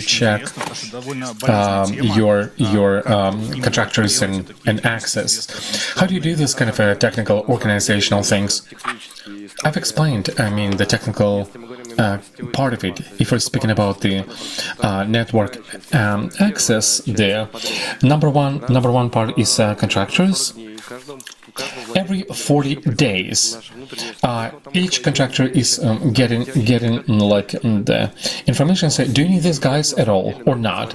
Those who are connected to us, and then we can double check those guys. Like for example, who have been fired, who have been laid off. That sometimes the contractors have fired some people. We do not know about that. We are doing this once in a while by auto check. If after auto check we ask if within 10 days no response, that means that this contractor is being blocked. It's easier to unblock them than to keep these active credentials we know nothing about. The second part about the network. Users' traffic, be it thin tables or VPN or what have you, comes through the NGFW. And we then RC were trying to use these profiles which were on Jiffy, and if we see that 80% have been used, 20% no. Sometimes it's like a Python scripts written on. Sometimes it's automated. I'll tell that not everything is like super automated yet, but we're trying to automate it fully. Sounds good. Thank you.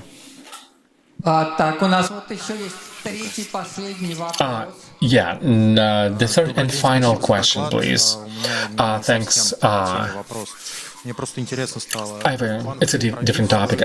Just interesting, 25,000 rubles, a couple $100 is today to get illegal information from the bank. Do you have any department to be able to find some kind of weak spot of those who may be selling your information? Yes, we do. And the guys from the red team have spoken about that 2 hours before. You can look into your recording. Nikita Medvedev shared about this, illegally trading, basically selling information from the company. Yes, I'm gonna check it again. Thanks. Thank you, and let's give a round of applause.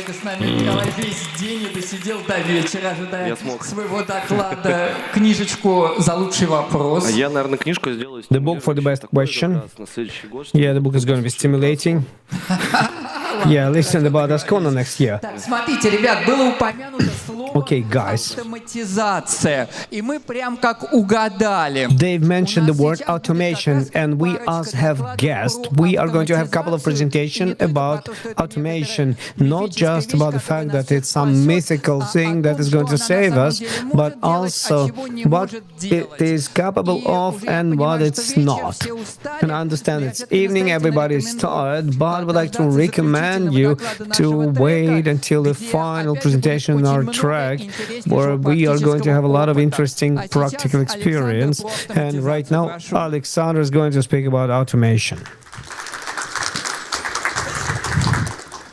Коллеги, добрый день. Hello, colleagues. Hello. I would like to continue saying thanks for you for staying until almost 8 p.m. and you're listening to our presentations. Okay, today we're going to speak about automation of the compliance assessment management. So it's going to be getting away from hardening to the subcontractors, through subcontractors in the direction of PERSEC, compliance assessment. As a rule, when we hear compliance assessment, we have a smaller association with the architecture of IS and IT. And today we're going to look at how they are interrelated to each other, as IS infrastructure helps to simplify this process. My name is Podolny Alexander. I'm the head of the technical pre-sale of the Security Vision. Security Vision is involved in development of products for automation of information security processes in IT. In more than 5 years, I'm involved in projects on automation of different processes. And I would like to get focused on the experience of automation of the compliance assessment in application to the demands of the colleagues, organizations, which came to the necessity of automation of this process. And a small spoiler, most of these projects, well, the introduction, please help us to find the truthfulness of information that we get during the public polls. How can we do it with the IS infrastructure? That's what we're going to speak about right now. And in the beginning, let's describe what is a classical assessment of the compliance, what are the basic ways of automation thereof. Compliance management, relatively speaking, can be divided into 4 main stages. Stage 1, forming of the assessment itself, when we understand what is being assessed, what information system, business process, group of assets, or even the employees. Sometimes we have assessments like that. Then we have public poll management, collecting answers, that entity for the compliance assessment, when we collect single document, calculate the assessment for the regulatory document, and the decision is being made about non-compliance. Then we have an objective for the executives, we define deadlines, SLMs for their execution, and then we're looking at the controlling which measures have to be implemented, because it's a cyclic process. It is launched over and over again on the agreement for these audits that's being conducted, or when part of some complex objectives is being conducted, we should reassess which level of assessment of this document is available in the organization. So let's review the best practices, understandable way of automation the processes which actively are applied in the organization today. On the stage of the area of assessment defining, we should work on the actual source model of assets, CMDB or catalog, where they light up the information about technical means, program, software, owners, information systems, business processes, suppliers, etc., etc., etc. Depending on the complexity of the processes in the organization, they can have a big number of different entities, but what is important is interrelations between them in order to understand through which service and through which software it is possible to influence on the target information system. Therefore, having such a catalog, you can determine what is being assessed and for which assets.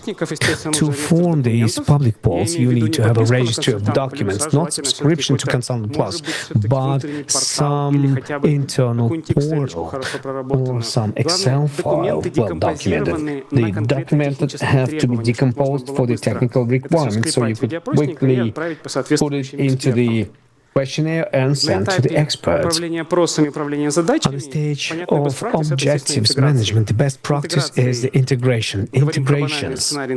We're speaking about the scenarios of integration with the mail, service desk for objective integration, but there's a second stage that we are facing during projects. It's when the company fulfills internal portal to conduct different audits.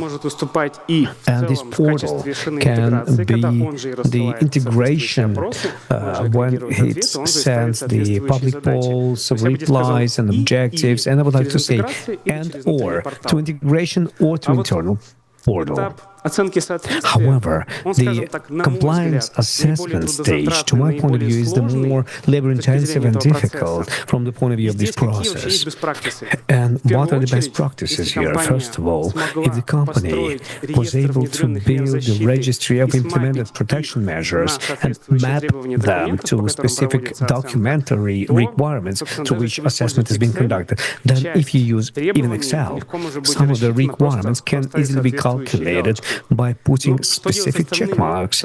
But what is to be done with other requirements, technical requirements, configuration of assets? And in here, I would like to propose to start answering the question how to provide the truthfulness of the information received. Of course, what if you don't do the public polls? If you will collect information directly from the systems? Well, the best practice is from the technical configuration ones, usage of respective compliance scanners, which scan infrastructure on specific write-offs, and they show compliance to the configuration of assets to the requirements of different regulatory documents. However, by tuning integration with such scanner, we cover some other requirements which cover automatically without doing the public polls. And there's a sense to continue this idea and think what else can help us from the point of view of receiving information directly from the system, getting around these public polls. And here we can be helped by typical infrastructural systems and by other information which are used in a typical infrastructure of informational infrastructure of organization. So if you will push this idea a little bit later, you can look at risk-oriented approach, because through integration they look at the dynamics of key parameters changes, and if some changes are happening outside of specific KPIs, then you can apply fast compensating methods. Let's make some examples from the point of view of typical architecture of IT of the organization and informational security, which is interesting to us. IT infrastructure helps us, first of all, to fill the model of assets. If the company has ERP, don't mix with IRP, enterprise resource planning. This is organizational structure, owners of assets, information system, business processes, and other entities. If you have CMDB, then in principle it's the source number one for integration. Then CMDB very often is conducted while the licenses and information about the country, manufacturer of this software. So through this integration you can calculate the import substitution percentage. And this is checking the requirements of the Decree 250 by the President. What else is interesting to this architecture? Virtualization management system to understand where assets are located, which are being assessed. Do they have backups, snapshots? And then it's interesting to see integration with the catalog service, system of monitoring to understand the status of assets that are being assessed, for example, which belong to this informational system. Infrastructural scanners, adding the assets to new infrastructure, and the process of agreement is being built through them. There was a separate case when in the framework of these client has asked follow-up of the status of political regulations to the audit and e-document flow. Of course, from the point of view of follow-up of the compliance assessment, it is very important, and we do need typical solutions which are related to the information security architecture. Let's make several examples. Incidental statistics, verdicts, possibly status of sending towards the regulator, etc.,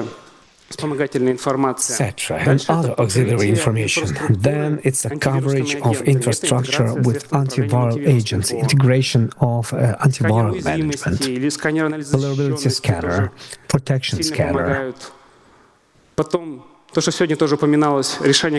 Also, what else was mentioned? CPT type of management, showing the threat on the perimeter, or integration with the security awareness for the TCO attacks and other practices. And another key thing critical information, PDN, ESPN, integration with DLP, storage places for this information, data governance. And we shouldn't look at these list of examples that I've shown you.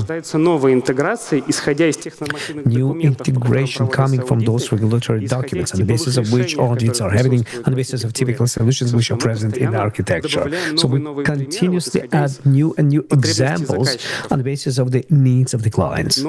But we have to understand that this integration approach and automation has its own limitations. It cannot be a rescue for the process of the compliance assessment because unfortunately, the problem is related to the normative documents. And according to the Decree 21, we have conducted audits and we have faced this situation that is very difficult to interpret what is needed. I'm not speaking about decrees of the President and other normative documents. That's why this is about interpretation, but when you pass this pathway 2-3 times, you can automate a lot of things, and there are projects which cannot be acquired anywhere else. Just manually, you can introduce certain answers, but the way that we have discovered, following on the basis of the previous audits, so that you don't write this information for conducting another iteration, and then somehow you can get out of the situation.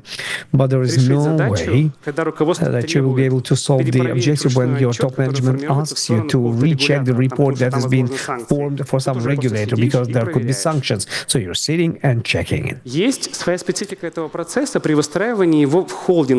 There are certain specifics how it is done in holdings, and all these examples that I was making today, they are applicable. However, there is a certain specifics, and this specifics is related with politics. In other words, independent companies, they have to be interested in transferring information to the head organization, and it's not always possible. So we need some leverage, and the networking integration should be built. But there is a positive moment. Holdings very often define their own documents, internal ones. They don't have general formulations, and they are delivered in a simpler way for automatic checkups. And in DZO, the number of typical solutions, much less than in main organizations, so typical integrations are antiviral, software management to cover with antiviruses, domain controller, CMDB, and CMSOR, which is located usually in the head. So by integrating with it, we're setting up certain filters. But nevertheless, some of those checkups can be covered.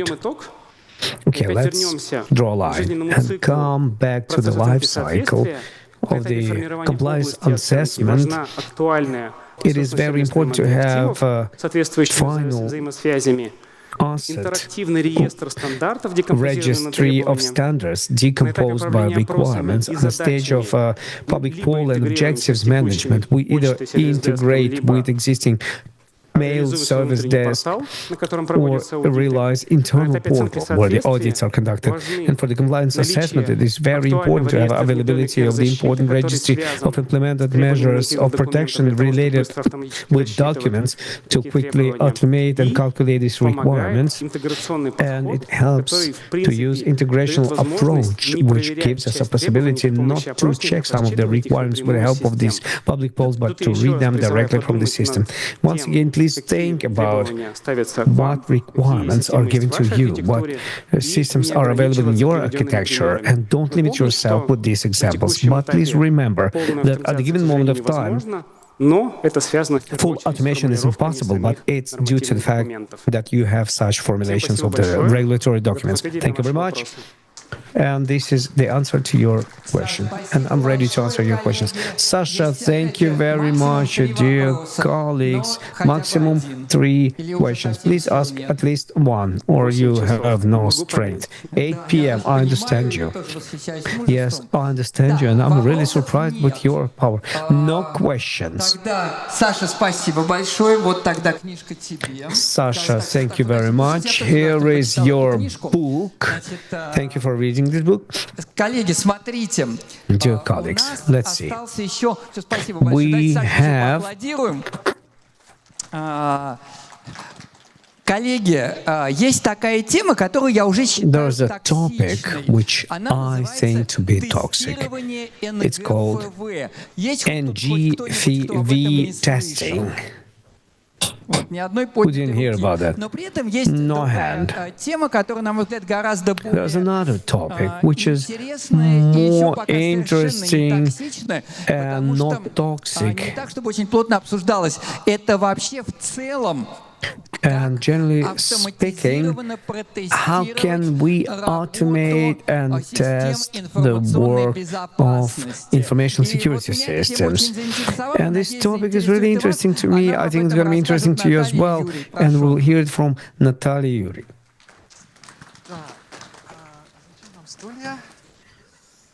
У нас же презентация.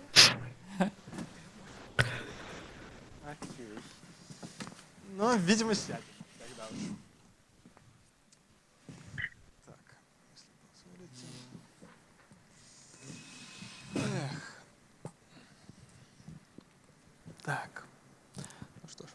Добрый вечер. Мы бы хотели представить тему Good evening. We'd like to introduce the presentation Automated Testing of the Workability of Cybersecurity Systems. Коротко о нас.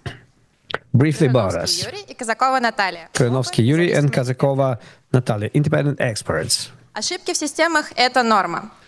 The errors in the systems, it's norm. Вопрос на тему того, чтобы рассмотреть Please think about the topic of looking of automated testing in complex so that it would happen constantly and regularly. Откуда же взялась идея? So where this idea did come from? With your permission, I will stand up. It's not comfortable to do it in a sitting way. You can sit if you want. So, where did we get this idea from? The idea came at the interconnection of two areas of internet security. Trainings, courses, defense analysis, where we have different cyber fields, stands, some systems of automation for pen tests, etc. The second one is technical information protection, which also has a lot of different systems and means which are searched.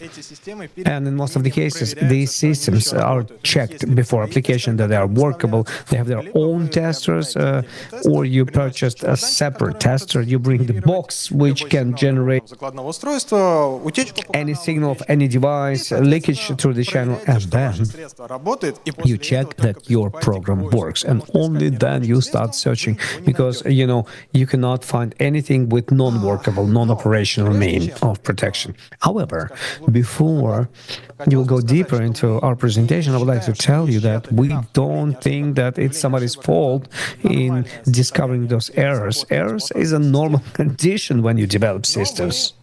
Предлагаем сообществу подумать, что с этим делать. But we need to think about what is to be done in this concern. So where these errors can come from. We have wonderful, complex Организацию, работает, все отлично. security system which protects the organization, but it has anti-malware, which during the programming, he could make a mistake. He could select technology which during 1 year can become outdated. And from this, we have an error, which is not critical. The system, anti-malware system continues to work, but there are deficiencies. Second of all, resources. You've installed a system, you've calculated resources, installed another system, it took resources, or you extended the fleet of your machines, and they started loading the system a lot more. The system works, but then you have some errors, slowdowns, etc., etc. Number 3, exploitation. During exploitation, especially long exploitation, you can have errors accumulated. Some old data formats are being pulled, which have been supported 5 years ago. During exploitation, you have accumulated certain errors which do not influence the system, but right now they start showing off. Operation system, OS. Anti-malware has updated, but the OS is not supported. You have to install new OS, but you have no options. You should work with this version of the OS. Обновилось ОС? You exploit as is. Говорит, нет, я The больше на ней работать OS сам, has been не буду. updated, but anti-malware said, I'm not going to work with this. Nobody tested me on this one. Дальше. Аппаратная часть. Со временем The аппаратная часть hardware может part. выйти из строя. With time, hardware Ресурс part can подходит get к концу, broken. The появляются resource ошибки, comes to the опять-таки end. появляются There какие-то are more промедления, errors, какие-то warnings more и тому подобное. slowdowns, some warnings, Программная etc. часть. К Then сожалению, всегда не software одна. part. С ней есть какая-то программа рядом, Malware, чаще it's всего. not alone. It Соответственно, is они могут surrounded друг by на other друга влиять. programs, so Из-за they этого can будут influence each появляться other. какие-то конфликты. And that's why they can Дальше. have some Персонал. conflicts. Джун всему голова. Джун Personnel. может положить любую John is работающую head to систему. anybody. John can Джунам put down претензий any особо working нет. system, Даже but опытный I don't have специалист any может допустить ошибку, problems банально to просто June. опечататься в каком-то правиле, в Just by какой-то simple политике, typo in the rule, и пропустить. misclick or something, И and последнее, miss что it. добивает нашу And the систему, final это thing различные which патчи, kills our system, плагины, different расширения, patches, дополнения, которые мы plugins, ставим, особенно на extensions, open source, additions и они that we начинают между install, собой especially open конфликтовать. source Да, ones, система and they еще start работает, conflicting with но themselves. они друг дружке мешают. Кто-то может кого-то Yeah, the system works, but they are В итоге, blocking each other. а что с этим As a result, what is to be done with this? Есть различные виды тестирования. Right now, there are different types of testing prior to exploitation, during to acceptance into the pool of anti-malware, and during the exploitation as well. Также обнаружить ошибки нам могут помочь Also, люди. errors can be discovered by people like employers of SOC that was monitoring and discovered some anomaly. They came and informed us about it. Also, this can be done by the criminal, but you will not like this one. So what is to be done? As a result, we have manual testing. We take and manually check the rules, or we automate by some scripts. We start studying, we're writing new scripts, and maybe by different vendors or plugins to test their systems. But usually the complex system testing is not available, and we don't understand the source code, the approach Так что же у нас за подход такой? coming to our head. What kind of approach this can be used? We're not offering to dive into development of the complex automated system. The previous speaker told you that this is not a feasible approach, but what is being offered by us? We see three levels. Each developer can change it, and in principle, this is just a vision of situation. Option number one, without API. Your sysadmin, security administrator, collects the rules and folders of scripts. Использует какое-то ПО. He has them, he uses some software, and with the help of these scripts generates a test. He's not doing the system audit, he's not discovering vulnerabilities, he's just checking that all security systems work as they're supposed to, that each system gives the proper warning. Then system becomes more complex. It has some core, which is going to be responsible for storage and generation of these tests scripts. Possibly it will be able to take policies on API of the system, some rules, settings, and their basis will generate test case. Then this test case will be sent to so-called local an external violators machine, which is going to be generating traffic for your system, will try to knock into your system, transfer something inside, from inside, and then afterwards, when the core, which is responsible for this test, will assemble statuses for all the tests and will check whether they passed those tests or not, and will give you red or green light for your security admin and say whether it's good or bad. And the final option, extending the system up to installation of the client for each host which demands the security system. Telemetric transfer about the work of the system and generation of some activity on the host.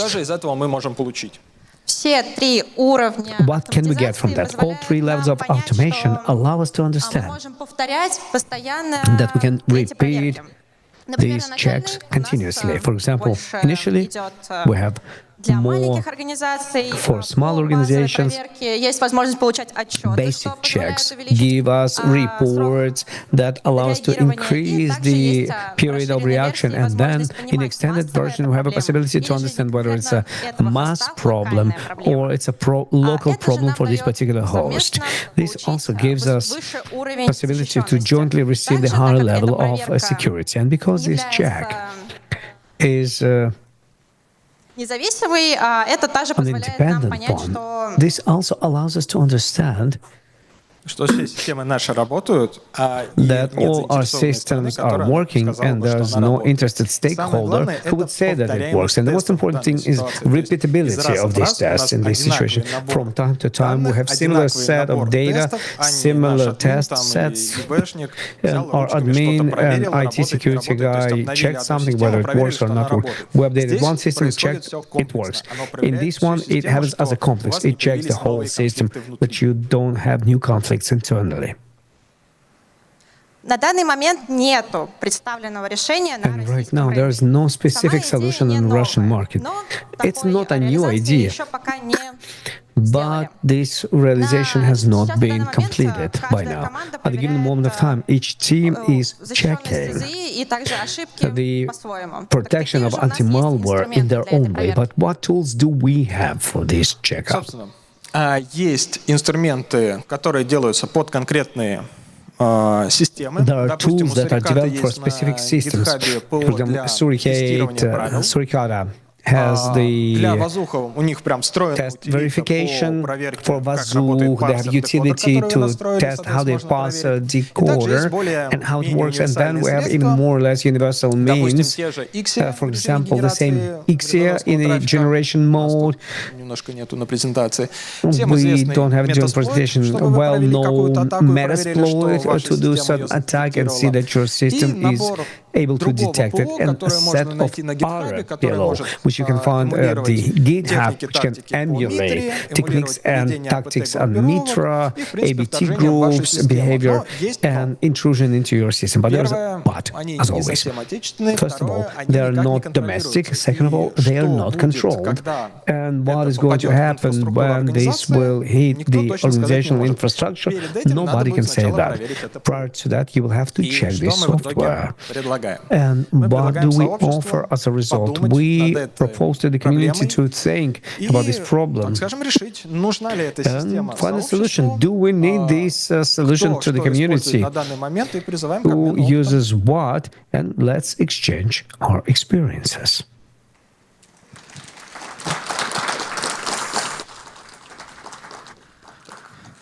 Коллеги, спасибо большое. Thank you very much, dear colleagues. Okay, dear viewers, do you have any questions? Хорошо. Yes, there is a question. Very good. Yes, I'm here. Hello, my name is Sergey. Okay, let's see. There was a very good bug which had a lot of factors. Can you give me top 3 factors which has the biggest influence amongst those? It's hard to say. Most often, to my point of view, this is not some independent assessment, a subjective assessment. First of all, during the development, errors have been accepted because many things may not be taken into consideration. You have new vulnerabilities, etc. And number 2, if you will approach from philosophical point of view, it's always a human factor which has installed or exploited this system. So I'm looking at the personnel who is doing that. So in other words, where the people participate out of this bug, well, people participate everywhere. One person has developed, the second has installed, and which one of these people brings more damage or goodness? Well, it all depends on that person. Junes do the most. this as a separate part of people. And I have an idea that next time it should be not a bug, but a cockroach in the head when we're going to speak about how people work with this system. And the second question. Everybody's trying to do the import substitute, sorry for this word. But is there a difference between Russian manufacturers and common global from the approaches to the tests? No big difference, because most of practices come from them. And from the point of view of complex automatic checkout, when you do something, we have not seen anybody who's been doing something like that from beginning to the end. According to your observations, question number 3, do you have any progress? Well, software, versions and vendor. Да, думаю, есть прогресс. Разработчики постоянно стараются. Yeah, I think so. I think the developers are trying to improve these mistakes, and now we have the safe development practices, which are being proactively involved, which also increase the quality of the products. Yeah, thanks a lot. And one more question, please, right from this side. Добрый день. Меня зовут Валерий. Hi guys, my name is Valery. I'm from the city of Kazan, and with your permission, I'll be sitting. So basically, you are suggesting a solution, which very much is like in the category of analyzing your protectiveness. How is it different from the existing trend of the bus classes or similar solutions, or one solution of the one that Positive Technologies offers? Basically, it's the same, right? Or is it something totally new? No, conceptually, it is not new. It's basically just a kind of spin-off, and these kind of systems have been on the market for a while. It's not our development. We're not pretending that it is. And the whole point is that we can use the bus, and that after updates, things are great, and policies-wise, it's working. It's like. First of all, it's going to check all of your infrastructure, and you want to check only that your CM is working right, APS, NTS, and BLB system as well. And so the vector should be changed. It's not like searching for vulnerability, or we have to check that each rule, whether marked or did not mark a certain event, to make sure that you will not miss this critical event. So in a short time, you need to run throughout all the rules and set the check marks, set the check. So it's like a technical compliance, like a paper compliance, basically, right? Something like that. Kind of writing the check marks, check, especially after the upgrade or introducing new systems which may impact the work of the other system. We can see that this would be very useful. It makes sense, quite interesting, yeah. Yeah, and the final question, please. Yeah, can you please, Jamin, can you please lift up your hand once again? Yeah. Yeah. Thanks. Finally, my name is Dmitry, and my question is about your final slide. As a part of this, double checking, you had a Caldera in Red Atom. The checking, double checking software. And why didn't you use Metasploit or other systems which are more fitting for this? And secondly, if we're saying that we want to do our checks control, Caldera is quite simple. You launch it from the one process, from one agent, and CM or other entities may not be as efficient. Then why do we use this one? That would be better. It's my opinion, right? It would be better, for example, to show Metasploit. Metasploit is more realistic in terms of its usage. Metasploit has already been shown in the slide. Yes, we've had it, but we're showing what people are using now to double check on their system, whether they're testing. But these options are not enough for what we need. We need some comprehensive Metasploit will double-check its own thing. Even Caldera is double-checking its own thing. You're looking at what is checked. And what I mean is that this kind of comprehensive system, like you're saying, would do the right thing, all the processes, and build all the right logics and foresee. Basically, it's not there when you push the button and you launch it and you get a final, ready report. Yeah, got it. Thank you. Dear colleagues, thanks a lot, and let's now give a round of applause to all of our speakers and presenters. And you have to give away the book. You have to give it to somebody, I guess. Yeah, the question number one. Guess the book. Dear colleagues, and the final presentation right now, and a very short intro. Yesterday I was in the Positive office and I saw our Positive CISO Viktor Gordiev as he was getting ready for PhDs. He still was able to smile, and huge respect. And actually, we have some people who like almost every day they have to deal with what is coming their way, all this workload, and at the same time they're sort of like projecting their experience and try to fine-tune products and fine-tune processes to make them more usable. We are super lucky because Dmitry is joining us. He's the CISO. He's going to share with us his practical experience and his pains, hopefully. Over to you. Спасибо, Миша. Thanks, Mikhail. Hi, everybody. Today, you've heard many interesting stories and cases of how to build a safe architecture. And I want to share how far you can test this architecture. My name is Dmitry. I'm the CISO of the InnoStage company, the first IBA integrator. And we've done cyber testing. First of all, let's try to understand what cyber testing is all about. You know that there is a bug bounty, of course. Bug bounty when a developer of a certain software product or a service is offering researchers remuneration for finding any vulnerabilities in the service.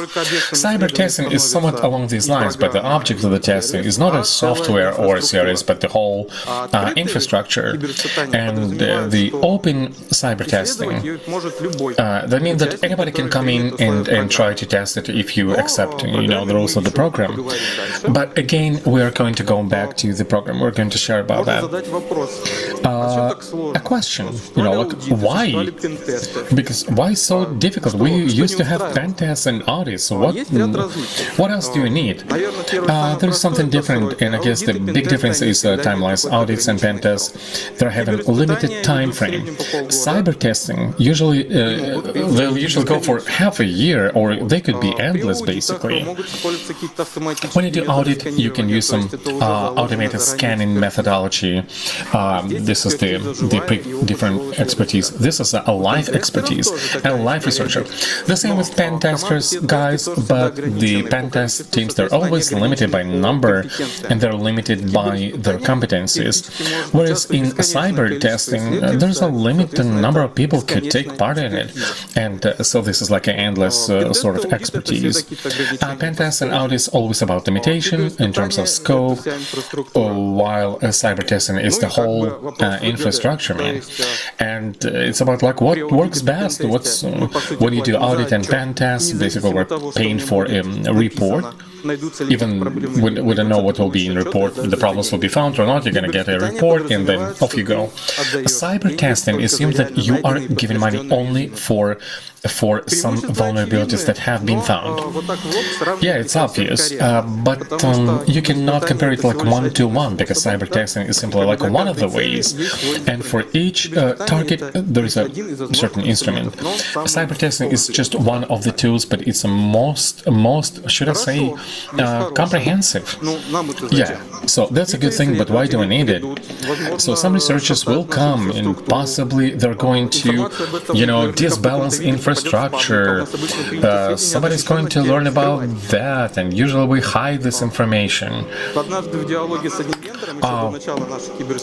Once before the testing, I had a dialogue with the vendor, and he said that this idea is being bold to the point of being stupid.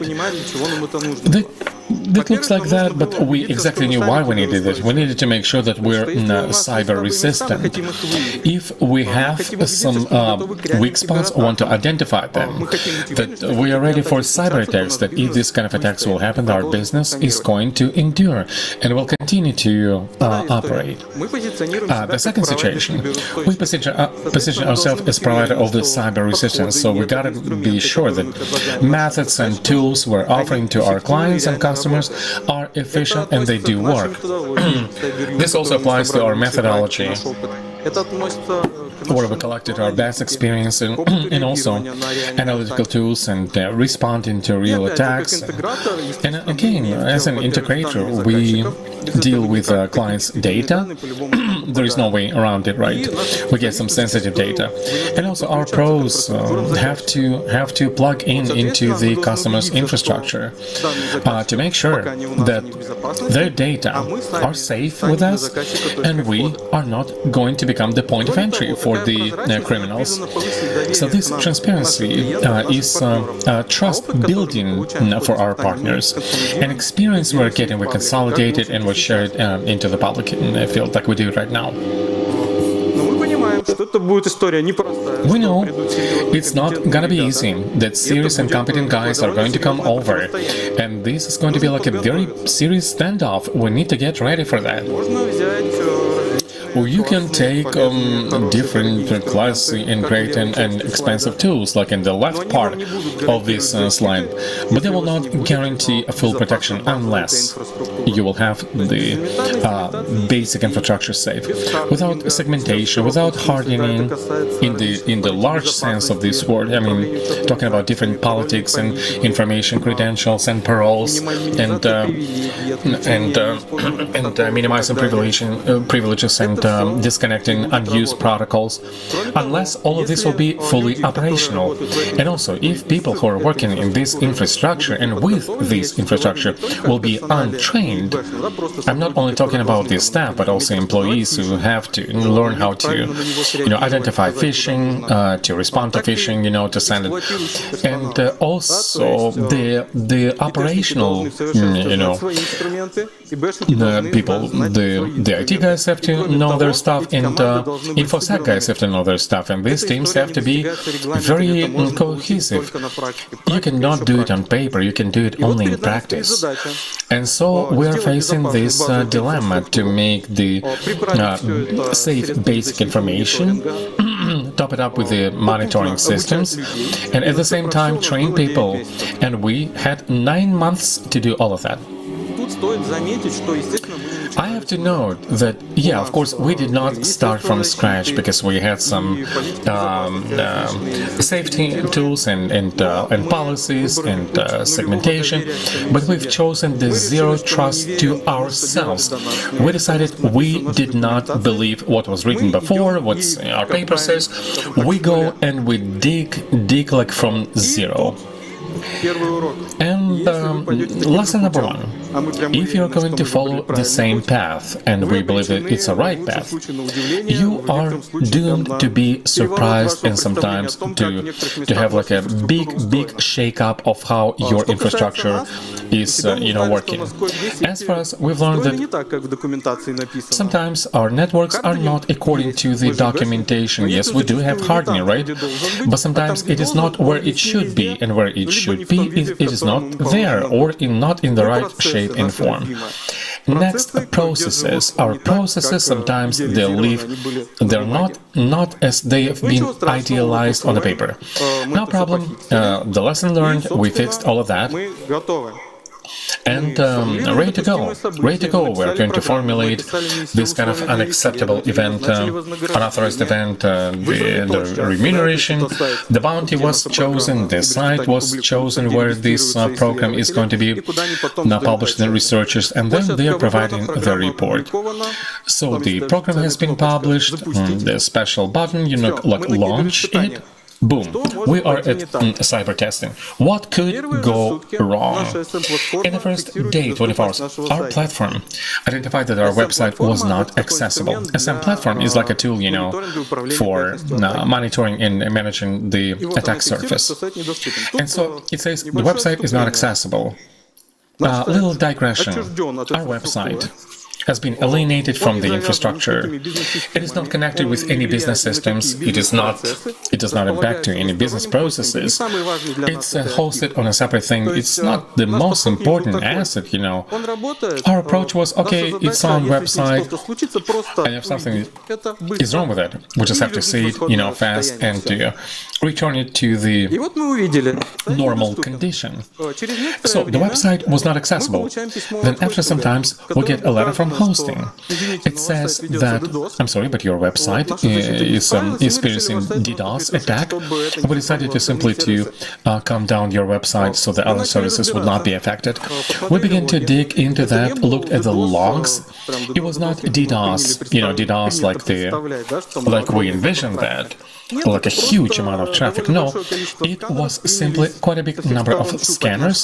They decided to try our website to find some vulnerabilities in it. In our program of cyber testing, we have formulated the message for researchers. Guys, try to be creative. Use OSINT methodology to try to be able to find assets of the company and then try to do the research. We were confident that having found the website and having seen that it was like a very popular hosting, they'll give up the website. We were wrong. Lesson number 2. If there is a chance, even the smallest chance, that your cyber testing can affect somebody, think about it beforehand and write down limitations in the program. Yeah, so we dealt with this problem. Researchers came to our perimeter. We began to feel very big activity. We feel it even today, even now. I could show you the horrible numbers about tens of thousands of attacks and blocked, sources, you name it. But it's very boring. You would be interested. Next lesson I want to give you. Wi-Fi is also part of the network perimeter. A corporate Wi-Fi. Guest zone, corporate zone. In a corporate zone, you can connect only with a corporate device, authentication, certificates, all the best stuff. Now, watch carefully. One of employees decides that he needs to connect not to the guest network, but to the corporate network from the personal device. He takes a device, he chooses the network, click, click, click, click, and it says, the device is saying, authorize yourself, please. So he is, login and password, he enters, and of course, he is not able to connect. He tries several times, no way. And he forgets about that. After a short while, researchers identify the address of one of the offices. They come over here and do this attack like evil double body. Evil double body is basically that you scan Wi-Fi network, you find the target, and you make exact copy. The goal of this attack is to make legitimate users to authorize your hotspot to give their credentials. And of course, with this kind of Wi-Fi, it does not work. But this guy with the same device was in the office, and this device remembered, and he saw the point of access which accepted these credentials. So researcher got the login and password and did not use it because the services on the perimeters, like not so many services, but we have them, we have like a multi-factor authentication. No impact. The conclusion: you cannot make provisions for everything. You cannot foresee, but now we know, and you know, that this could happen like that. Не так давно читал исследование, где описывалось, что среди ЦИСа сохраняется тренд на эшелонированность. Я считаю, что эшелонированность — это не тренд, это база. Она всегда должна быть. Not a trend, it's a basis, it's a foundation. And my colleagues have been confirming to this fact today. And the final story It's about people. We have to train people. We've had to train people that do not use your personal devices for corporate Wi-Fi. And in the future, like always, we have to add some new things that we are learning in the process of our work, like this one. And since we are talking about people, a little stats for you. Stats and facts. In 1 year of cyber testing, we see that whenever you cannot breach the equipment, hackers and researchers, they go and try to breach people, so to speak.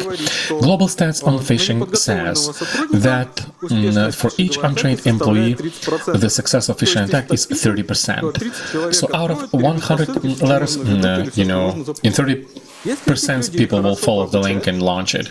If you train these people, then indicator goes down to 3%. It's also global stats. And this is confirmed by our pen testers. We've attained a 1.3% indicator. This is like great.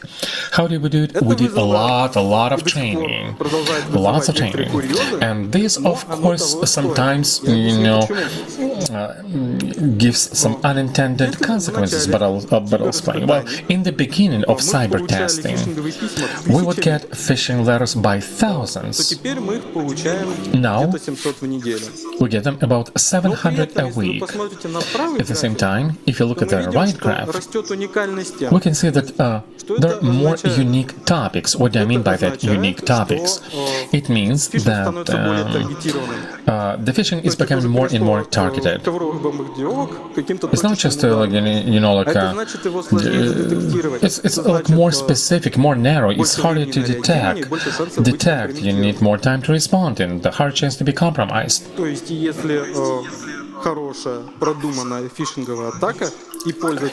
the phishing attack is well thought out and the user is not prepared and won't be able to identify it, is going to take it, he or she may become the threat to the whole infrastructure. And by the way, we've made the only payment for this. It was like a nice and beautiful, well-prepared phishing attack with bypassing the second factor due to automation. It was beautifully made, but our soft proved to be faster, and they weren't able to persist. You can read about this in our blog on the Hub. So it's a human factor, it's a human error that is with us, and surprise, surprise, this human error can actually work both ways. Like, there was autumn, there was a great day, one of our partners had sent us a sample of letters, supposedly from us, sent by us. In this email, there is no any phishing links, no attachments, and also if you try to renew it, look, it's some kind of senseless message, We thought that this may be a mistake by research.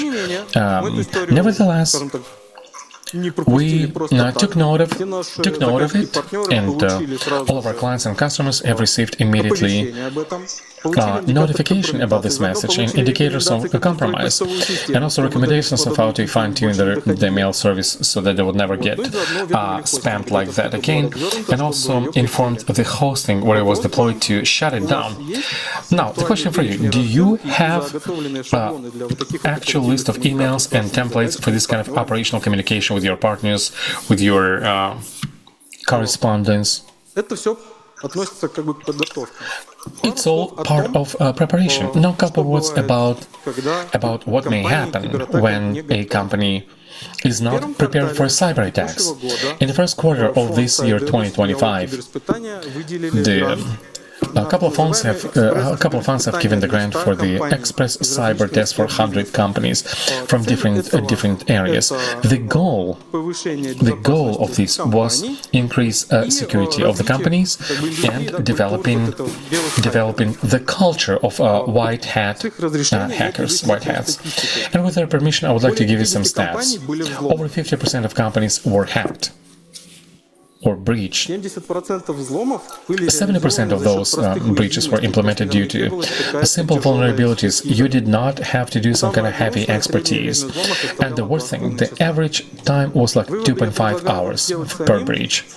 You can come to your own conclusions. The only thing I want to say is that on top of this, the cyber testing provides another side benefits that you can see the problems and see the scale and scope of the problem. So in a year of these cyber testings, we've had 1,000 of deflected attacks. We got huge expertise, 2 credentials that have been stolen, like I've said, these 2 cases, no unauthorized events and no interim result. Like, is that successful or not? For example, speaking of bug bounty, the program considered to be the more successful, the more money you've paid, the more successful it is, because we have cyber testing, but we even provider of cyber resistance at the same time. We wanted to find some vulnerabilities. On the other hand, we wanted to double check and make sure that we can build cyber resistance. And we think this is a success. Both boxes have been checked. What else does it take to have a successful cyber testing? Preparation, which I've mentioned a lot. You gotta be ready, your infrastructure, your people who are part of this infrastructure and serving it, and these people should have scenarios for as many cases as possible, and these scenarios have to be adapted. For unprepared structures, probably there are some easier ways to make sure that they may have a problem. And cyber testing is for the very mature information security. The second case is researchers themselves. They have to be motivated. Your cyber testing program should be relevant to them as well. If you want to identify very serious vulnerability problems, you have to attract serious guys. You have to have a very big bounty. I mean, good bounty for them. And secondly, this program should be adaptive. Because if on your side there will be, higher targets, but the remuneration will be the same, of course, people will focus on lighter targets to get the money, to get a quick buck. So search for new programs, new software, for the number of researchers which are part of your program, and depending on that, you can update your program, add new events, unauthorized events, and maybe some interim goals, so that researchers will be motivated and interested in working with you. And basically, we have to learn. We have to learn based on these researches and draw your lessons. We've learned our lessons. We're sharing these lessons with you. And our cyber testing continues. You can stay in touch. It's going to be interesting. And also, today, we've increased the bounty. We doubled it. We're willing to pay 20 million Russian rubles for implementing an unauthorized event. Questions?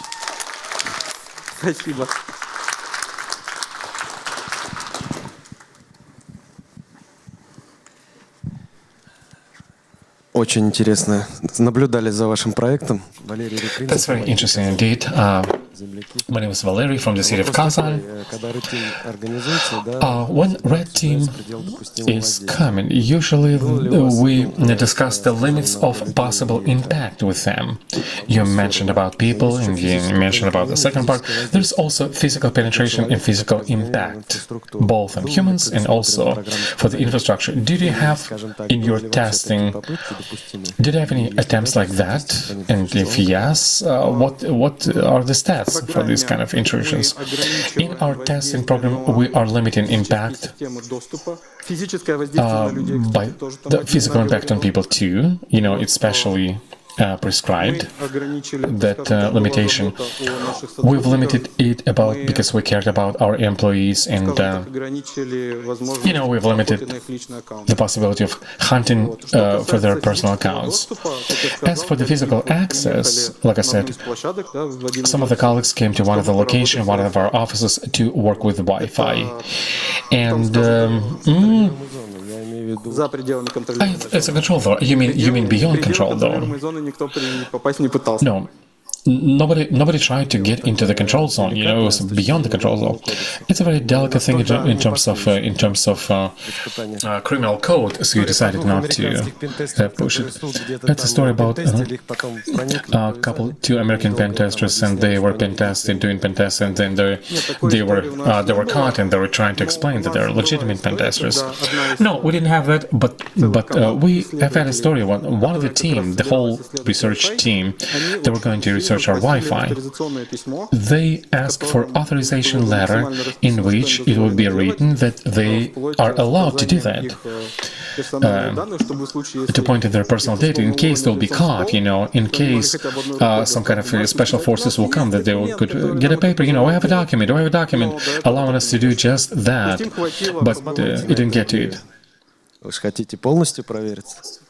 Yeah, because you want to have like a full check, you know, physical security and from the legal side. Yeah, you gotta cover it from the legal side too, you know, just to be on the safe side. Yeah, there is somebody with a mic right behind you.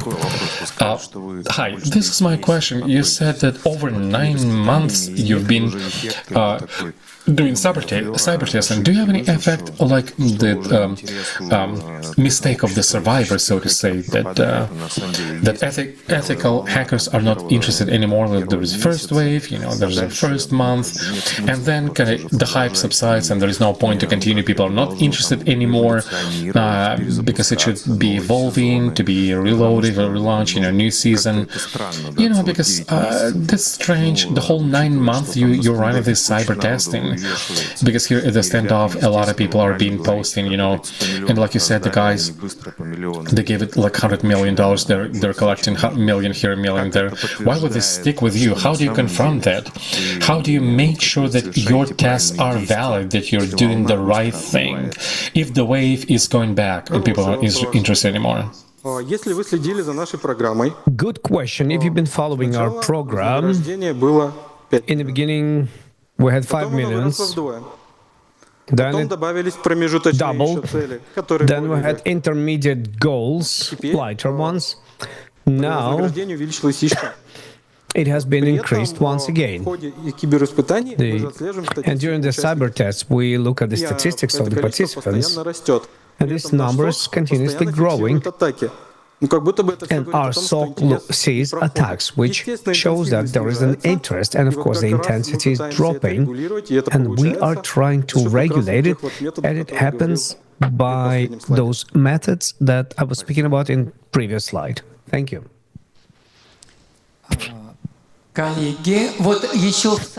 Dear colleagues, in the very end, well, there's a question out there.